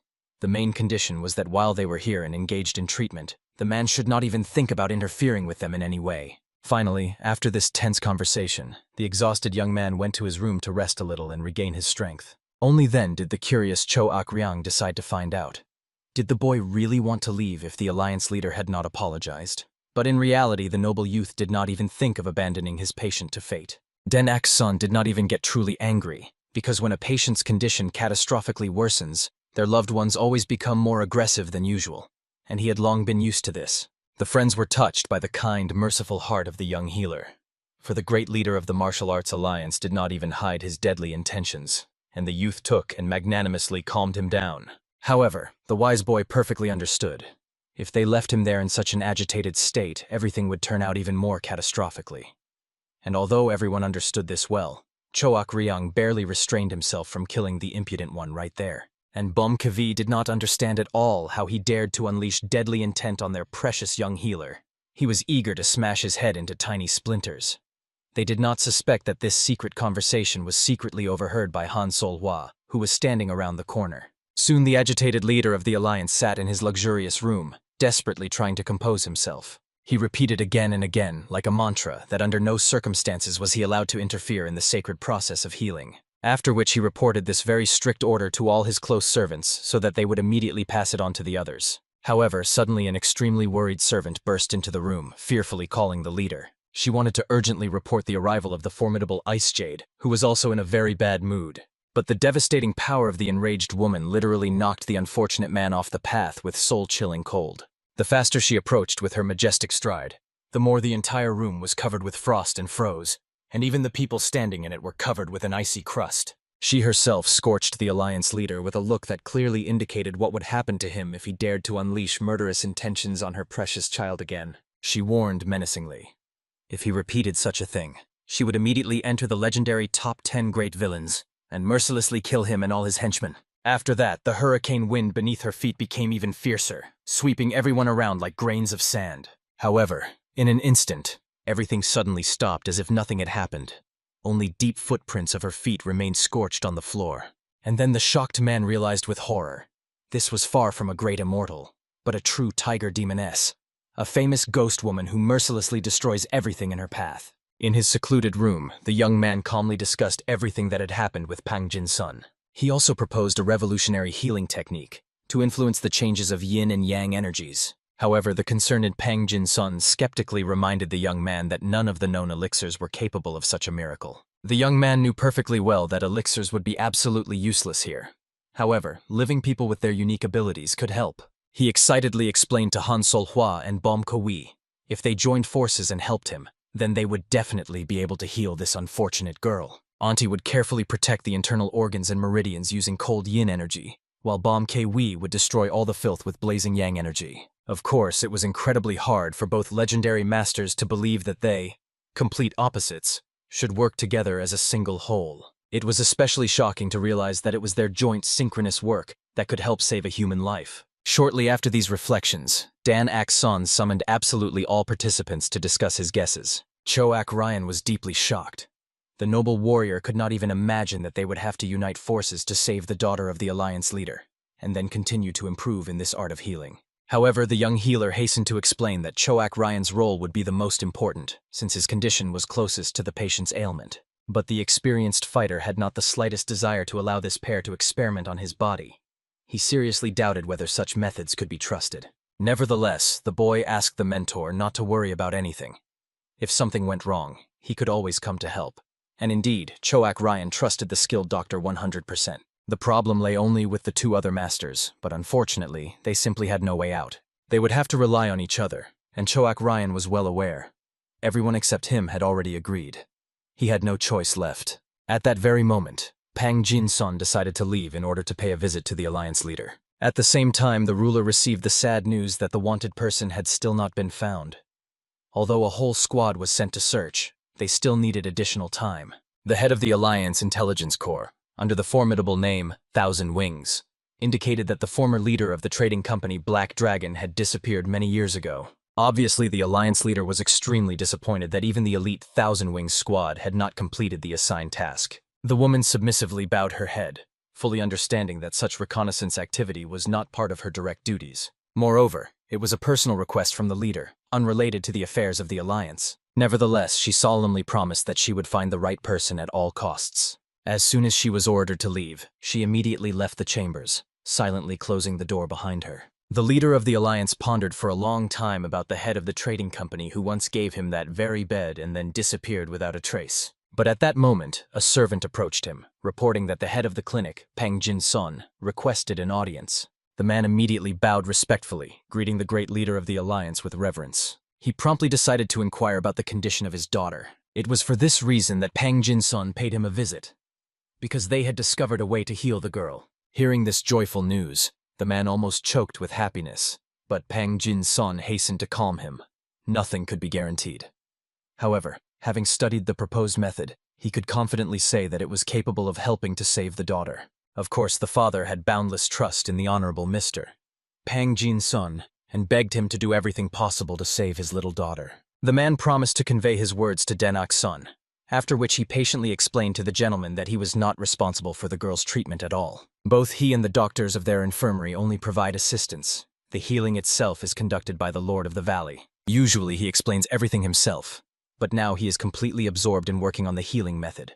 So Pang Jin-sun came to report everything. The leader of the Alliance was completely indifferent to who exactly conducted the treatment. He solemnly promised that he would never forget the kindness of the person who could help his daughter. Of course, Pang Jin-sun only smiled, indicating that this was just part of their work, for which thanks were not necessary. However, they had something they wanted to ask the leader for in return. After that, Pang Jin-sun handed him a scroll, which the man examined carefully. The list included Heavenly Fruit of the Snow Lotus and the Millennial Many-Flowered Knotweed, truly great restorative herbs of Shaolin. Moreover, there was the Purple Healing Pill, known as the Divine Plum Blossom Pill, and even the Divine High Frequency Pill. All these elixirs and pills were capable of stirring the entire martial arts world. But the most shocking item on the list was the Azure Stone Essence. Nevertheless, Pang Jin-sun hastened to explain that with such medicines, the probability of healing the daughter would increase by a full 10%. But at that moment, the concerned leader of the Blue Flower Squad, responsible for the Alliance's finances, spoke up. He quickly explained to the leader that the requested elixirs were strategic resources of their organization. They could only be obtained in extreme special cases. However, the man decided to use these priceless pills for personal purposes, and later return everything from his family's reserves. At the moment, the probability of healing the girl was 50%.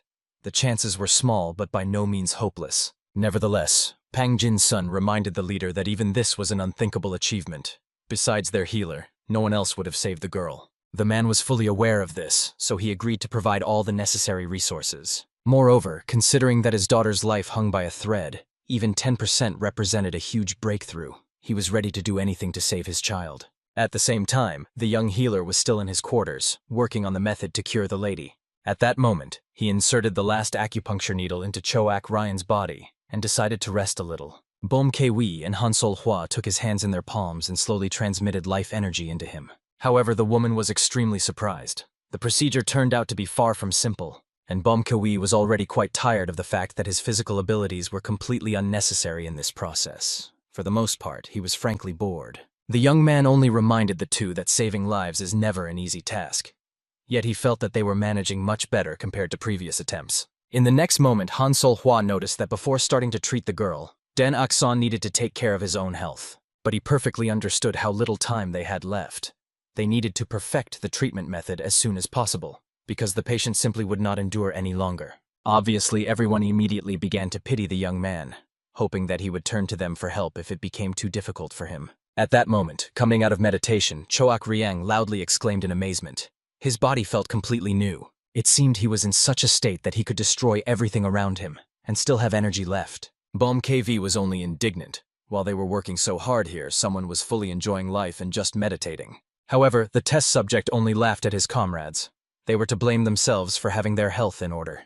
and if they wanted to rest they could get sick, just like him. At that moment, Mr. Pang Jin-sun entered the room, having prepared a decoction from the immortal leaf of 9 branches, as the young man had requested. The boy immediately flew to the tray, thanking Uncle for his efforts, and dipped his finger into the decoction to try its taste. As he had expected, Uncle's medical skills were simply amazing. Such a compliment even made the old healer involuntarily smile. At that moment, Den Ok-san asked Choak Ryang to drink the healing decoction, and then distribute the internal energy. Only it was necessary to direct it not to the dantian, but to transfer it through the whole body. It must touch even the small meridians. Of course, the man was deeply touched that he was given the opportunity to drink such a valuable decoction alone. But all this was just feigned modesty. He was sincerely happy, feeling the disapproving glances of Bom KV and Han Sol-hwa on him. After that, with full confidence, he drained the full cup of the healing remedy. Immediately after that, he immersed himself in meditation, redirecting the energy. Bom KV decided to ask the young healer Den Ok-san some questions, but at that moment the boy staggered and began to lose consciousness. It was good that Han Sol-hwa was nearby. She managed to catch the young man at the last moment. Pang Jin-sun immediately ran up and began to feel the child to understand what had happened. He quickly determined that Den Ok-san was in a state of complete exhaustion because he had overexerted himself. Choak Ryang even felt ashamed. He wished that the decoction he drank had gone to the boy. Han Sol-hwa was only wiping the young man's face with a cold cotton cloth, hoping that they would manage to save the lady for whom the boy had worked so selflessly for many years. She was confident that their young healer would definitely cope with all the trials. And although the young man was unconscious, he seemed to hear their thoughts and smiled, being in a deep sleep. Soon the patients carried the young healer to his quarters, so that the boy could rest to his heart's content. Finally, Bom KV only looked worriedly at the sleeping one, hoping that he would really feel better after sleep. Moreover, seeing the peaceful expression on the young man's face, he went out to his comrades, sharing the joyful news. The boy is dreaming a beautiful dream, surely about the boundless sea of healing elixirs. Choak Ryang was sincerely happy. After all, soon the young healer would really manage to get mountains of precious remedies from the martial arts masters. Truly a prophetic dream. Moreover, despite the fact that many elixirs would be used to treat the leader's daughter, there would still be just as many valuable preparations left. However, Pang Jin-sun, hearing these conversations, reasonably noted that most likely the remaining remedies would last at most 2 months, and all because the martial arts masters would not hesitate to use them for their own healing.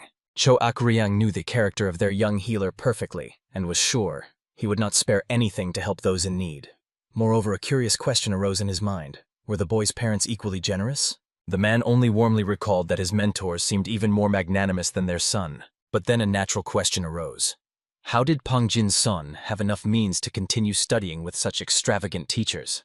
Exactly for this reason he became the secretary of this couple, because they constantly quarreled over medical herbs. One day, the spouses entrusted him with the authority to manage the entire valley.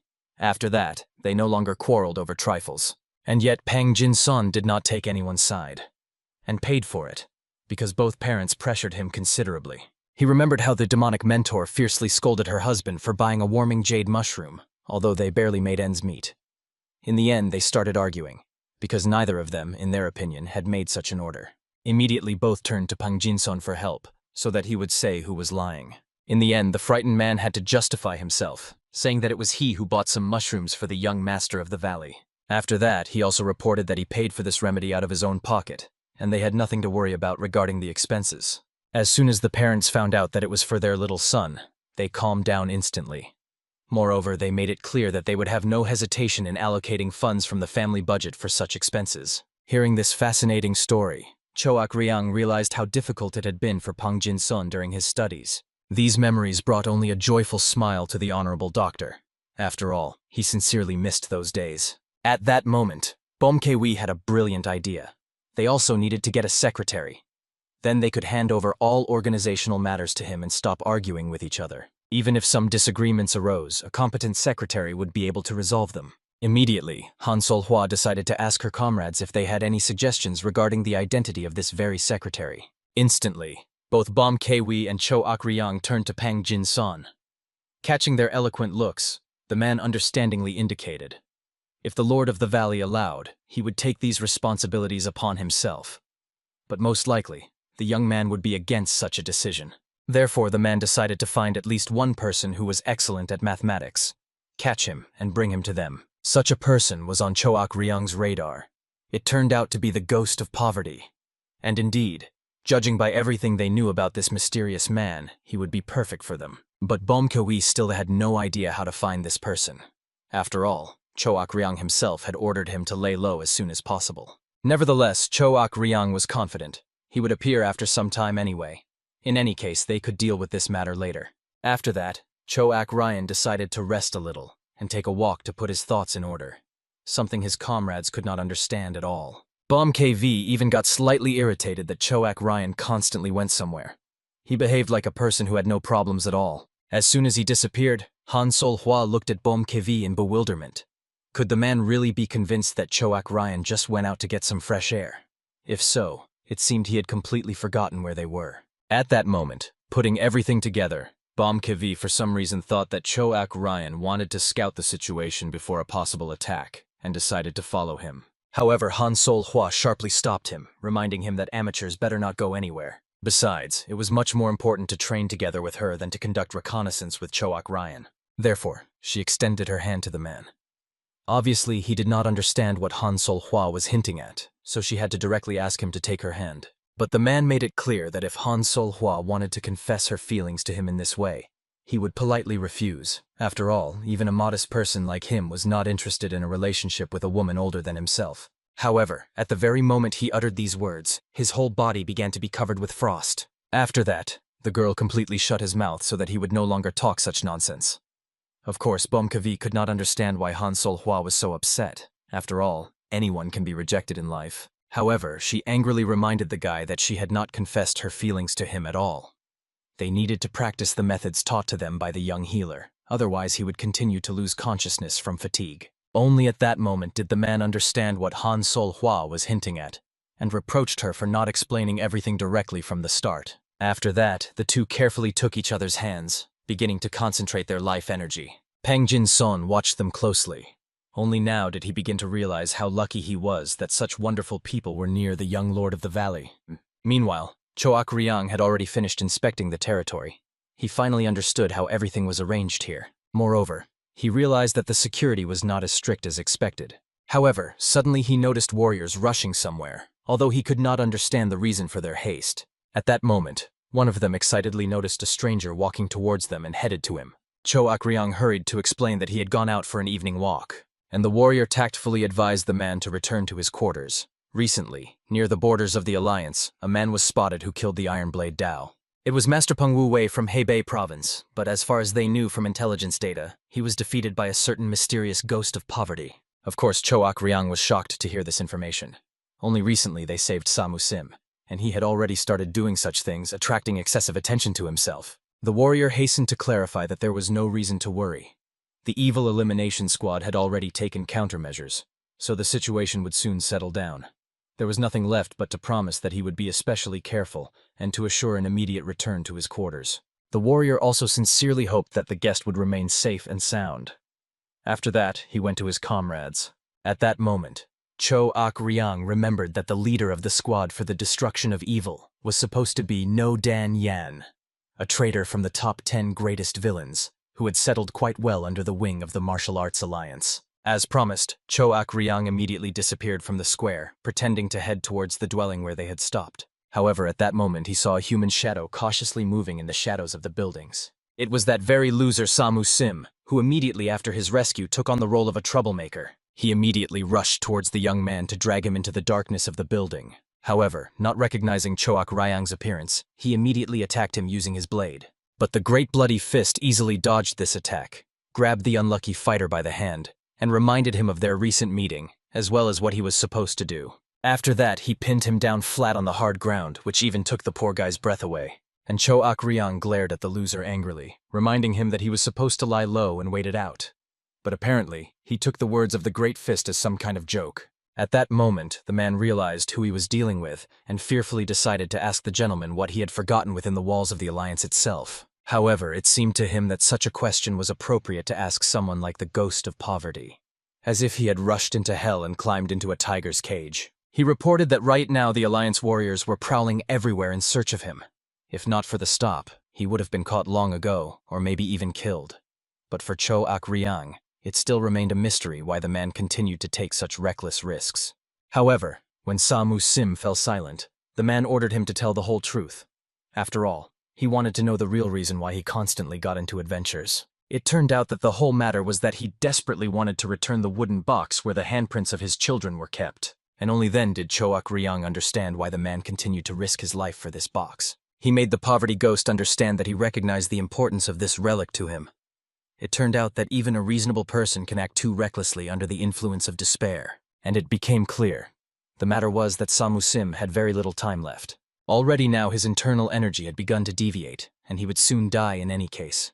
Before death, he only wished to find his precious box. And suddenly the man remembered that when he entered the warehouse, he saw a certain box of suitable size.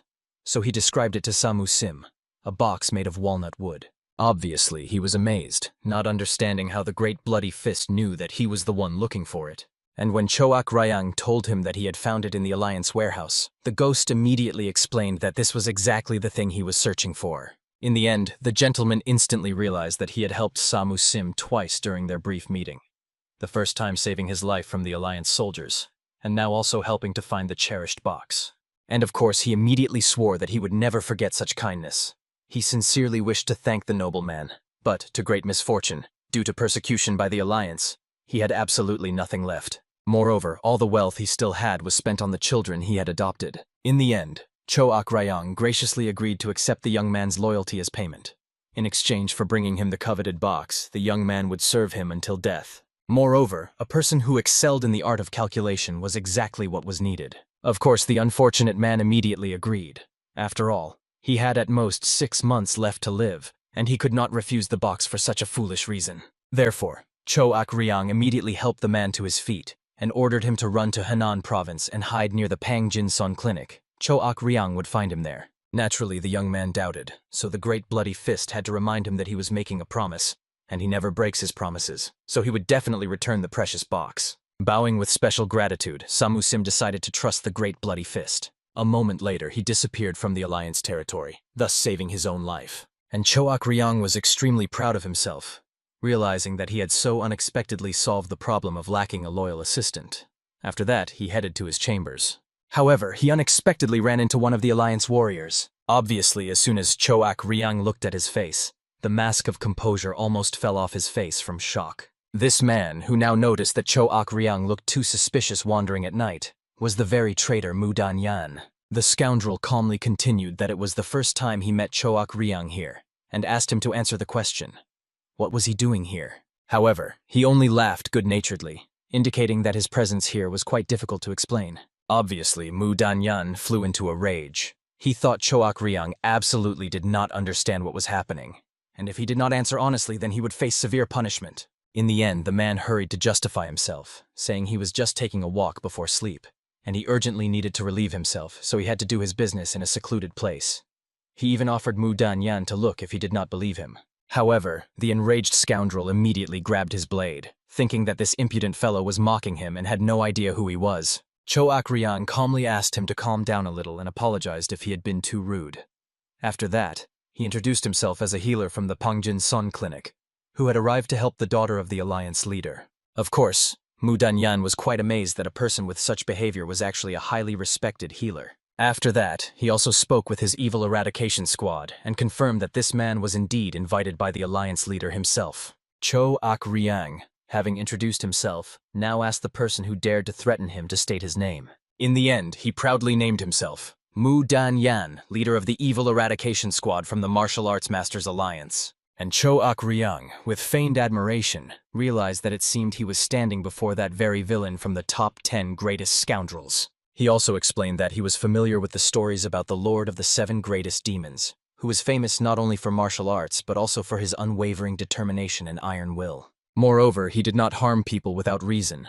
Even in cases of enmity, he first clarified who was right and who was wrong, and only after understanding the situation did he punish or release. And of course, the widely known story about the courage and righteousness of this man, who fought against the demonic cult on the front lines, uniting the orthodox and unorthodox sects. Obviously, the man was extremely pleased to hear all these praises.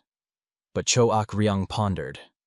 Although he was a healer, he still knew about Mu Dan-yan as a follower of the Dark Path. Therefore, purely out of curiosity, he was interested in what the man was doing in the Alliance of Martial Arts Masters. Immediately the scoundrel stumbled, trying to find a reason to justify himself. And Cho Akryang, with the most innocent face, suggested that perhaps the great Mu Danyan betrayed the unorthodox sect? Obviously, the man was extremely enraged by these words, and his subordinates hurried to calm the leader.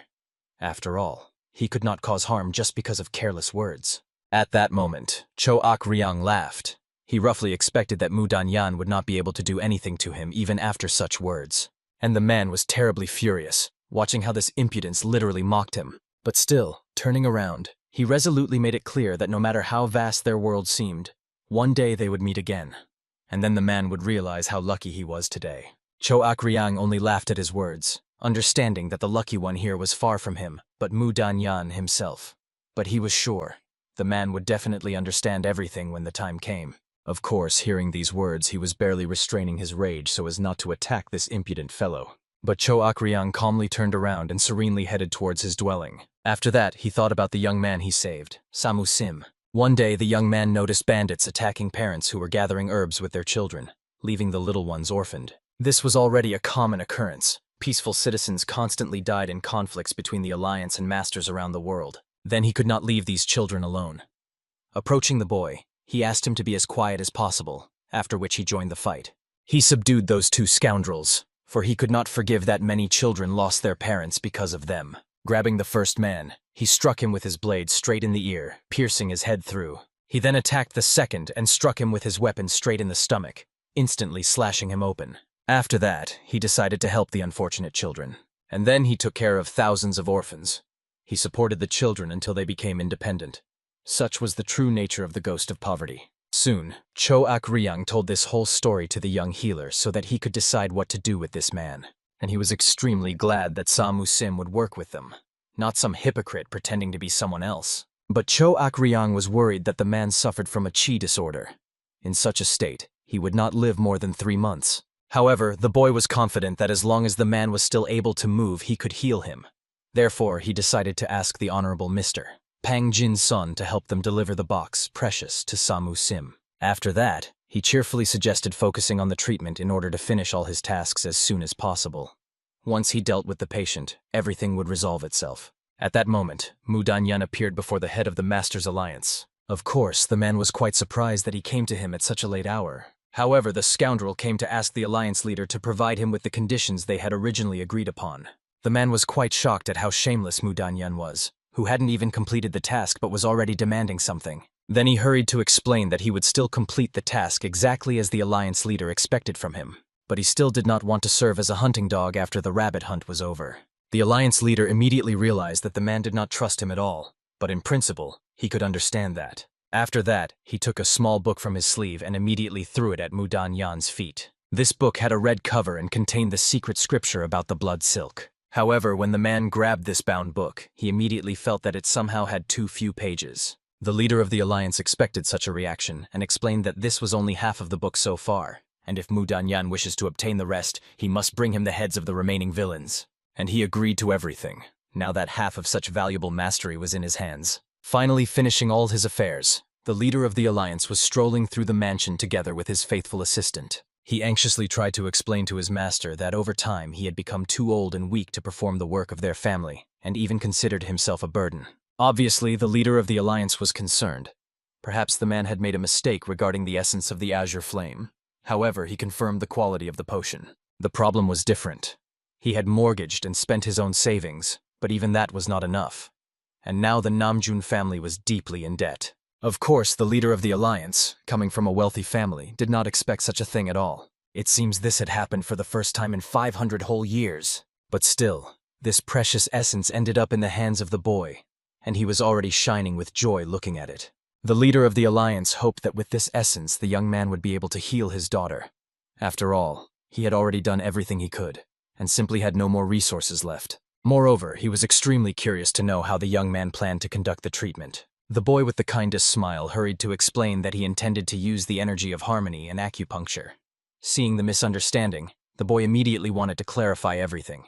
However, Pang Jin-son interrupted him, reminding that it was a secret technique of the Lord of the Valley, which they could not reveal. But still, Pang Jin-son could vouch that this was the best method that exists. And Denak-son was grateful for Pang Jin-son's intercession. After all, he almost blurted out all his secrets. After that, the young man kindly suggested to the man to visit his daughter.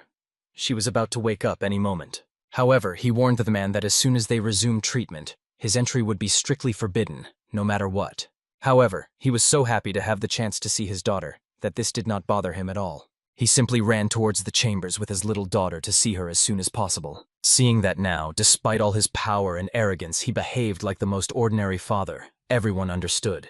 Even the emperor or the leader of the sacred mountain become the same in the face of danger. They are all equal in parental love.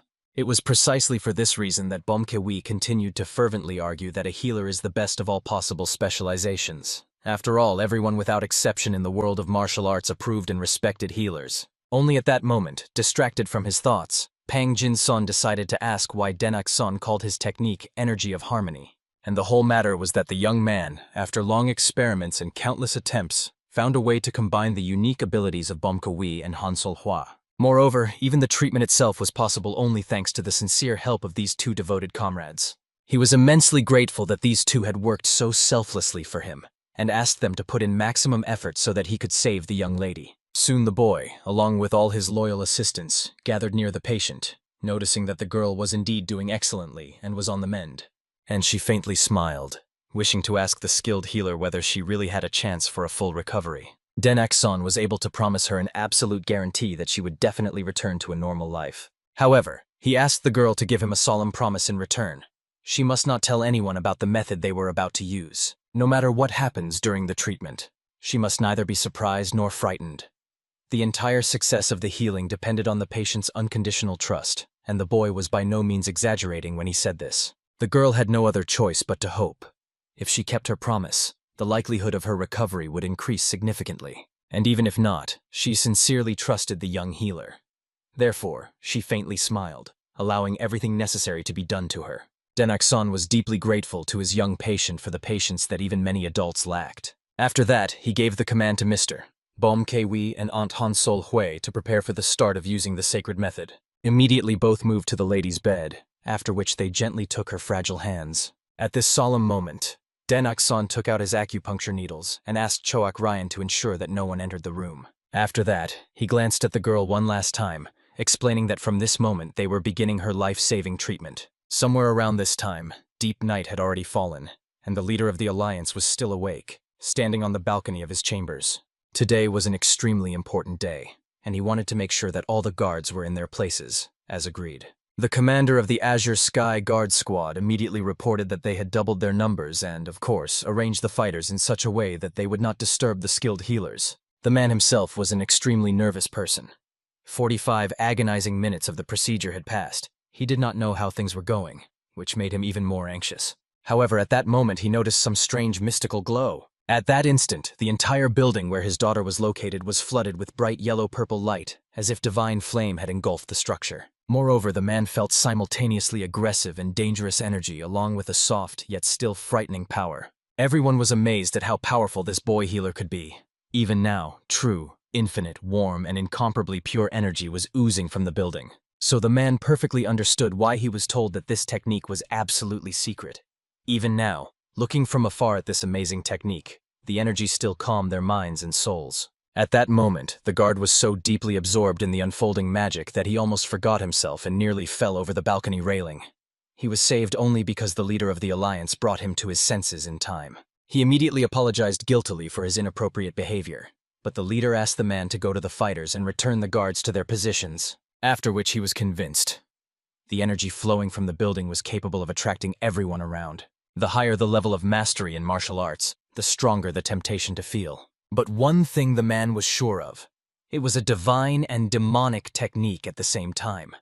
It was pure energy that was simply impossible to resist. Of course, the leader was extremely interested in how the boy could have studied such a powerful inner strength, and what magical method he used. At that moment, the boy had already placed the demonic and divine acupuncture needles and praised the lady. She was doing an excellent job. She was still trying to breathe evenly, conducting healing energy through her fragile body, and was already more confident that she would definitely cope with this trial. At that moment, even skilled martial arts masters began to falter, for they were extremely tired from the endless circulation of life energy. At that moment, the boy warned the patient that he would remove the needles one by one and direct her energy very slowly, step by step, From that moment on, she was not allowed to open her mouth. She had to concentrate exclusively on breathing. Moreover, he warned that she might experience excruciating pain, but under no circumstances should she be afraid. After that, as promised, he began slowly removing the needles from her body. The girl really felt unbearable pain, but she only clenched her teeth harder so as not to make a sound. At that moment, her wounds began to bleed a little, but this was a normal phenomenon. This usually happened, and it meant that her sensitivity was returning. Finally, the last demonic needle remained, which would put an end to this agonizing procedure. However, this one was the most painful to pull out of all the others, causing the lady to hiss softly in pain. After that, she began to gradually lose control of herself and moaned quietly. The young man immediately realized that everything had gone completely off plan. At this critical moment, the lady screamed loudly. Energy began to pour out of her in all directions. Of course, the boy understood that the girl needed to pull herself together immediately, but she simply could not calm down. And the energy emanating from Bomkavi's body began to burn the clothes she was wearing. Dan Akson was fully aware. If this energy spread from the main meridians to the secondary ones and dissipated, it would mean that the girl was about to lose control. Therefore, he looked fearfully at the Honorable Mr. Bomkavi and Aunt Han Sol Hu. He believed that they could complete this sacred ritual, as they only needed to make a little more effort. At that moment, energy was flowing out of the lady's body in such a powerful stream that bright rays of bluish energy were already pouring from her eyes and mouth. After waiting another moment, the young man waited for the right moment to make the final prick with the divine healer's acupuncture needle. There he drove it into the spot located just above the navel. The energy became so powerful that even the mighty Bomkavi was knocked off his feet. He barely held on to the girl's hand, and Cho Ak-ryang, who ran over at the loud cries, absolutely did not understand what had happened during that time. But some more time passed, and all the sounds finally subsided. Complete, almost deathly silence came. The healer first opened the massive doors to go outside and take a breath of fresh air. Following him appeared Mr. Bomkavi together with Mrs. Hansol Hui, and they were already falling from deadly exhaustion. The frightened alliance leader immediately approached the boy to find out how everything had gone. However, they were all so exhausted that they could not even say a word. The man became even more frightened, not understanding what had happened to them and how his daughter was feeling. But when no answer followed, he decided to figure everything out himself, and immediately ran inside the room. Den Akson was lucky that only at the last moment he managed to grab the man by the sleeve, after which he shook his head, indicating that it was not yet time for him to enter inside. Of course, the man was beside himself with rage. After all, if something happened to the girl, he had to help. At that moment, looking at the fury of the alliance leader, Pang Jin-sun appeared worried, not understanding why the man was so angry. At that moment, the boy explained with his last strength that the procedure was successful. He wanted to say the most important thing. She needed to maintain a stable condition, and the father was too eager to visit her. After that, he hurried to explain to the man that his daughter, except in special cases, would be able to live a full life. By special cases, the young man meant that the girl might lose control a little if some impatient guards bothered her unnecessarily. Just at that moment, Cho Ak-ryang appeared, delighting everyone with the news that the girl had finally come to her senses, and immediately Pang Jin-sun rushed into the room to visit her. At that moment, the Great Bloody Fist thanked everyone for their excellent work on the recovery of the young lady. However, Den Akson did not forget to thank Cho Ak-ryang himself. Of course, he had no idea what he had helped with. It seemed to him that Den Akson had done the most. However, the young man believed that everything succeeded only because they worked together. Therefore, without Cho Ak-ryang, nothing would have worked out. At that moment, cautious footsteps were heard. Pang Jin-sun, carefully supporting the lady, was leading her outside. And the father immediately started running as soon as he saw that his daughter could walk on her own.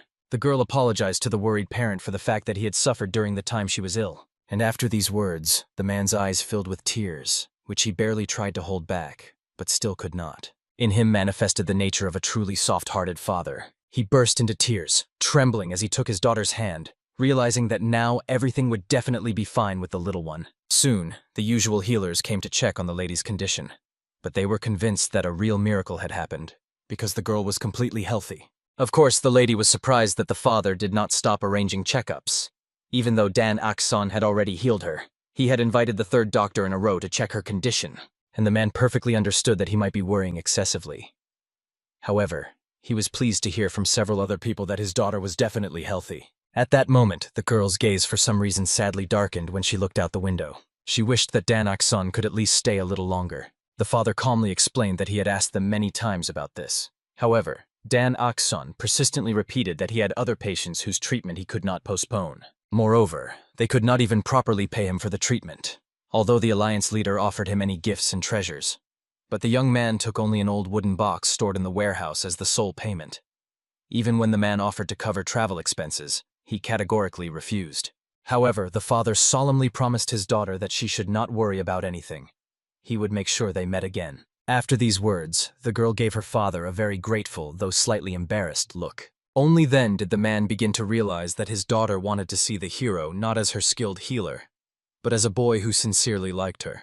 Soon the friendly company reached a noisy town called Lanzhou. Den-Akson, as usual, was peacefully strolling with Han Sol-hwa behind, curiously looking at the stalls and people, while Cho-ak-ryang and Bom-K-V kept arguing all the way. Bom-K-V was furiously angry that Cho-ak-ryang sent the ghost of poverty to Lanzhou, not Shanghai, although when they planned the route, they intended to go through Shanghai, and Cho-ak-ryang categorically refused to admit he made a mistake, reminding that the Pangjinsan clinic was located precisely in Lanzhou. However, Bom-K-V continued to gloat mockingly over his buddy, who apparently had grown quite old since he had already started making such ridiculous mistakes. He asked his friend to finally back down and just repent.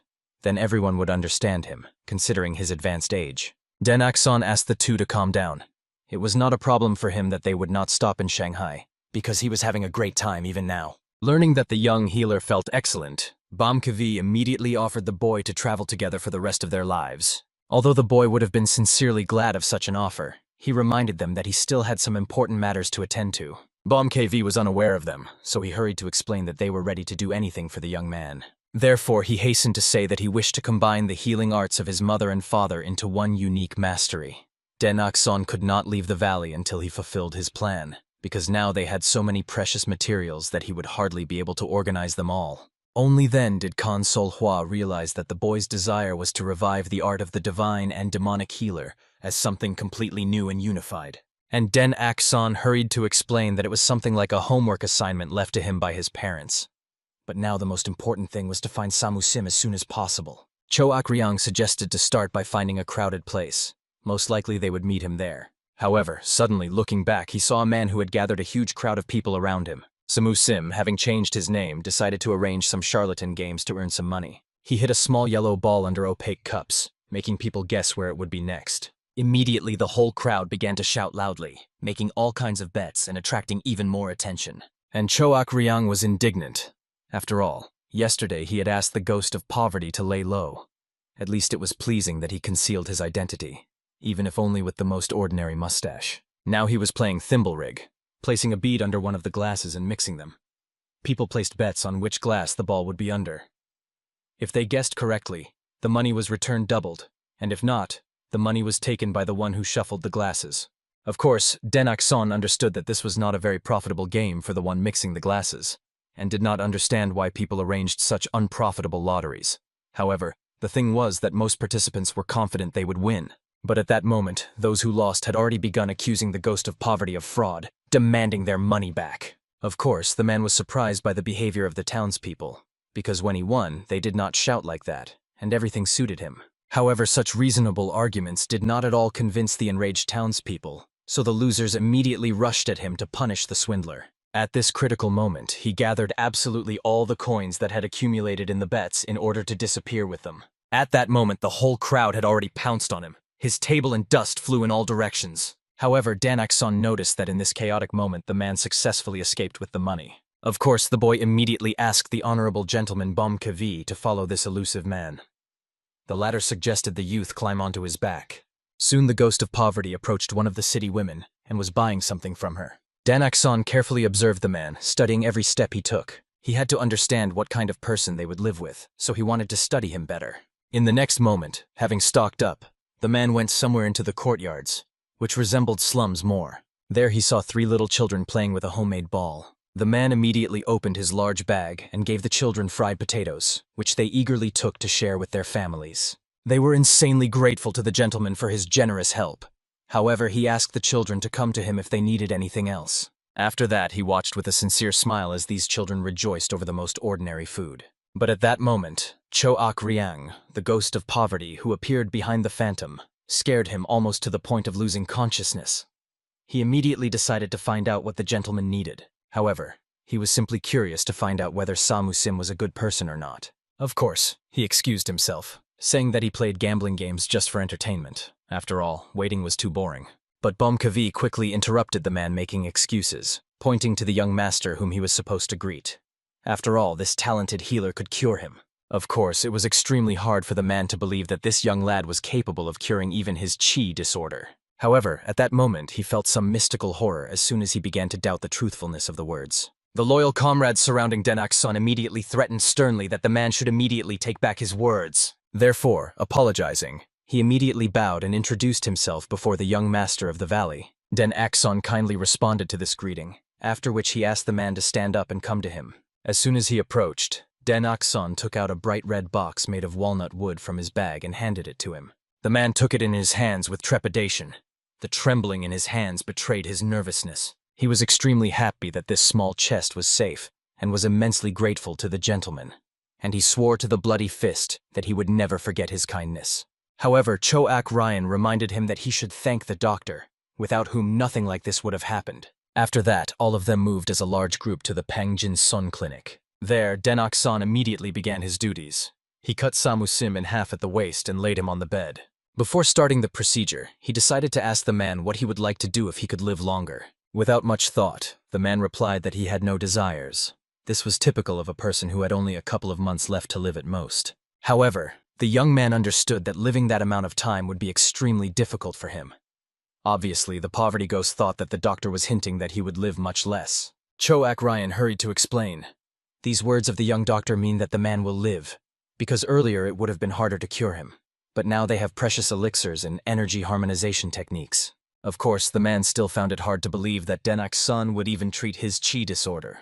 However, he saw the very confident Mad Master of the mountain and the great bloody fist behind the young man. After that, the boy decided to ask the man, had he practiced any martial arts? And the man quickly told the truth, but did not understand where the catch was. As it turned out, the boy could save the man's life, but his dantian was too damaged, so he might no longer be able to practice martial arts. But for him it was not a problem.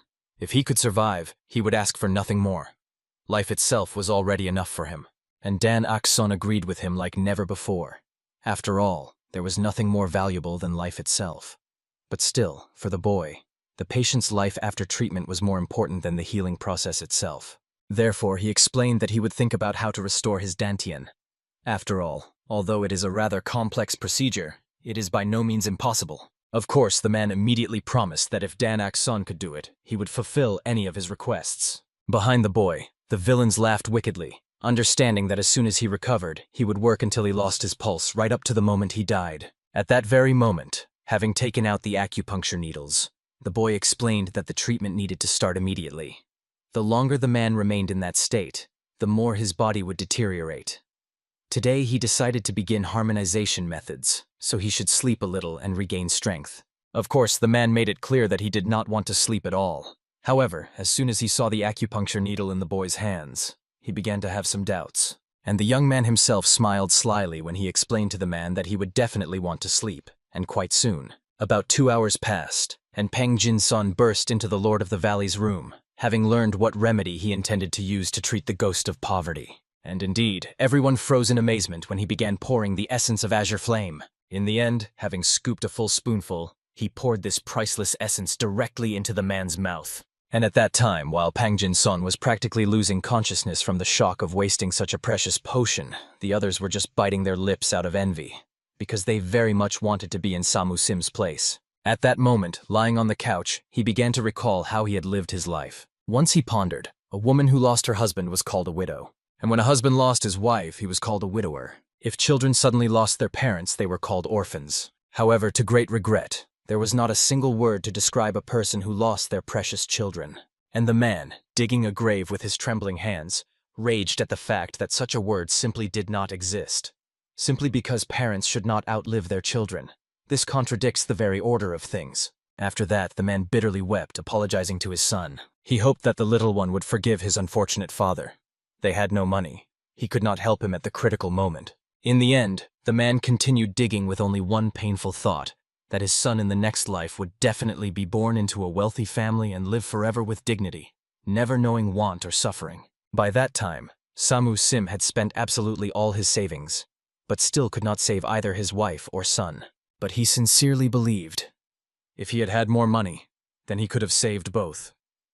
He thought again and again about the day he decided to bury his son. Since that very time, the man returned to the cruel world of martial arts. He did everything that brought him money. He was literally ready for anything, as long as that vile job paid well, but only for anything that did not involve harming children. People endlessly pointed fingers at Samu Sim, calling him a heartless monster and a bloodthirsty demon.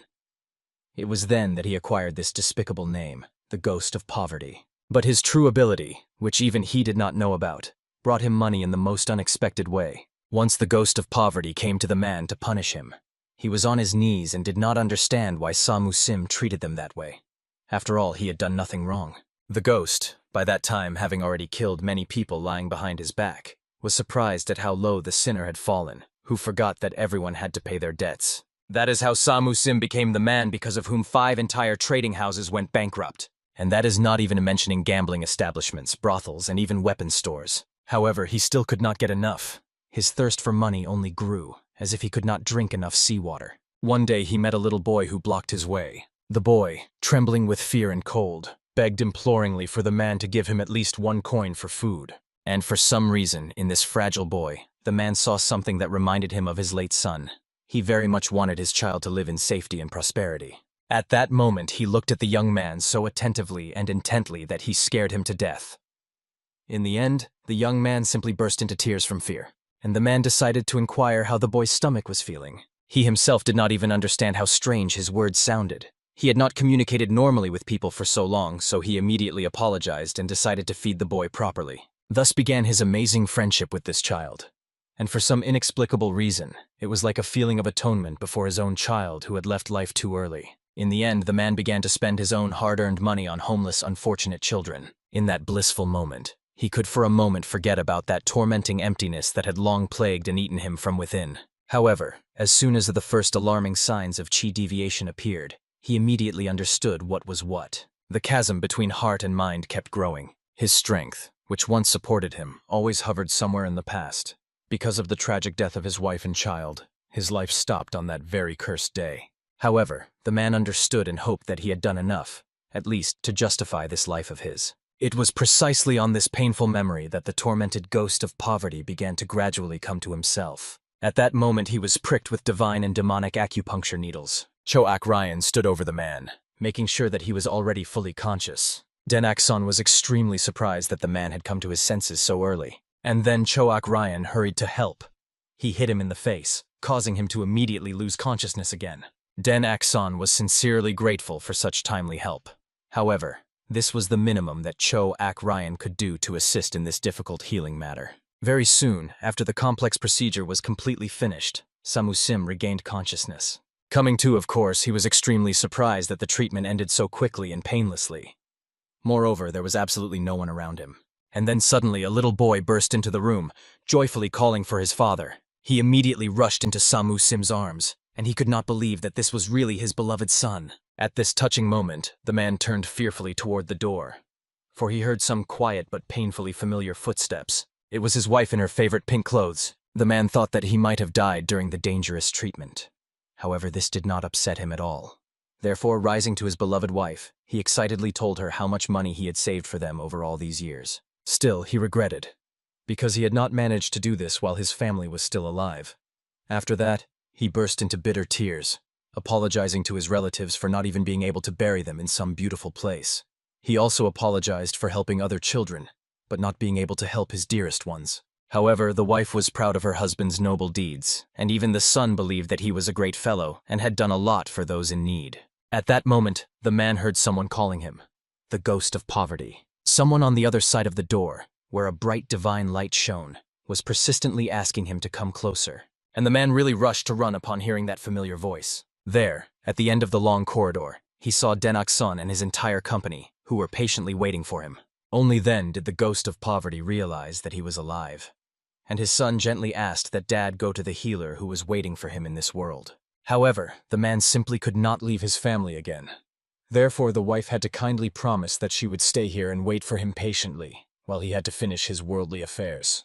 And then, unable to hold back any longer, the man burst into tears and told his beloved wife that he had been lucky in this life to meet truly good people. He was glad that he could move forward, but felt guilty about it and wanted to know. Would his family blame him for it? They embraced the man in warm, comforting hugs. After all, he had suffered so much since the time he buried them. They hoped that at least now he could find his deserved happiness. And with these bright thoughts and tears of relief in his eyes, the man finally came to himself. Immediately rising in bed, he began to feel his body, trying to understand what changes had occurred.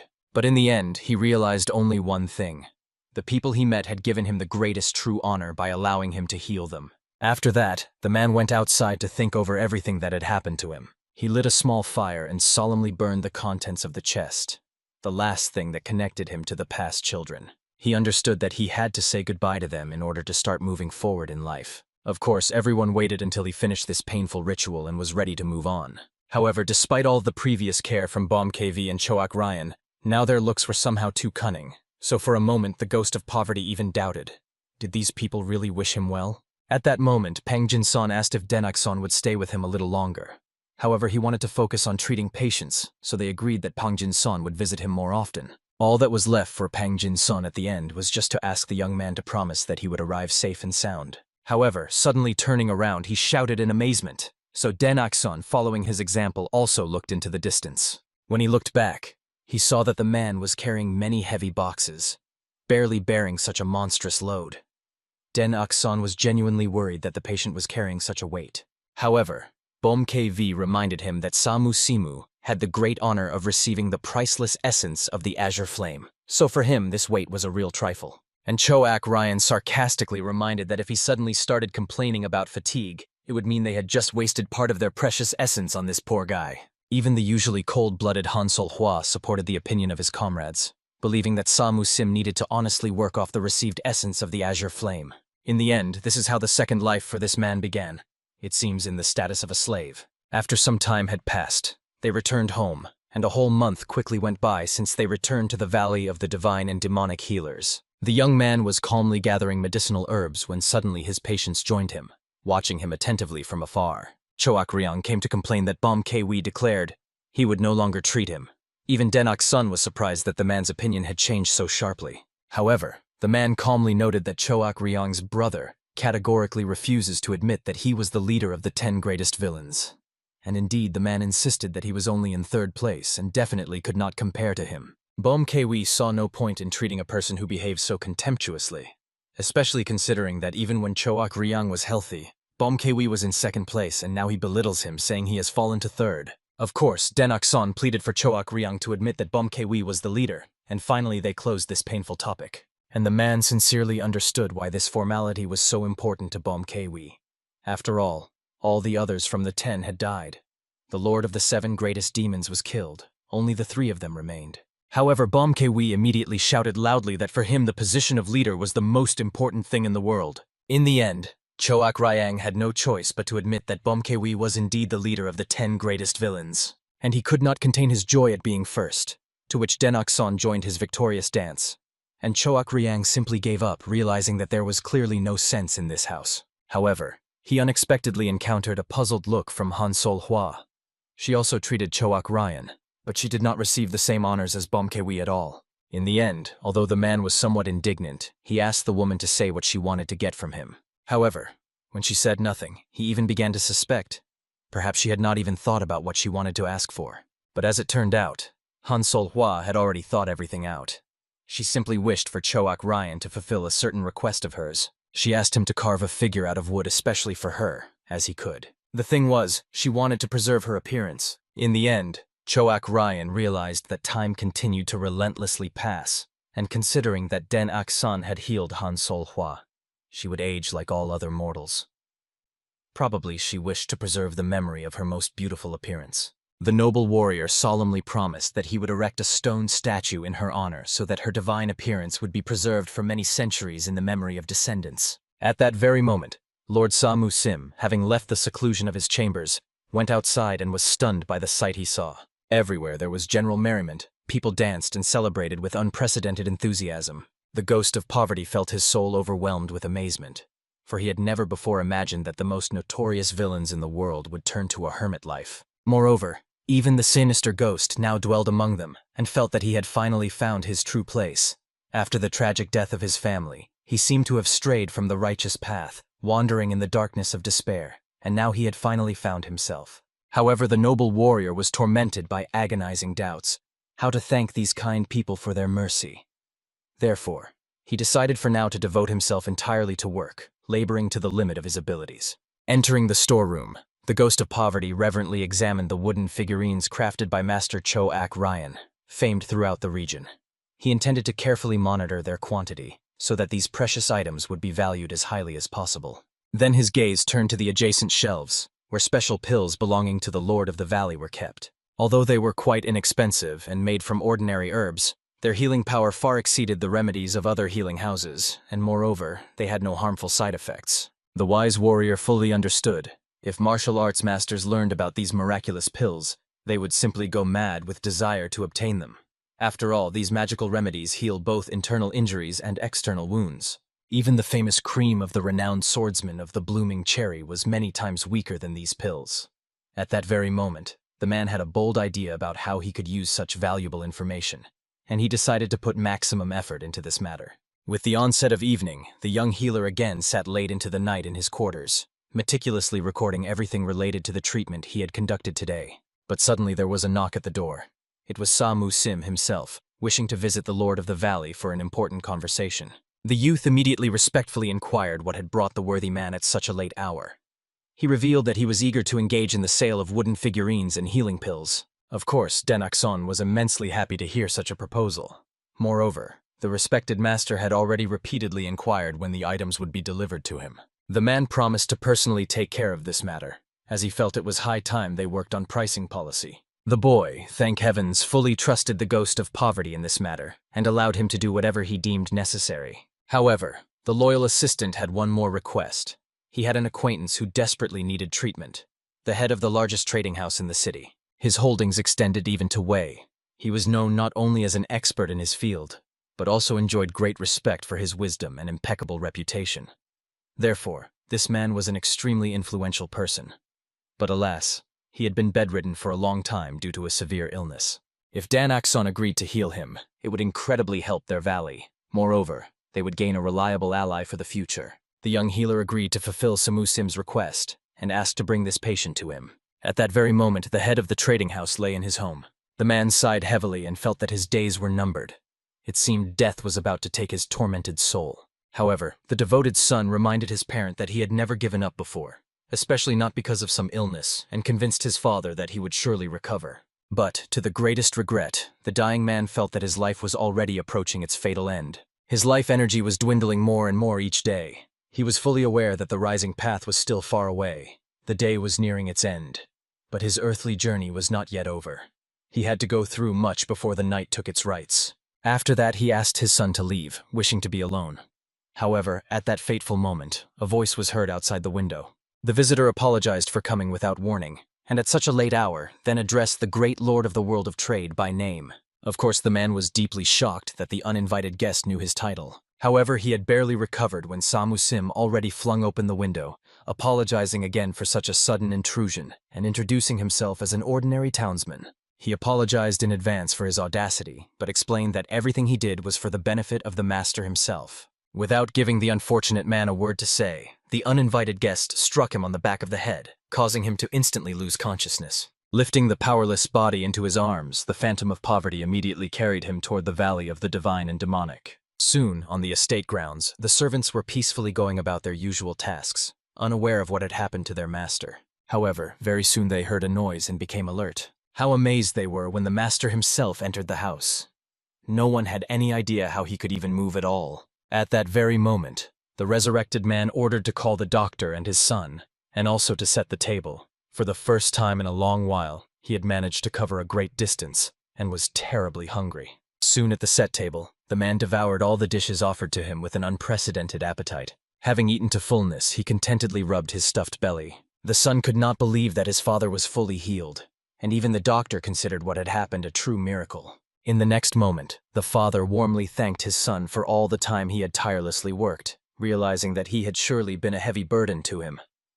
However, the son pleaded that his father not say such foolish things. For him, his father's health was above all.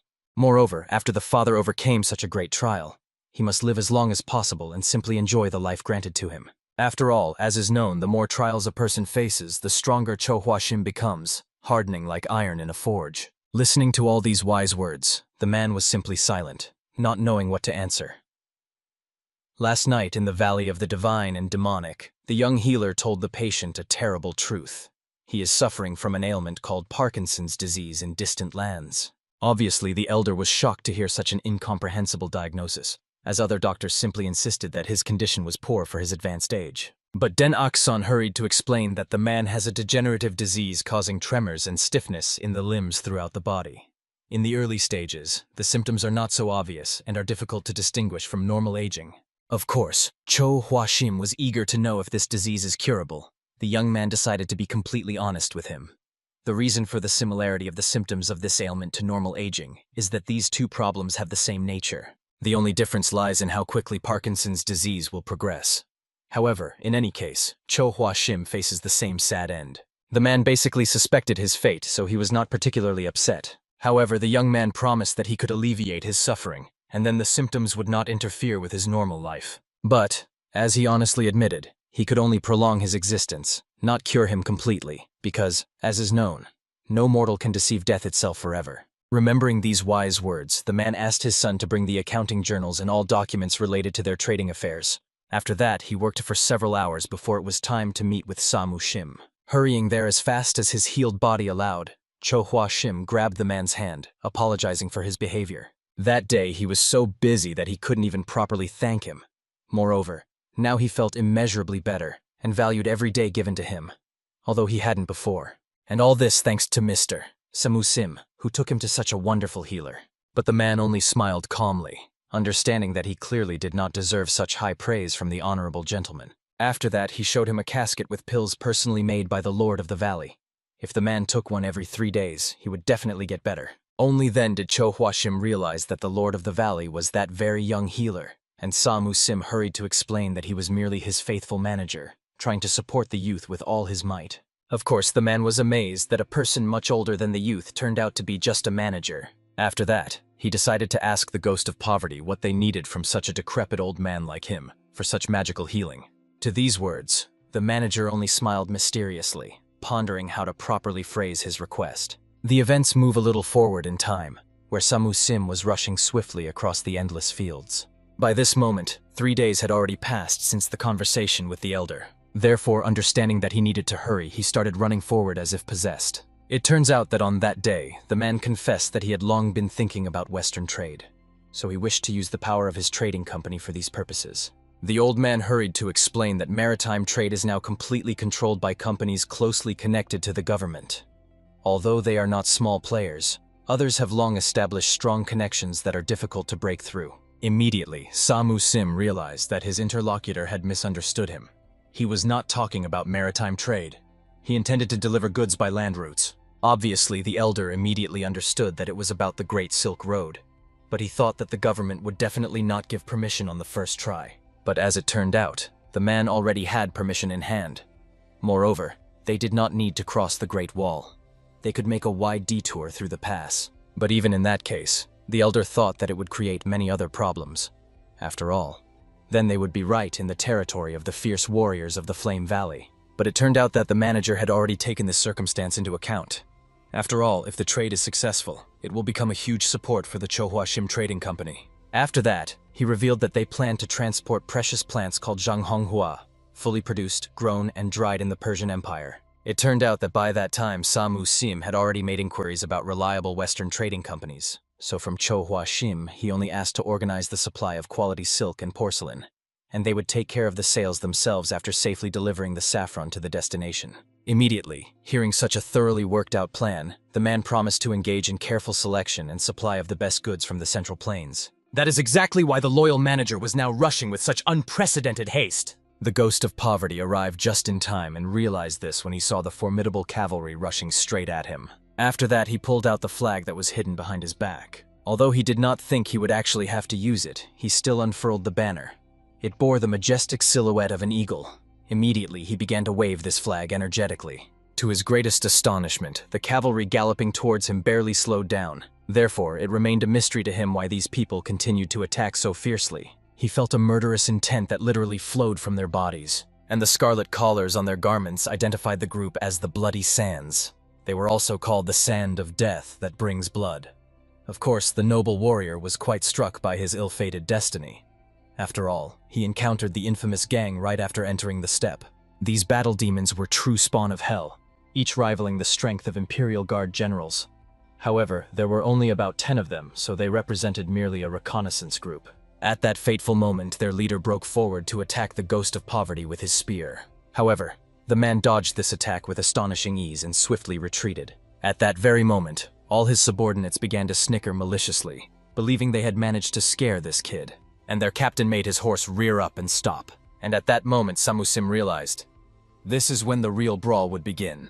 In the end, turning on his horse, the leader charged at what he considered the unfortunate opponent, who rushed to meet him at the full speed his legs allowed. In the end, the rider attacked first, but his spear did not scare the enemy at all. It was as if he wanted to test his true strength on this weapon and find out how powerful he was. As soon as the two collided with their might, a grand explosion occurred right at the spot where they met, causing clods of earth and grass to fly in all directions. In the end, after the collision, the Ghost of Poverty remained completely unharmed, but the leader was buried under his horse, which, unable to withstand the explosion, died. Looking at the unfortunate man at his feet, Samusim barely held back laughter, realizing that the essence of the Azure Stone had manifested itself in the best way. Immediately after that, he struck the leader in the face, causing him to lose consciousness completely. At that moment, all his subordinates began to whisper anxiously in their language, not understanding what to do.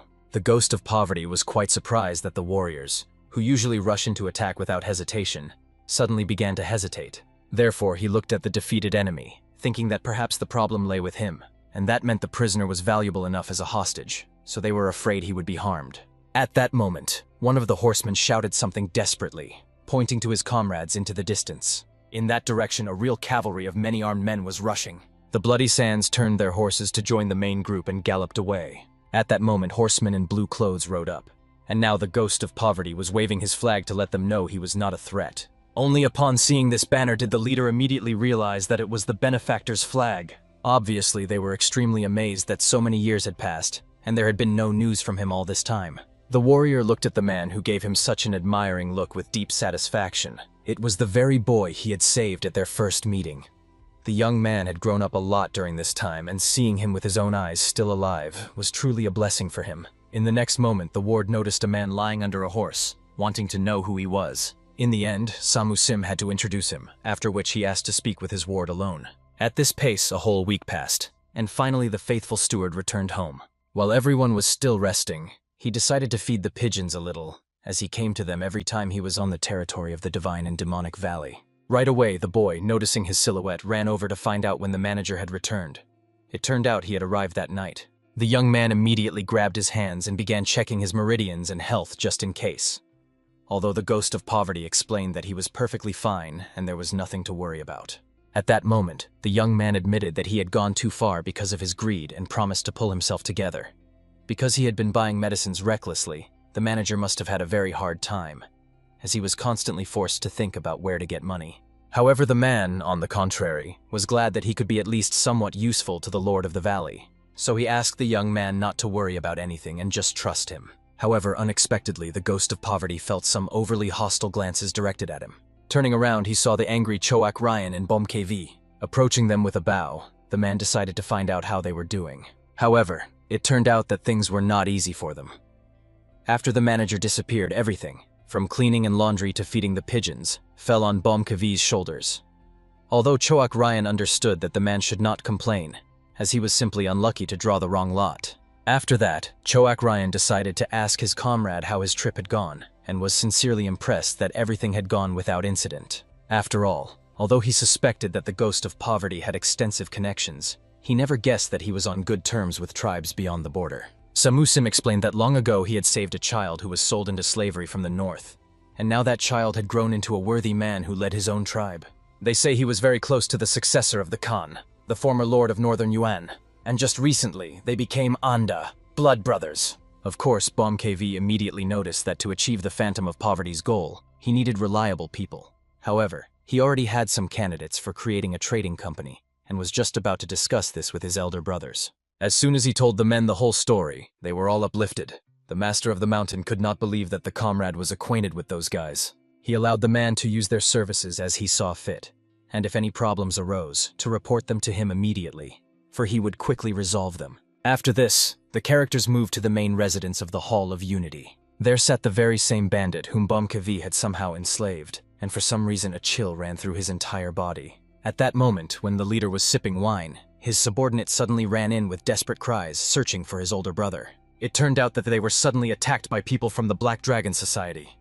He hurried to explain what was happening. Obviously, the man could not believe that someone dared to kidnap Van's daughter from the fabric shop. However, the subordinate explained that people from the Black Dragon Society barbarically broke into Van's fabric shop and completely wrecked it. They took his daughter, who was helping there. That little girl.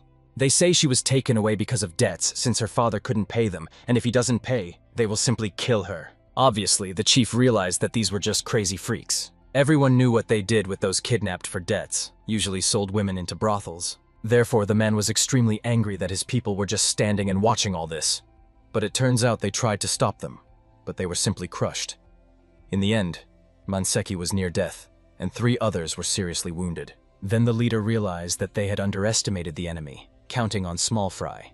But now they had grown to the point of becoming truly formidable. There was no choice left, so he ordered the man to gather all the others. Of course, the subordinates asked the leader not to act rashly. After all, the leader of the Black Dragon Society possessed colossal inner strength. Moreover, there was the terrifying monk of the Tree of Terror, ruling the Black Forest region. They say the leader of the Black Dragon Society was his only disciple. However, the man only angrily demanded that the comrades remind him of the meaning of the Hall of Unity. A brief silence ensued, and he sternly demanded to be quoted what was written on the banner of their hall. Everyone immediately shouted that they must be loyal brothers and faithful protectors of merchants. That was exactly their motto. Therefore, the leader reminded that the merchants pay them for protection because they had no other choice, and they should all not forget this. Even if someone in need of help was a nobody, they still had a duty to protect them. And more importantly, if they continue to remain silent, they simply won't be able to look Bomkavi in the eye if he suddenly shows up. So the choice was obvious. They would die either way, so it was better to die as heroes. Suddenly, a stranger entered the hall, asking how old Van's daughter was. Obviously, everyone immediately boiled over, as they could not recognize this unknown man. However, he asked the people not to worry about anything, as he was sent by that very man. At once, the leader realized it was surely about the Mad Lord of the Mountain. Therefore, he began to apologize for not recognizing him immediately. However, he asked to drop the formalities and again asked how old the girl was. From memory, she was about 13. The man was quite enraged. He literally ignited with righteous fury, understanding that these scoundrels dared to steal such a small child. Therefore, he demanded to be immediately shown the lair of these brats. Very soon, closer to dawn, they found themselves at the doors of this den. However, the leader was very worried. Would an ordinary man be able to handle these people alone? However, the stranger was so boiling with anger that he did not even knock on the door, but simply kicked it down with one foot. Everything immediately shook from the crash. Soon the sound of footsteps was heard.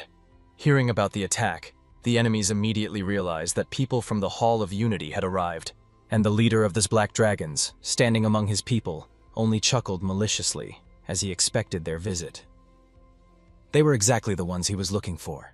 The leader of the sinister Black Dragons, with a mocking smile, thanked the uninvited guests for making his task easier by coming to him themselves. After all, he had long ago yearned to meet face to face with the head of the Hall of Unity. Of course, the noble warrior immediately shouted fiercely at the impudent one, demanding explanations. How dare he touch any of his wards? He ordered the merchant's daughter to be released immediately. However, this madman only sneered contemptuously to himself, explaining with cold indifference that they only wanted to scare the merchants a little.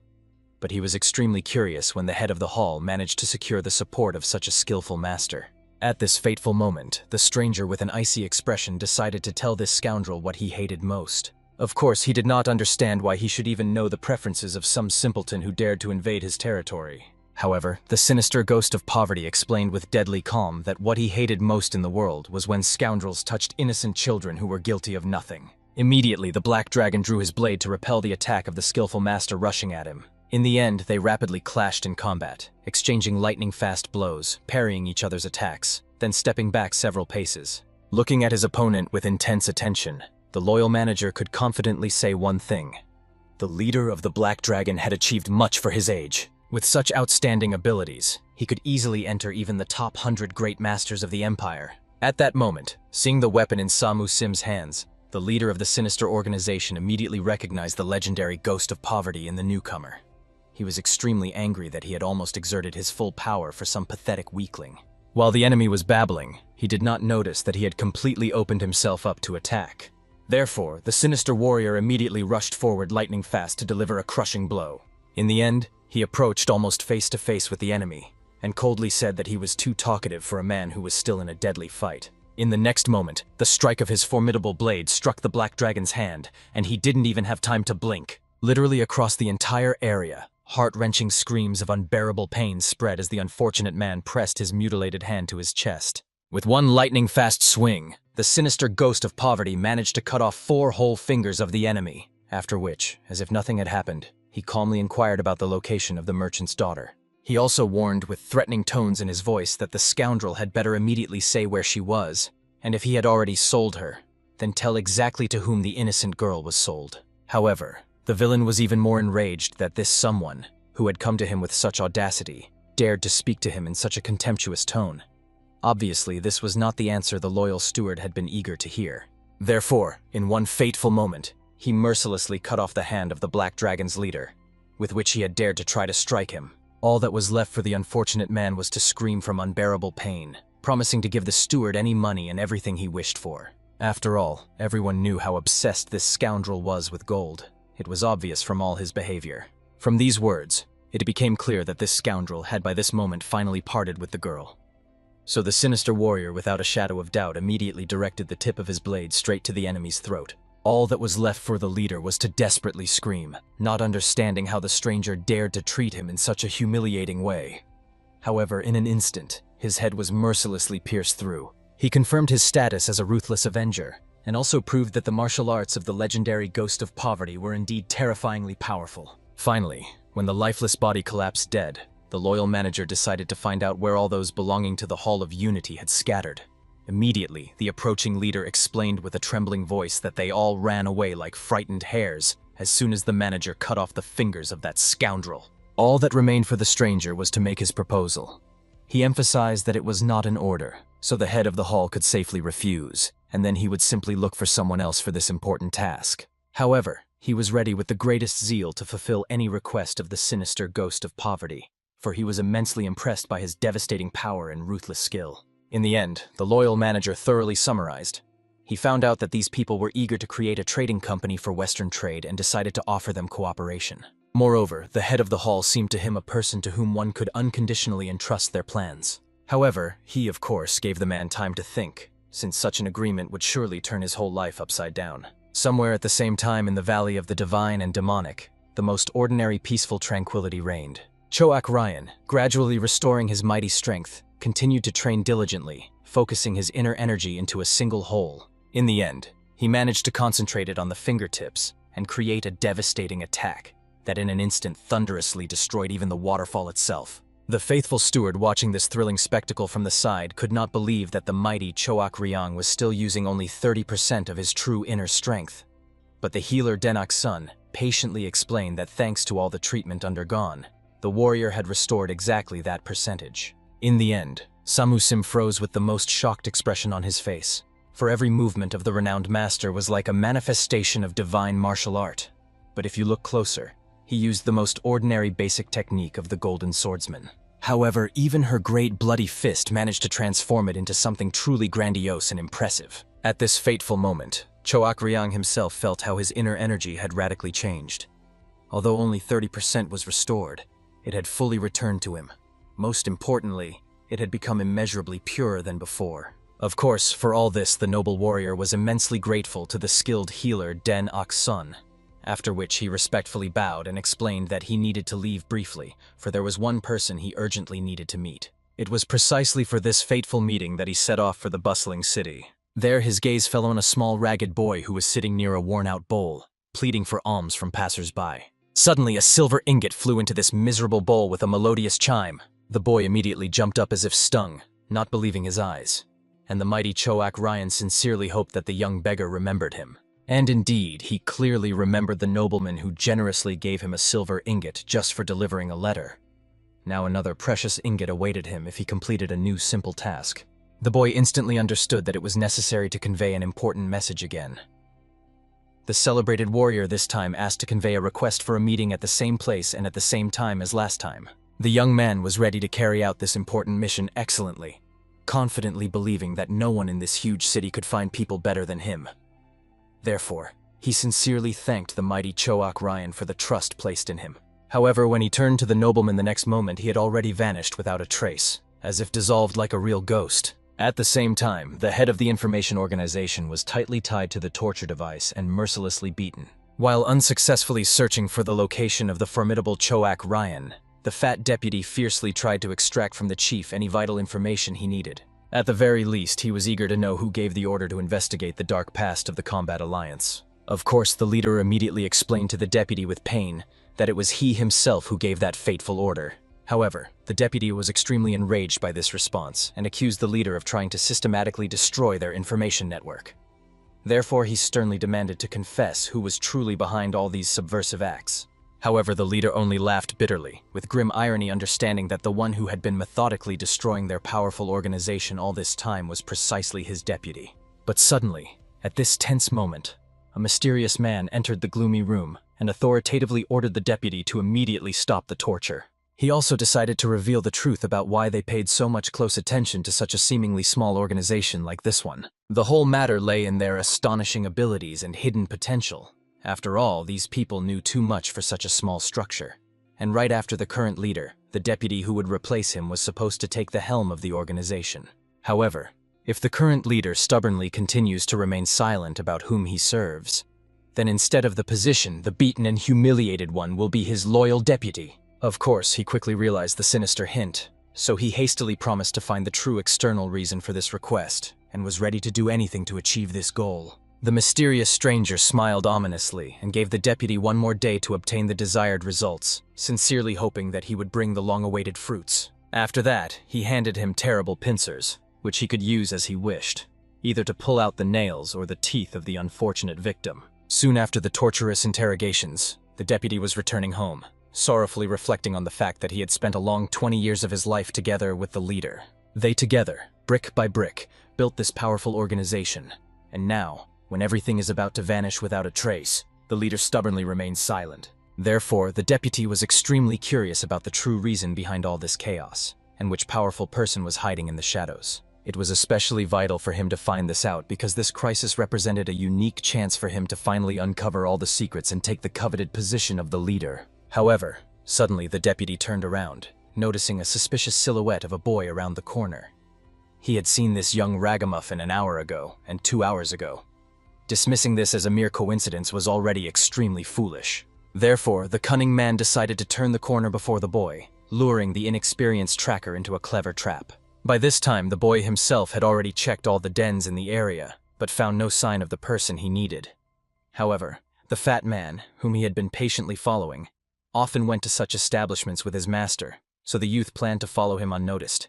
So at that moment, he swiftly slipped around the corner. However, to the great surprise of the fat man, he was no longer there. It turned out that he had cunningly hidden and was already right behind the careless boy. The deputy immediately realized that this boy belonged to the beggar's clan and sternly demanded to state his rank among the disciples. Of course, the boy hastily explained with a trembling voice that he was not engaged in martial arts and was simply searching for a man named Nyan Somil. Then the deputy understood the true reasons for the surveillance, for they were already close to the solution. But he still could not understand why suddenly some pathetic poor boy needed the head of their information organization. However, when the boy made it clear that he could not tell anything, the man squeezed his fragile shoulder with inhuman strength, causing him to experience excruciating pain. After that, he threateningly explained that it was the famous eagle claw technique, which can easily pierce even the strongest stones. And there was no need to imagine what would happen if this terrible technique were applied to a fragile human body. In the end, the boy burst into bitter tears, begging to be released, and tearfully confessed that the mysterious man had asked to deliver a message about a meeting at the same place and at the same time. The deputy was eager to know who this mysterious stranger was, who so skillfully weaves intrigues from the shadows. However, the boy, overwhelmed with horror, burst into bitter tears, proving with tears in his eyes that he did not even know the name of the mysterious stranger. In any case, the deputy rejoiced with happiness that he had finally found at least one precious clue to the powerful patron of the head of the organization. If he reported this to the formidable evil suppression squad, he would definitely become the new leader. Therefore, the cunning man took the frightened boy with him so that he would tell absolutely everything he knew about that mysterious man. On the way, he decided to find out whether the young beggar had previously delivered similar secret messages. However, the boy calmly reported that the last time he carried out such a task was quite a long time ago. The deputy immediately realized. It was surely on that fateful day when the head left early in the morning and returned pale as a sheet. Unfortunately, the message did not specify a particular place, which meant it had been prearranged between the conspirators. This meant that he simply had to find any secret place nearby, and then all the head's most intimate secrets would be in his hands. After that, the cunning man remembered that he had not thanked the young man for the service rendered. While he naively hoped to be set free, the deputy suddenly dealt him a crushing blow to the neck. After the fragile body went numb, he mercilessly pushed the defenseless child into the turbulent river waters, cynically thanking him for a job well done. In the end, the boy with loud splashes fell into the very abyss, and the deputy cold-bloodedly understood. After he pressed the vital point, the boy would inevitably drown. Even if he managed to swim out, the current would carry him far down the river, especially after yesterday's heavy downpour. And even if by some miracle he survived, no one would care about one missing poor child. On the contrary, the boy should have been grateful to him for ending his miserable existence. Now it remained only to negotiate with the combat alliance, and the deputy's life would shine with completely new colors. At this fateful moment, the mighty Great Bloody Fist was patiently waiting at the agreed meeting place. However, although the servant should have appeared long ago, he still did not show up. Choak Ryan began to seriously worry about this ominous matter. Moreover, sharp feelings told him that about 20 armed men surrounded the building. This meant that the man had betrayed him in the most vile way. However, the noble warrior did not expect that he would turn out to be such a treacherous traitor. In the end, he had no choice left. He decided to face the unequal fight with dignity. Just at this fateful moment, members of the sinister combat alliance burst into the building. However, although the mighty Choak Ryang possessed only 30% of his true power, he had already prepared a crushing blow for his adversaries. In the end, with a lightning-fast movement, he tore the bodies of the enemies standing before him into the smallest pieces, and they flew back with a crash. Of course, their leader had no idea what incredible power he had just witnessed. He could not even imagine who could possess such a terrifying inner strength. At that moment, a wounded subordinate, seeing the face of this formidable man, implored the commander to report everything to the corps leader. He wanted to say that he had met the legendary Great Bloody Fist himself, but he did not manage to, for Choak Ryang landed lightning fast right on his chest, causing him to instantly die. After that, the noble warrior looked intently at the face of the man who had come here to capture him, although he immediately mockingly noted how foolish it was on their part, for they should have brought many more people for such a dangerous mission. Only then did the commander realize with horror that before him was the legendary Bloody Master himself, and only then did he understand with whom the head of the intelligence organization had been secretly connected all this time. They had no idea what to do now with such a formidable opponent. They definitely could not cope with this powerful master, which meant they had to flee as soon as possible while they were still alive. In the end, seeing their hesitation and fear, Choak Ryang mercifully gave them one single chance to get lost before he changed his mind. The enemies themselves were struck that the Great Bloody Master showed mercy without an apparent reason and decided to let them go. After that, they remembered the grim words of their captain No Dayan. He claimed that the mighty Bloody Fist had received a mortal wound. So he ordered the soldiers not to be afraid and to immediately destroy the legendary warrior if found. In the end, they realized this unexpected kindness of Choak Ryan was merely a skillful bluff. They recognized that very formidable master, for he had never before been so magnanimous to enemies. Of course, Choak Ryan patiently tried to explain that their excessive suspicion would lead to nothing good. They should have seen with their own eyes how he utterly destroyed their subordinates. However, they still did not believe in his terrifying power. Moreover, the commander clearly understood. If this were the real Choak Ryang, he would have simply cold-bloodedly killed them all without wasting precious time on empty chatter. Besides, if you looked closely, you could see his fingers trembling slightly. Clear signs of anxiety. This meant that he definitely had not yet recovered from his severe wounds. Therefore, the enemies decided to boldly attack all at once. In the end, on the captain's command, everyone surrounded the enemy, menacingly armed with their sharp blades. However, a sinister smile lit up the face of the Great Bloody Fist. The captain belatedly realized that, it seemed, all this time Choak Ryang had been cunningly luring them into a clever trap, playing with them like helpless toys. At that very moment, the mighty warrior flew lightning fast towards him, and crashing into the massive tree split it in half. And Choak Ryan calmly explained that if he had scared them too much, they would have just run off in all directions. So he gave them a tempting bait that they immediately bit. After that, the mighty Choak Ryan finally understood the terrible truth. Since these little people came here instead of Mr. Nyan So Milia, it means something happened to him, and possibly it was precisely these scoundrels who captured him. At that moment, the panicked captain obviously tried to escape by fleeing. However fast he rushed, the formidable Choak Ryan appeared like a ghost right in his path every time. After that, he attacked the captain, demanding to be told where the head of the information organization was located. However, before the latter could say anything, the legendary warrior attacked the man, and in one fatal moment, his head flew off his shoulders. Choak Ryan was even frightened by his own crushing strength. After all, he only wanted to scare him a little, but ended up killing him outright. After that, he still had to walk among the bloodied corpses, searching for someone alive to interrogate. At the same time, the head of the information organization was being brutally interrogated by a sinister warrior from the Alliance, who was eager to find out why he was secretly gathering classified information about the core of evil destroyers. Of course, the beaten and exhausted man repeated again that he had done nothing of the sort. The executioner almost laughed, not understanding why such a smart man had made the worst choice for himself. He sincerely felt sorry for this stubborn man. After that, he sadistically decided to find out if he had ever heard of torture involving bone fractures and muscle twisting. From just this sinister phrase, the unfortunate man almost vomited from horror. However, he continued to endure bravely. At that moment, the cruel warrior reached out to the man's ribs to break them first. After that, with a sadistic smile, he began mercilessly pressing on the bones, breaking them one by one. While the victim desperately screamed from unbearable pain, the torturer continued to break them cold-bloodedly. Then every breath would cause the unfortunate man excruciating pain, as the broken ribs would pierce the lungs. He also told the man with a mocking smile that some ragged boy was looking for him, who said he had to deliver an important message to him. However, he sent his people to the meeting place. This means that the head of the information organization is simply no longer needed.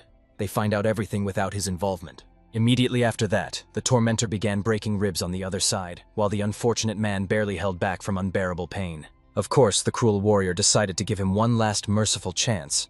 If he now names his secret patron, then at least he would be allowed to die without suffering. However, for a noble man, there was no death worse than dying a traitor. Moreover, at the hands of such a vile degenerate. Moreover, he contemptuously explained to the scoundrel that his core of evil destroyers was a complete failure, and this degenerate, whose name he could not pronounce, was no better than his subordinates. The man clearly understood that life had played such a cruel joke on him. No matter how hard he tried to survive, he was very angry at that scoundrel whom he helped so devotedly. That one never gave him anything, only forced him to carry out dangerous assignments. And now, because of him, he would have to die in agony. But it doesn't matter. Even after death, he will curse this degenerate forever, and will pray that he is born a eunuch in the next life. While the man was angrily cursing, a voice that was too calm demanded that he name the person he hated so much. The unfortunate man immediately noticed that the voice of the speaker was completely different. When he looked up, he saw. It was no longer the cruel warrior who made him endure 1,000 circles of hell, but the legendary Great Bloody Fist Choak Ryan himself. In the end, despite the unbearable pain, the man even held his breath from the shock he experienced at that moment. Despite all the torment he endured, the mockery finally ended. So it seems now he will be killed by the Great Bloody Fist himself. But the surprising thing was that he freed him from the chains, after which he led him to the legendary Valley of the Divine and Demonic to the skilled healers. Of course, the leader was eager to know from what moment the mighty Choak Ryan had come to his aid. However, he ordered from that moment to call him the worst degenerate. In the end, the man was convinced. Choak Ryan had heard his entire passionate monologue from the very beginning, and now he was in for it. But still, despite the paralyzing fear, the man sincerely laughed as much as his crippled body allowed. He still imagined that scoundrel who had tortured him, and wanted to see his distorted face when he saw the Great Bloody Fist who had come for his soul. He imagined, surely those bastards were just struck by lightning out of nowhere. And as soon as he thought about it, all his anger instantly vanished. Choak Ryan found such inappropriate joy incomprehensible. It seemed to him that the man had completely lost his mind from the pain he had endured. However, he was eager to know why the head of the information company did not name his name to the enemies. After all, their relationship was purely based on fear and submission, but he still did not confess even under the threat of a torturous death. It turned out the man simply had some unshakable principles. After all, Choak Ryan was exactly the same towards him. He always kept his word if he gave it at all. This was the only reason why the leader decided to repay the mighty Choak Ryang in kind. However, the mighty warrior was sincerely surprised that the legendary master himself did not believe in this. After all, he himself strictly adhered to such unshakable principles. Choak Ryan never dared to admit that even the most powerful sometimes find it extremely difficult to remain true to their ideals. At this fateful moment, the leader bitterly confessed that he also endured all these sophisticated humiliations because of the cursed deputy. When he ordered him to focus on investigating the secrets of the martial arts union and the sinister core of evil destroyers, the treacherous traitor got scared and slyly reported him to the union itself. The deputy always longed for their intelligence organization to join the powerful union. However, the leader categorically did not want this. He did not understand how one could trust people who now pretend to be ready to give everything just because they need their services. At their core, these scoundrels belonged to an orthodox sect, especially considering that they gave such an important post as the head of the core of evil destroyers to a real demon like the sinister Lord of the Absolute's family. So he simply could not believe that these hypocrites really planned to remain loyal until the very end. They would just mercilessly use them while it was profitable, and then without the slightest regret throw them away like used-up material. Choak Ryan was amazed that the leader had such good insight for a person managing an intelligence organization. Therefore, the noble warrior decided to find out what revenge plans he had. It turned out the man planned to catch and kill that bastard who so treacherously betrayed him. He longed to break every bone in his body from head to toe, grind them into the finest dust, and make him regret the day he was born. Choak Ryan sincerely liked such fierce motivation, so he asked the man to follow him. They would discuss all other matters later.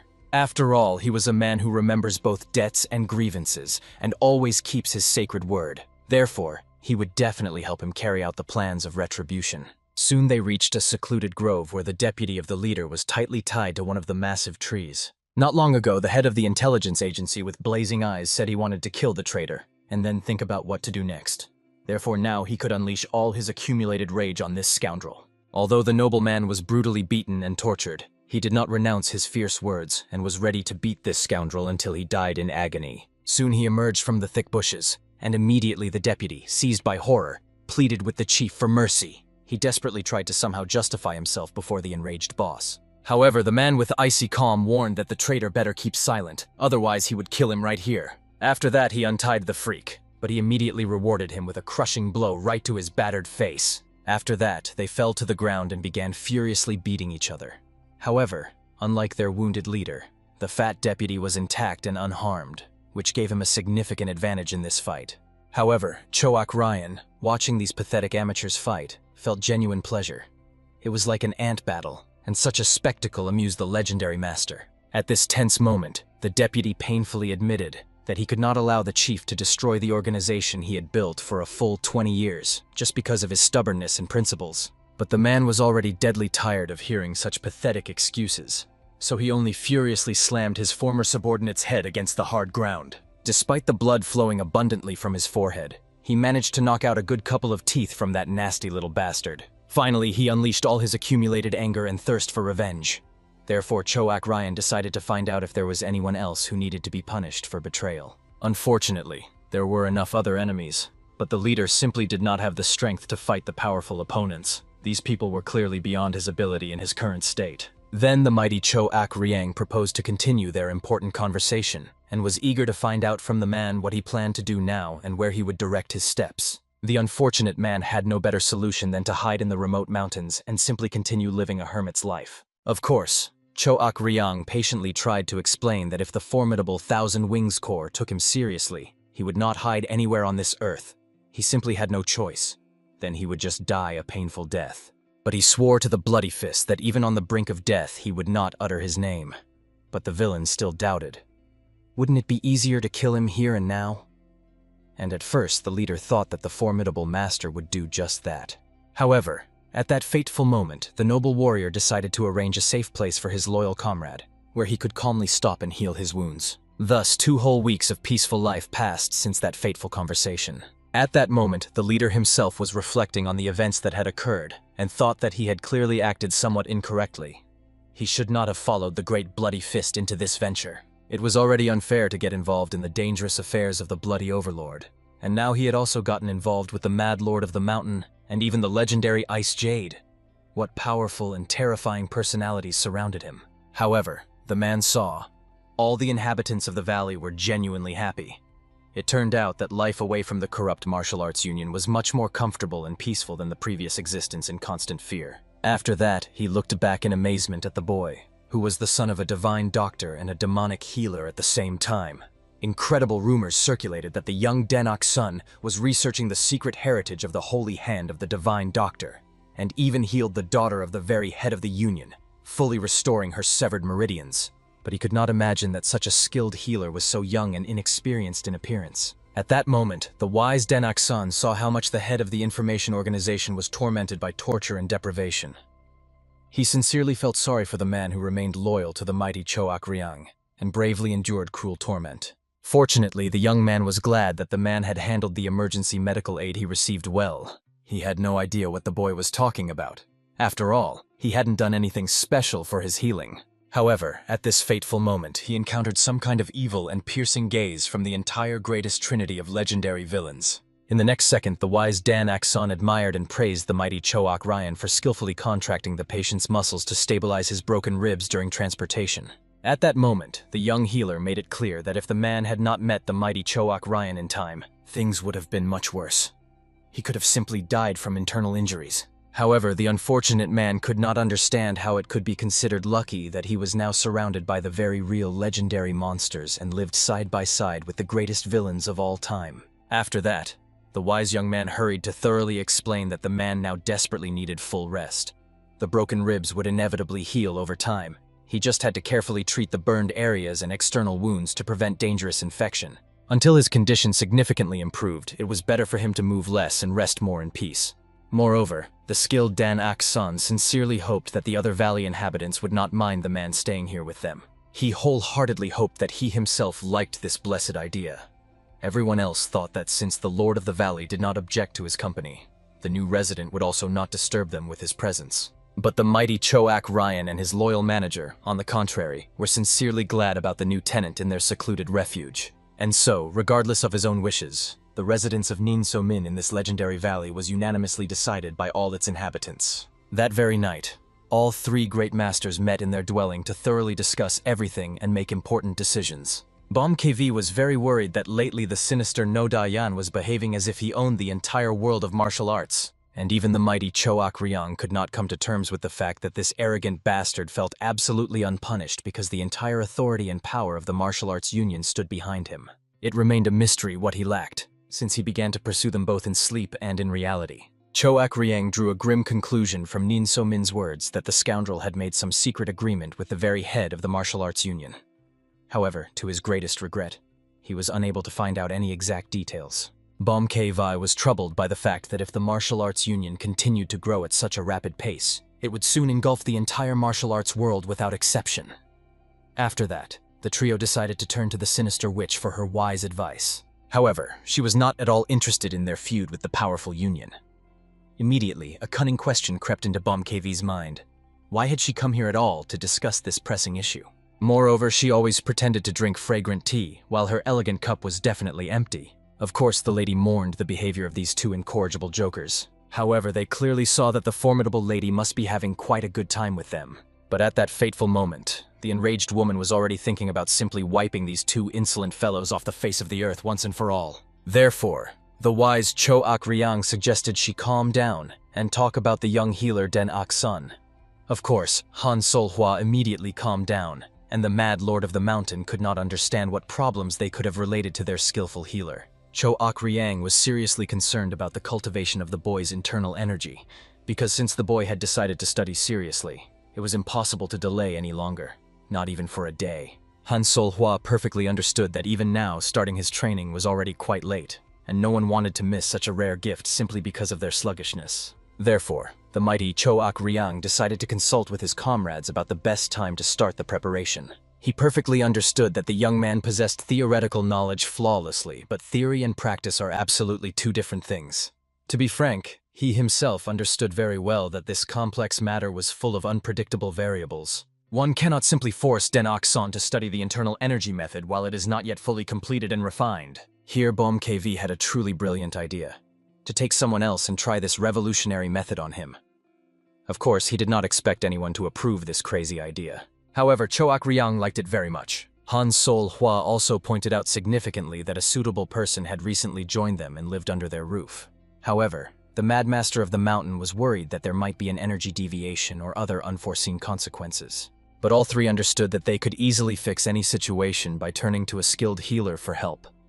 As long as the unfortunate test subject did not die, everything was under their control. In the end, as soon as Nin So Minu felt better, they took him into the dense forest under the plausible pretext of talking in private. After that, the three great masters surrounded the unfortunate one from all sides, like predators their prey. Of course, he was extremely worried when they declared that he needed to give up all martial arts. They had no way to explain to him that it was simply vital for him to study a completely new internal energy method. But for that, it was necessary to completely dissipate the power accumulated over many years. Therefore, the trio decided to explain the situation from another perspective. After all, if you look at the man now, he was in such shock as if he was about to lose consciousness. He would not be able to voluntarily study martial arts in such a deplorable state. In the end, Bom KV decided to cautiously ask the man how he liked the idea of learning martial arts from them. But he was trembling with fear so much that he couldn't say anything coherent. At that moment, the mighty Choak Ryang approached him, indicating that Nin So Min had done a great deal for him, and he felt he owed him a proper reward for his loyalty. For this reason, the Great Master was ready to personally impart to him the secrets of martial arts. Of course, the man immediately began to desperately refuse, for he was doing it without expecting any reward. But Han Sol Hua and all the others persistently begged him not to refuse. He simply could not ignore their goodwill and sincere desire. Moreover, for him, this would only be a huge plus, since the world of martial arts is a place where the weak face only suffering and humiliation. The man clearly understood that since they wanted him to study their art, it meant he had to become their usual obedient disciple. However, Choak Ryan calmly explained that they were not going to share their exclusive and secret techniques with him. They were eager to teach him the method that all three had developed together. However, Nin So Min did not see any particular difference in this, so he simply tried to understand what these three were trying to convey to him. And in the end, he realized with horror, they were simply looking for some suitable test subject on whom they could test the new method of internal energy. In the end, he tried to explain that he had no particular desire to study martial arts. Moreover, at his advanced age, there was no point in mastering a new method of internal energy from the very beginning. Choak Ryan asked the man to think carefully about this unique opportunity. He will become the first to learn the greatest method of internal energy. Such a chance does not come often in life. The man clearly understood that if these were martial arts created by three legendary masters, it would undoubtedly be a great honor. But still, he already had 20 years of accumulated internal energy. However, Bom KV immediately asked him to forget about that pathetic energy, as it was pure junk that they would completely extract from him. Even the mighty Choak Ryang believed that 20 years of energy accumulation was not such an impressive amount, since quality was more important than quantity when it came to inner strength. Even Han Sol Hua did not understand why he was proud of only 20 years, as she had reached that level after 2 years of martial arts training. The Bloody Fist was proud of himself, as it took him only a year to achieve such a result. But then their conversation was interrupted by the Mad Mountain Master, who explained that he managed to accomplish this task in just 6 months. After which the three of them began fiercely arguing about their achievements. Nin So Min fearfully tried to explain that he was quite satisfied with his current state and level of skill. Then Choak Ryang asked the man to recall how cruelly he was beaten by the evil Destroyer's Corps. If he had their method back then, the enemies would not have withstood even one of his strikes. Moreover, the masters guaranteed that it was the greatest inner energy method in the entire history of martial arts. However, Nin So Min tried to explain that for this very reason, such a talentless person as he should not study it. It would be a waste of precious martial arts. In the end, this trio got so tired of trying to convince him kindly that they simply flashed their eyes in anger. Eventually, the man realized he never really had a choice from the very beginning, and he was afraid they would kill him if he refused. However, there were no plans to deal with him, but from their sinister gaze alone it was clear he would face something far more terrifying than a swift death. In the end, the unfortunate man agreed, but wanted to clarify at least one thing before beginning the torturous training. Did the masters want to test the safety of the internal energy method they created on him, or was it just his imagination? However, the Mad Lord of the Mountain made it clear that knowing this would not change the fate of Nin So Min in any way. Still, it was important for the man to know why he would suffer, so that at least he would not feel so hurt. But the Mad Lord of the Mountain thought the opposite. After all, to suffer while understanding the reason was true foolishness. Nin So Min used to think the same way, but with age he reconsidered many things.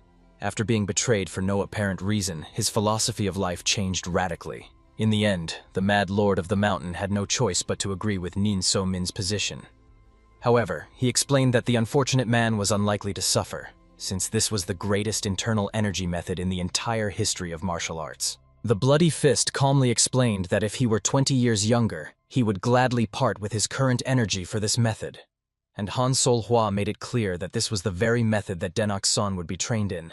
They had not developed it frivolously. Of course, Nin So Min was still worried that some problems might arise. For example, energy deviations or dangerous side effects. However, the masters literally guaranteed that he had nothing to worry about.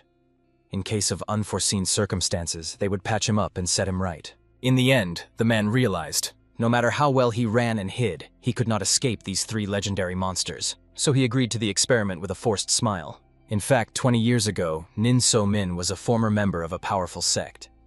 He always understood that as an orphan without support or patrons, he would only be used and discarded like spent material. Therefore, he stole the secret method of the Elder's internal energy and fled under the cover of night. Since then, he has not missed a single day in cultivating his energy. It was his pride and the meaning of his life. But the internal energy accumulated over a long 20 years disappeared in an instant, thanks to the diligent efforts of Bomkavi. After that, all 3 gathered around the man, transferring their energy into his depleted body. Since the existing energy of Nin So Min was completely destroyed, he, like the young Denak-san, needed to open the vital vessels Renmai and Dumai. It was indeed an extremely unpleasant and painful procedure. However, gritting his teeth from unbearable pain, the unfortunate man continued to endure it bravely, hoping for the best. Soon the warrior's whole body shone under the onslaught of powerful energy, filling every corner of his being. Day by day, the noble mentors continued the sacred procedure until a whole month of intense training had passed. Soon the man was already meditating independently, accumulating precious energy. After opening the energy vessels, his internal power reached a completely different level. The time required for a full cycle of true energy was reduced by more than a third, and the volume of spiritual power accumulated in a day increased significantly. Finally, the warrior realized. The venerable masters had truly given him a great opportunity. He reached his previous level of internal energy in just 1 month of persistent practice. However, one day when Nin So Min went out to train, he was met with a sad sight. Samu Sim was busily preparing to set off on a journey. The man begged his elder brother to stay here with him, but, to great regret, the first trading expedition was already supposed to begin. Since the poverty ghost was negotiating regarding the hostage, a debt of honor obliged him to participate in the negotiations. For the warrior, it remained a mystery why his friend had to deal with such diplomatic matters. However, the wise man calmly explained. The scoundrel he had captured turned out to be the heir of the very leader of the Bloody Sand. For the future prosperity of trade relations, he was obliged to take part in delicate negotiations. The warrior had no choice but to wish good luck on the dangerous journey, and the noble poverty ghost seriously asked to take care of the valley ruler and their brothers in his absence, and also, if possible, to visit the Hall of Unity. Nin So Min made it clear that the elder brother need not worry. He would take care of everything, including those feathered inhabitants whom the poverty ghost always cared for. The master was sincerely grateful for such attentiveness from the man, promising that upon return he would reward him properly. But for Nin So Min himself, sufficient gratitude would be the honorable mentor returning home alive and unharmed as soon as possible. After that, sadly seeing him off with his gaze, the young warrior returned to the abode, having no idea who would now keep him company. Suddenly he remembered. Today was that very momentous day. It was the first martial arts training for Denak-san, so all the masters gathered around the young healer. At that moment, the heir of the divine healer was trying to meditate according to ancient canons. Now So Min was genuinely shocked. After all, Bomkevi claimed that the young man had absolutely no ability to cultivate internal energy. Moreover, no one explained how to properly direct true energy, and the spell to awaken inner strength was unknown to him. Bomkevi hastened to clarify the situation. This divine art of harmonization was created by the healer of autumn leaves himself, applying all his wisdom to the creation. Denak-san understood such matters better than anyone else because he knew perfectly the location of blood vessels and energy meridians, so the mentor's advice would only interfere with him in the sacred process. In the end, Nin So Minu had no choice but to watch the young man, deeply immersed in meditation, in a trance. But at that moment he was distracted, suddenly remembering what he had almost forgotten. Starting to rummage through his pockets, the boy pulled out what his father had prepared for him long ago. The divine healer knew that one day his son would inevitably want to master martial arts, and beforehand prepared a special health-restoring pill for him. Thanks to the fact that the remedy was created by the divine healer himself, it became even more precious. For the boy himself, the pill also had a special meaning, so the young man immediately swallowed it. After that, he again immersed himself in meditation in order to try to concentrate his energy. The heir of the doctor remembered his father's words. He asked that his son definitely take this pill before beginning the training in cultivating internal energy. At that time, the boy had no idea what it meant. All he wanted was to become a healer like his parents. However, the mother saw no point in her son becoming a healer. After all, it was hard and troublesome work. And the father believed that studying martial arts would be more beneficial. Besides, physical strength would still be needed for healing. The woman was, of course, angry at her husband. They had already suffered enough, and now their own child was inciting dangerous activities. She was categorically against it, wanting at least their child to live the life of an ordinary person. But the father saw no reason to prevent the son from doing what he wanted.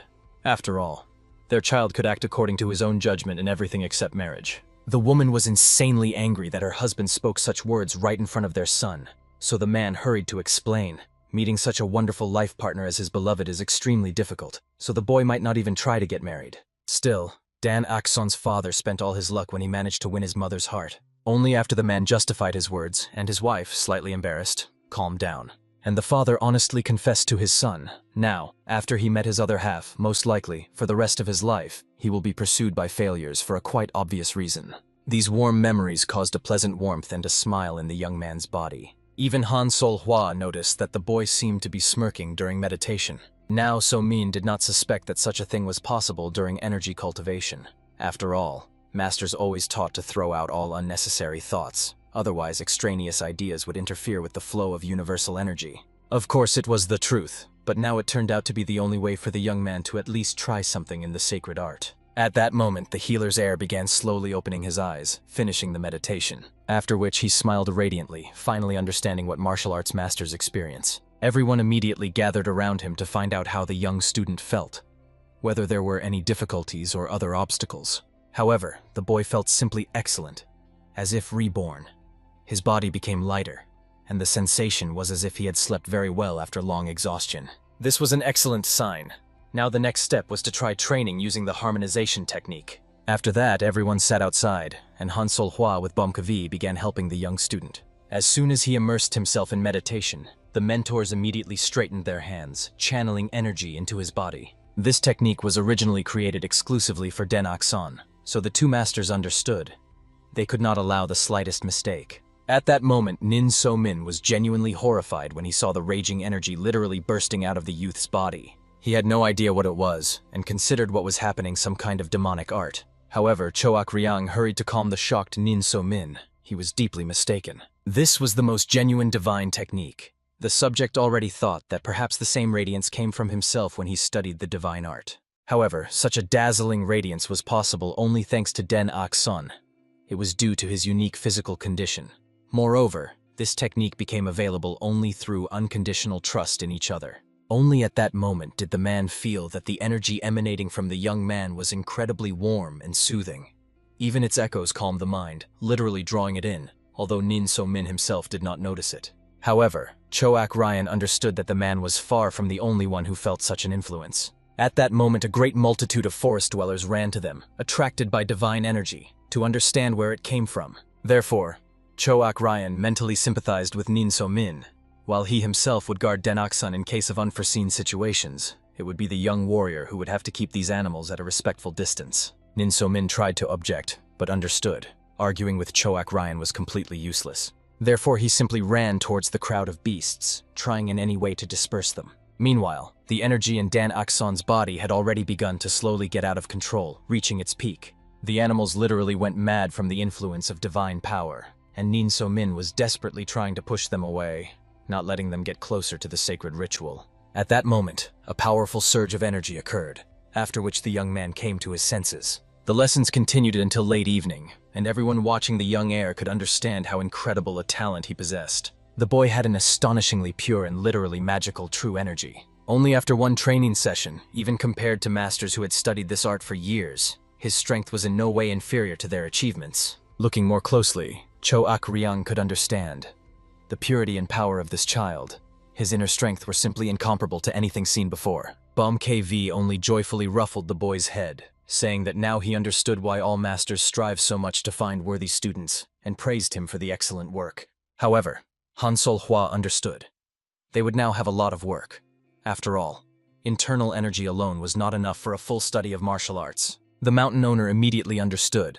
This means they would have to develop the boy's external energy. Therefore, she suggested finding someone who could teach the young student the appropriate techniques. All three masters immediately cast understanding glances at the boy so that he would make a decision. However, he decisively said goodbye to the mentors, making it clear that he needed to write everything about today's training in his diary. After which he thanked the masters for their excellent work, and asked to rest well before the next day. After a short conversation, the masters concluded. It would be best if Cho Ak-ryung taught him everything he himself knew. Even if they invented new techniques with external energy, their power would hardly surpass existing martial arts. Each of the techniques of the Valley Ruler is worthy of being called a divine art. Han Sol-hwa understood. Cho Ak-ryung wanted to pass to Den Ok-san the technique they were most confident in.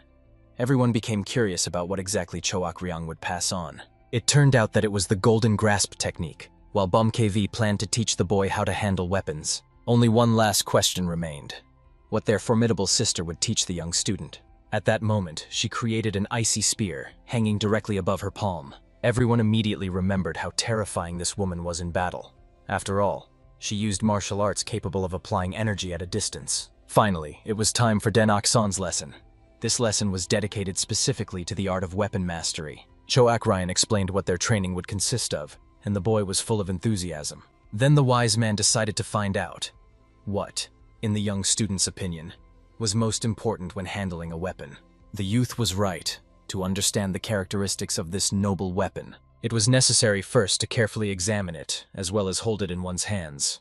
But the most important thing in this sacred matter was precisely to feel the soul of the blade, to merge with it as one. All those watching the boy were sincerely amazed. The youth, who had never held a weapon before, was already moving in his own manner, surprisingly similar to the movements of an experienced warrior.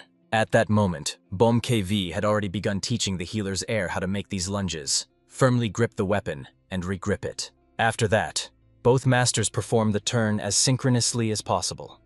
However, Den Ok-san perfectly understood. To become a true master of the weapon, first and foremost, one must learn to hold it correctly. Bom KV was extremely surprised that the youth literally voiced his own thoughts, and he only smiled awkwardly, rejoicing that he had managed to impress the venerable teacher. Cho Ak-ryung and Han Sol-hwa could not resist teasing their comrade. It felt as if Den Ok-san was teaching him, not the other way around. Moreover, the weapons master sometimes spoke complete nonsense, but the boy listened attentively, showing due respect to his elders. At that moment, Nin So-min, instead of watching the training with everyone else, was cleaning away from the others. However, suddenly one of the carrier pigeons brought him a letter. This urgent message was from the Pangjin Sun Clinic, and the young warrior hurried to deliver it to Cho Ak-ryung. The message said that rumors had spread across the land about the son of the divine healer. Everyone was talking about how the healer's heir had begun to master martial arts. It also stated that troops would have to be summoned if the situation became truly dangerous. Bom KV quickly understood. Everyone had already found out that this very boy had healed the daughter of the alliance leader. Den Ok-san had expected something like this when they went to the powerful rulers. However, now he would have to sit quietly in the village, not leaving its boundaries. Fortunately, few knew about his secret refuge. However, Cho Ak-ryung understood. Since the existence of the young healer had become known in principle, that was enough for people to start actively searching for him. And that means that this sacred place would sooner or later become known as well. Bom KV was worried. Perhaps the boy did not want the sick to flock here in search of miraculous healing. However, the young man perfectly understood what these unfortunate people needed. It was precisely for this reason that his father isolated him from the world and hid him in this remote valley. Everyone understood what the heir of the healer was hinting at, but the somewhat slow-witted Bom KV did not understand the hint. Therefore, Nin So-min told about how something similar once happened. It was because of this that the unprecedented fame of the divine healer grew. However, Bom KV still did not understand what the wise Nin So-min was hinting at, so the clever boy hurried to explain himself. It was all about the miraculous pills of the divine healer. Everyone immediately gaped in amazement, for they were well informed about these legendary remedies. Nin So-min explained. Persistent rumors circulated that these pills even surpassed the famous remedies of the great Shaolin Temple. Thousands of martial arts masters longed to obtain these magical pills from the divine healer. Moreover, there were greedy scoundrels who wanted to seize them by force. Denakson had heard of thousands of threats and even daring kidnapping attempts. Choak Ryanu thought that the wise healer had done well in protecting the precious pills. But it turned out, the kidnapping was successful after all. His future wife was also chasing after these remedies. The mother managed to seduce the father in order to steal this priceless pill. But in the end, she also stole his passionate heart. Of course, this touching love story could not leave anyone indifferent. But still, the masters decided to tactfully not comment on it. For example, Choak Ryanu was worried that now, when everyone knows about the heir's existence, ruthless hunters for the divine pills might interfere with them. And KV wanted to activate the troops in advance, without waiting for trouble. However, Nin So Min proposed a more subtle approach. Simply lie that the pill recipe was lost forever, and no one knows how to create them again. The divine healer left their world, so recreating the miraculous remedies would not be possible. But the master of the mountain perfectly understood how greedy and persistent these martial arts masters are. They would never believe such excuses. Then the wise Nin So Min suggested acting even more cunningly, to spread a clever rumor around the world. As is known, when one dog starts barking for no reason, all the other dogs around immediately follow it. And Nin So Min was a true master in the art of spreading the necessary information. His idea was truly brilliant. After all, nothing spreads around the world as swiftly as plausible rumors. However, Den Akson calmly made it clear, the divine pills were not lost at all. They had been taking them constantly all these months. When all three masters looked at each other in amazement, the boy explained. He forgot to mention that all this time they had been taking the legendary divine pills. The young healer used them to heal the internal wounds of Lord KV, as well as to help the powerful Lord Choak Ryan restore his strength. Aunt Han Sol Hua took the miraculous pill when he helped her regain her beautiful voice.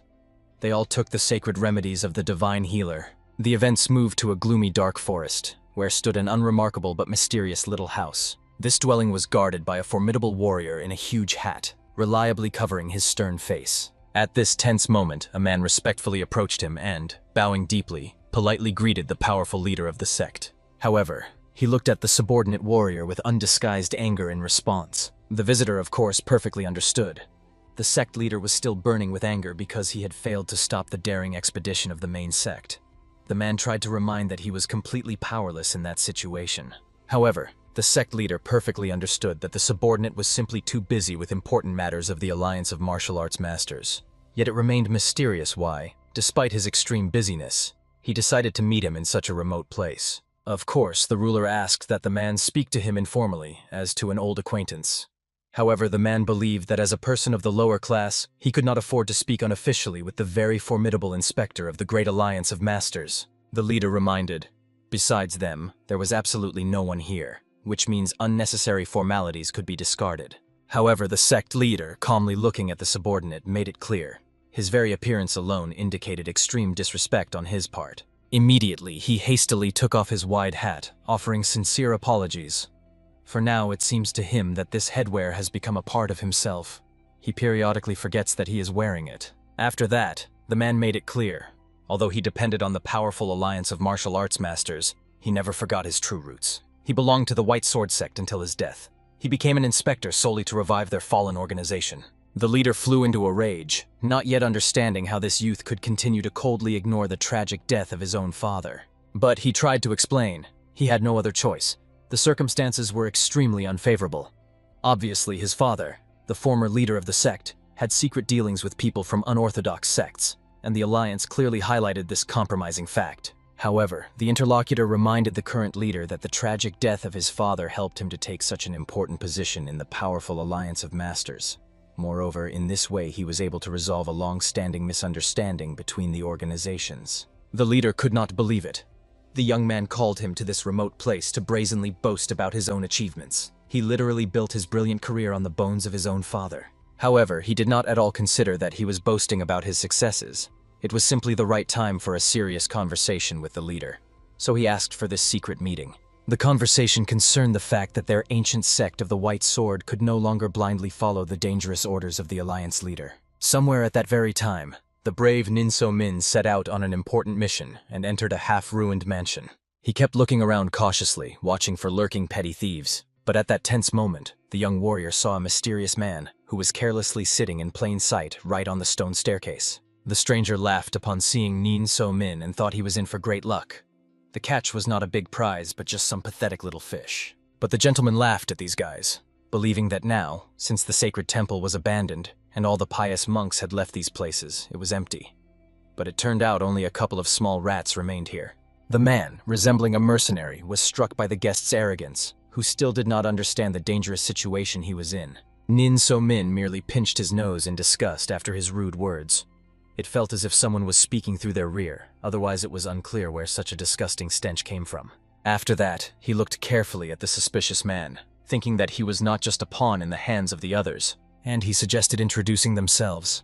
Then he named his own name and also explained that he once managed a powerful information guild, although it was officially disbanded now. And he also wanted to know who these people were, where they came from, and whether they were small rats or somewhat bigger fish. For Nin So Min it seemed extremely foolish to greet someone who cowardly hid their face. For decent, righteous people would not kidnap ordinary people who did not possess martial arts. The mercenaries were extremely enraged that this audacious man dared to speak to them so boldly. At that moment, one of them menacingly drew his blade, on which 3 golden rings gleamed. This ingenious weapon was created to distract the opponent thanks to the melodiously ringing rings. The wise man quickly realized this was the infamous mad dog from Shanxia, which meant he was facing the notorious scoundrels from the Eternal Joy Gang. They were even surprised at how well-informed this uninvited guest was, and at that moment decided to reveal his face. When the formidable warrior removed the mask from his face, Nin So Min quickly recognized the man who had orchestrated the most genuine bloody massacre in Shanxia 20 years ago. At that moment, everyone laughed maliciously, watching as the man suddenly fell silent as soon as he understood who they really were. He himself just continued to think tensely, realizing these people represented the only unorthodox sect that could rival the legendary Hua family in power. Moreover, they were far from the weakest opponents, and now there were as many as 10 dangerous thugs gathered here.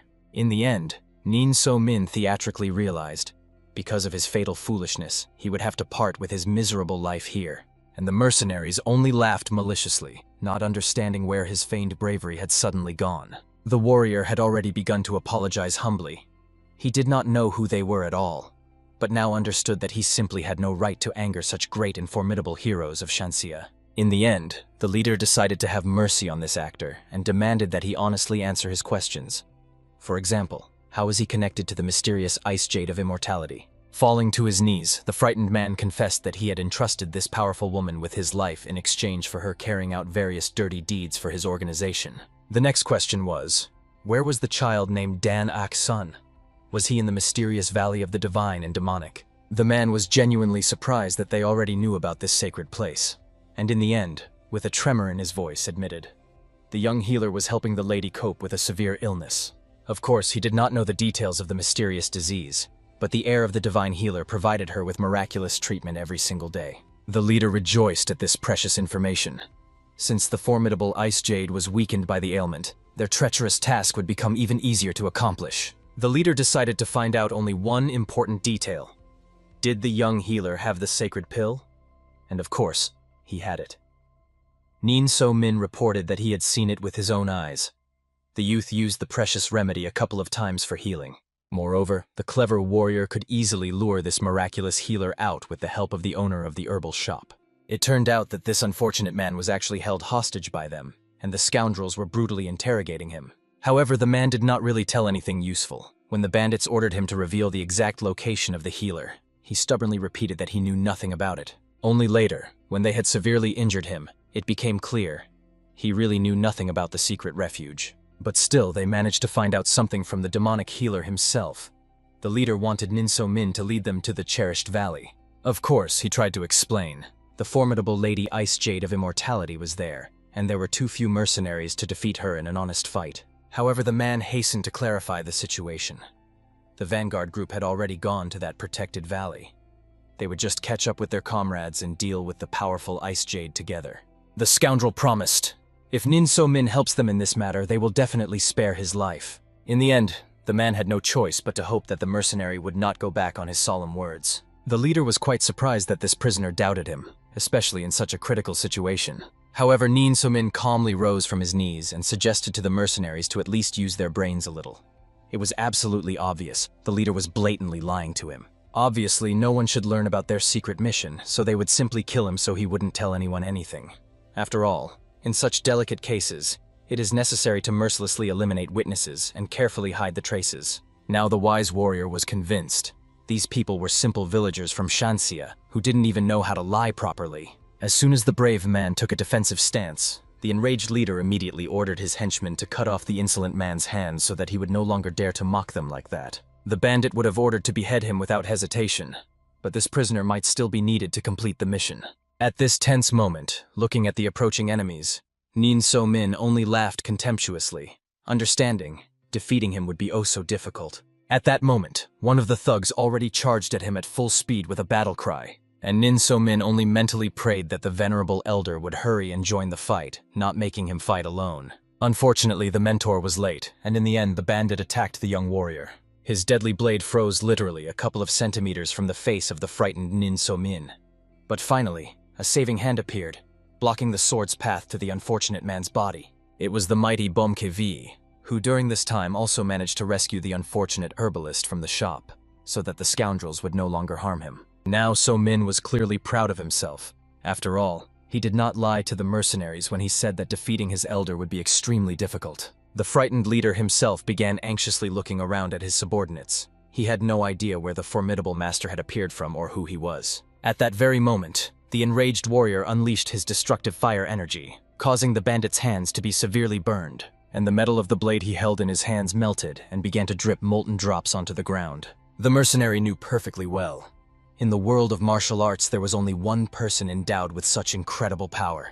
He immediately and unmistakably recognized the legendary Mad Master of the Mountain. However, the wise man could not recall ever knowing these people, so he sternly demanded an explanation. At that moment, the frightened leader wanted to know, why does the mighty Mad Lord of the Mountain stand up for this insignificant man? However, Bomkevi coldly remarked, this question should have been asked by him, after all. These scoundrels had already invaded his sacred territory. At that moment, the mercenary became very worried. It was unlikely he would manage to deal with this legendary monster. Moreover, it was too late to retreat. If they engaged in a desperate fight, the best they could hope for was to inflict a few mortal wounds on the formidable man. In the end, the leader had no choice left, so he immediately ordered everyone to activate the Golden Thunder formation. All the bandits immediately surrounded the powerful man and began to synchronously vibrate their blades, causing a loud metallic ringing that stunned the opponent. However, the legendary Mad Master of the Mountain was only enraged by this annoying ringing. He immediately furiously threw the remaining blade he held in his hands straight into the commander's body, and with that same remnant, he pierced a real hole in the villain. After the leader fell dead, everyone immediately surrounded him, fearfully trying to provide aid, and Bomkevi calmly informed these unfortunate ones. Now they will all go together to the Lord of the Underworld. After that, a real bloody massacre began there, and Nin So Min hurried to carry the unfortunate herbalist in his arms. Soon, having reached the house, he loudly shouted, trying to wake the Lord of the Valley peacefully sleeping in his room. He did not understand what fuss had started so early in the morning.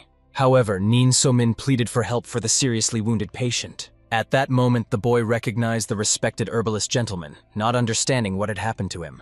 At that instant, the beaten man began to repentantly apologize to the youth for betraying him unintentionally. After these words, he lost consciousness, and the youth shouted loudly, begging Mr. Nin So Min to help him heal. At that moment, the powerful Choak Ryang came out at the noise, quickly questioned Nin So Min, and understood.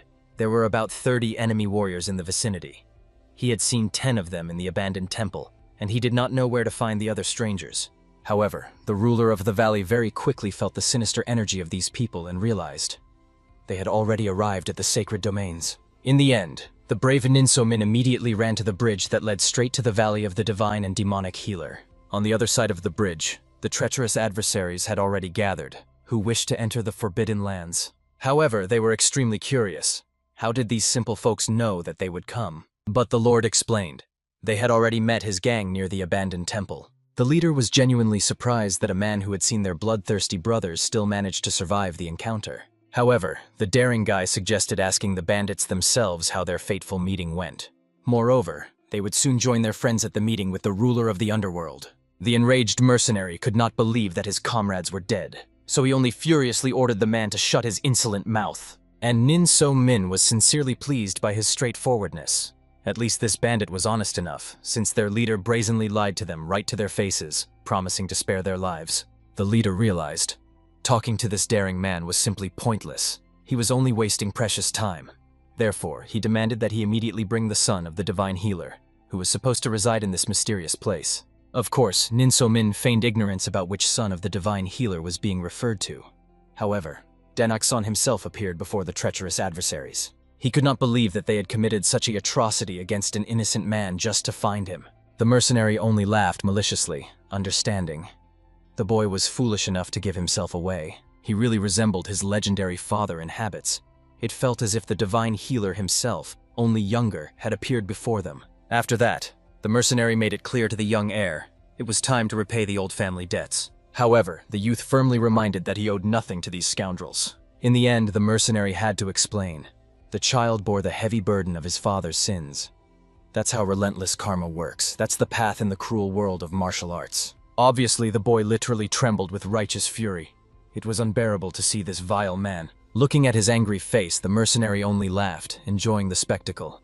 Because in the boy's face, he literally saw a living reflection of his hated father. Moreover, the leader was eager to see how the young heir would sob, scream, and beg for mercy. But at this critical moment, Lady Ice Jade of Immortality herself appeared to defend the youth. She immediately ordered Nin So-min to take the precious healer to the main hall and not leave there for anything. Nin So-min began to plead, asking the Lord of the Valley to hide immediately.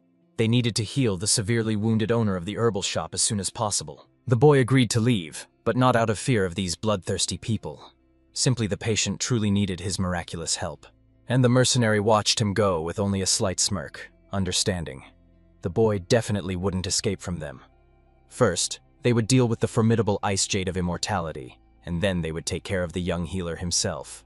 The leader immediately realized this majestic woman was probably the very Khan Sol Kvoy, the legendary Ice Jade about whom everyone had spoken so much. The man was extremely surprised that this mysterious woman looked at most 25 years old. He could not believe that she was as strong as the persistent rumors said, and thought, perhaps she just once ate that very magical fruit that grants eternal youth. In the end, the bandits decided to first check how true these legends were. Therefore, one of the desperate fighters stepped forward. He intended to cut the noble lady into tiny pieces. However, he had not yet approached the formidable woman when he suddenly stopped abruptly in full view of everyone, as if petrified. The whole point was that his body was frozen so solid that it could no longer move. At that horrifying moment, he was completely covered with a thick, icy crust, and ultimately died in agony. And Han Sol-hwa also helped him so that he definitely could not survive.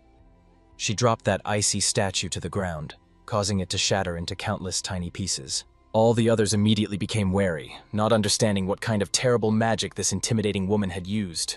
But they had no choice. So, gathering desperate courage, everyone immediately rushed into a hopeless fight. However, the powerful lady prepared an icy instrument of death for each, as if piercing their defenseless bodies. In the end, the first who approached her were cruelly torn to bloody pieces by her merciless ice magic, and she only contemptuously asked these pathetic bugs not to rush, allowing her to have plenty of fun with them. Only then did the shocked captain realize this woman was truly so powerful that she could subjugate an entire world. It was surprising that she had lived all this time in voluntary isolation from the outside world, and Choak Ryang only skeptically noted. These unlucky men did not care at all about their mission. After all, if they had thought even a little, they would not have ventured into this cursed place. Turning to the suddenly arrived warrior, the shocked captain realized what terrible trouble he had gotten into. Right before him stood the legendary Bloody Fist and the master of the mountain, Choak Ryang calmly warned that the leader should not even hope. The other members of their gang no longer remain alive. After all, the masters dealt with those guys without even trying hard. In the end, only then did all the horrified bandits realize. Right before them stood 3 real monsters. Although even dealing with just one of them was simply impossible. Everyone immediately began whispering fearfully, and a truly ominous tension hung in the air. And Choak Ryang calmly approached the frightened adversary, reminding him of his own words about how in the world of martial arts it is customary to bear the sins of one's father. They perfectly understood. He had to suffer for his ancestors for now and bear full responsibility for them. In the end, many deadly attacks were directed at the members of his gang, who could only watch this with indescribable horror but could do nothing. Immediately the captain knelt, introducing himself as the captain of the great band of Endless Joy. At that moment, Choak Ryang decided to find out from the trembling man, who had told him about the son of the divine healer. However, he did not dare to say anything, experiencing genuine primal terror. Then the powerful man grimly recalled that the child must bear the sins of his father. This cruel world of martial arts was exactly what this scoundrel spoke of. And that means, if the captain has children, the Avengers will get to them too. The man had no choice but to explain in horror. It was all the fault of the mysterious black shop, which was located in Shinsia. Choak Ryang was well acquainted with this sinister organization. The black shop has everything, including stolen goods and important information, even human lives. It is a true black market where they trade in everything that brings bloody profit. This treacherous organization is divided into several smaller groups and obeys a strict hierarchy, and its internal structure is almost completely unknown, as are the identities of the shop's leaders. This unfortunate man began simply begging Choak Ryang to at least spare his wife and innocent children, and the ruler agreed to this mercy. Therefore, the warrior approached to swiftly and painlessly behead this man. At that moment, Nin So-min begged Den Ok-son in every way not to leave the safe hall. However, he literally felt that the bloody battle was already over. Moreover, they could not leave all those dead bodies there. There was a whole horrifying pile of corpses. Of course, Nin So-min explained that he could handle it himself. However, Den Ok-son felt a heavy responsibility for this and could not simply leave this dirty work to a subordinate. Choak Ryan had already appeared there, who calmly explained to the young man he was definitely not to blame in this terrible situation. However, the boy had no idea when everything went wrong, and why the peaceful life turned into one where he was hunted and other innocent people were threatened. The young healer honestly admitted he did not want things to turn out so sadly. All his parents were so noble. They saved precious lives, but in the end, they had to hide here. The heir even felt guilty, thinking that perhaps he had been too greedy and brought this trouble upon himself. He really wanted to open clinics, save lives together with other healers, and thought he could leave here and live like all ordinary people. However, it turned out, the Valley of the Divine and Demonic Healer was not only a sacred temple but also his own prison. The boy was very worried. What if he suddenly mastered martial arts and caused pain to others, like those people who invaded them with ill intentions? Choak Ryan immediately hurried to calm the wise young man, telling an old proverb, "Iron gives birth to rust, but in the end this rust consumes the iron." Den Ok-son did not need to succumb to senseless suspicions and fears. The same water can be medicine for one and poison for another. Everyone believed he was fundamentally different from those monsters who oppress the weak, intoxicated by martial arts and thirst for power. The mountain ruler also believed their young healer would never become someone like those scoundrels. His wise words were supported by Han Sol-hwa. The boy was insanely grateful that all these kind people comforted him in a difficult moment. After that, barely holding back bitter tears, he said goodbye to everyone and went to his room to rest a little and think over what was happening. Choak Ryan perfectly understood. The boy was completely confused in the current situation. He must have been scared. But those who cannot make decisions and act will not move forward in life. Such was the harsh truth of existence in this cruel world.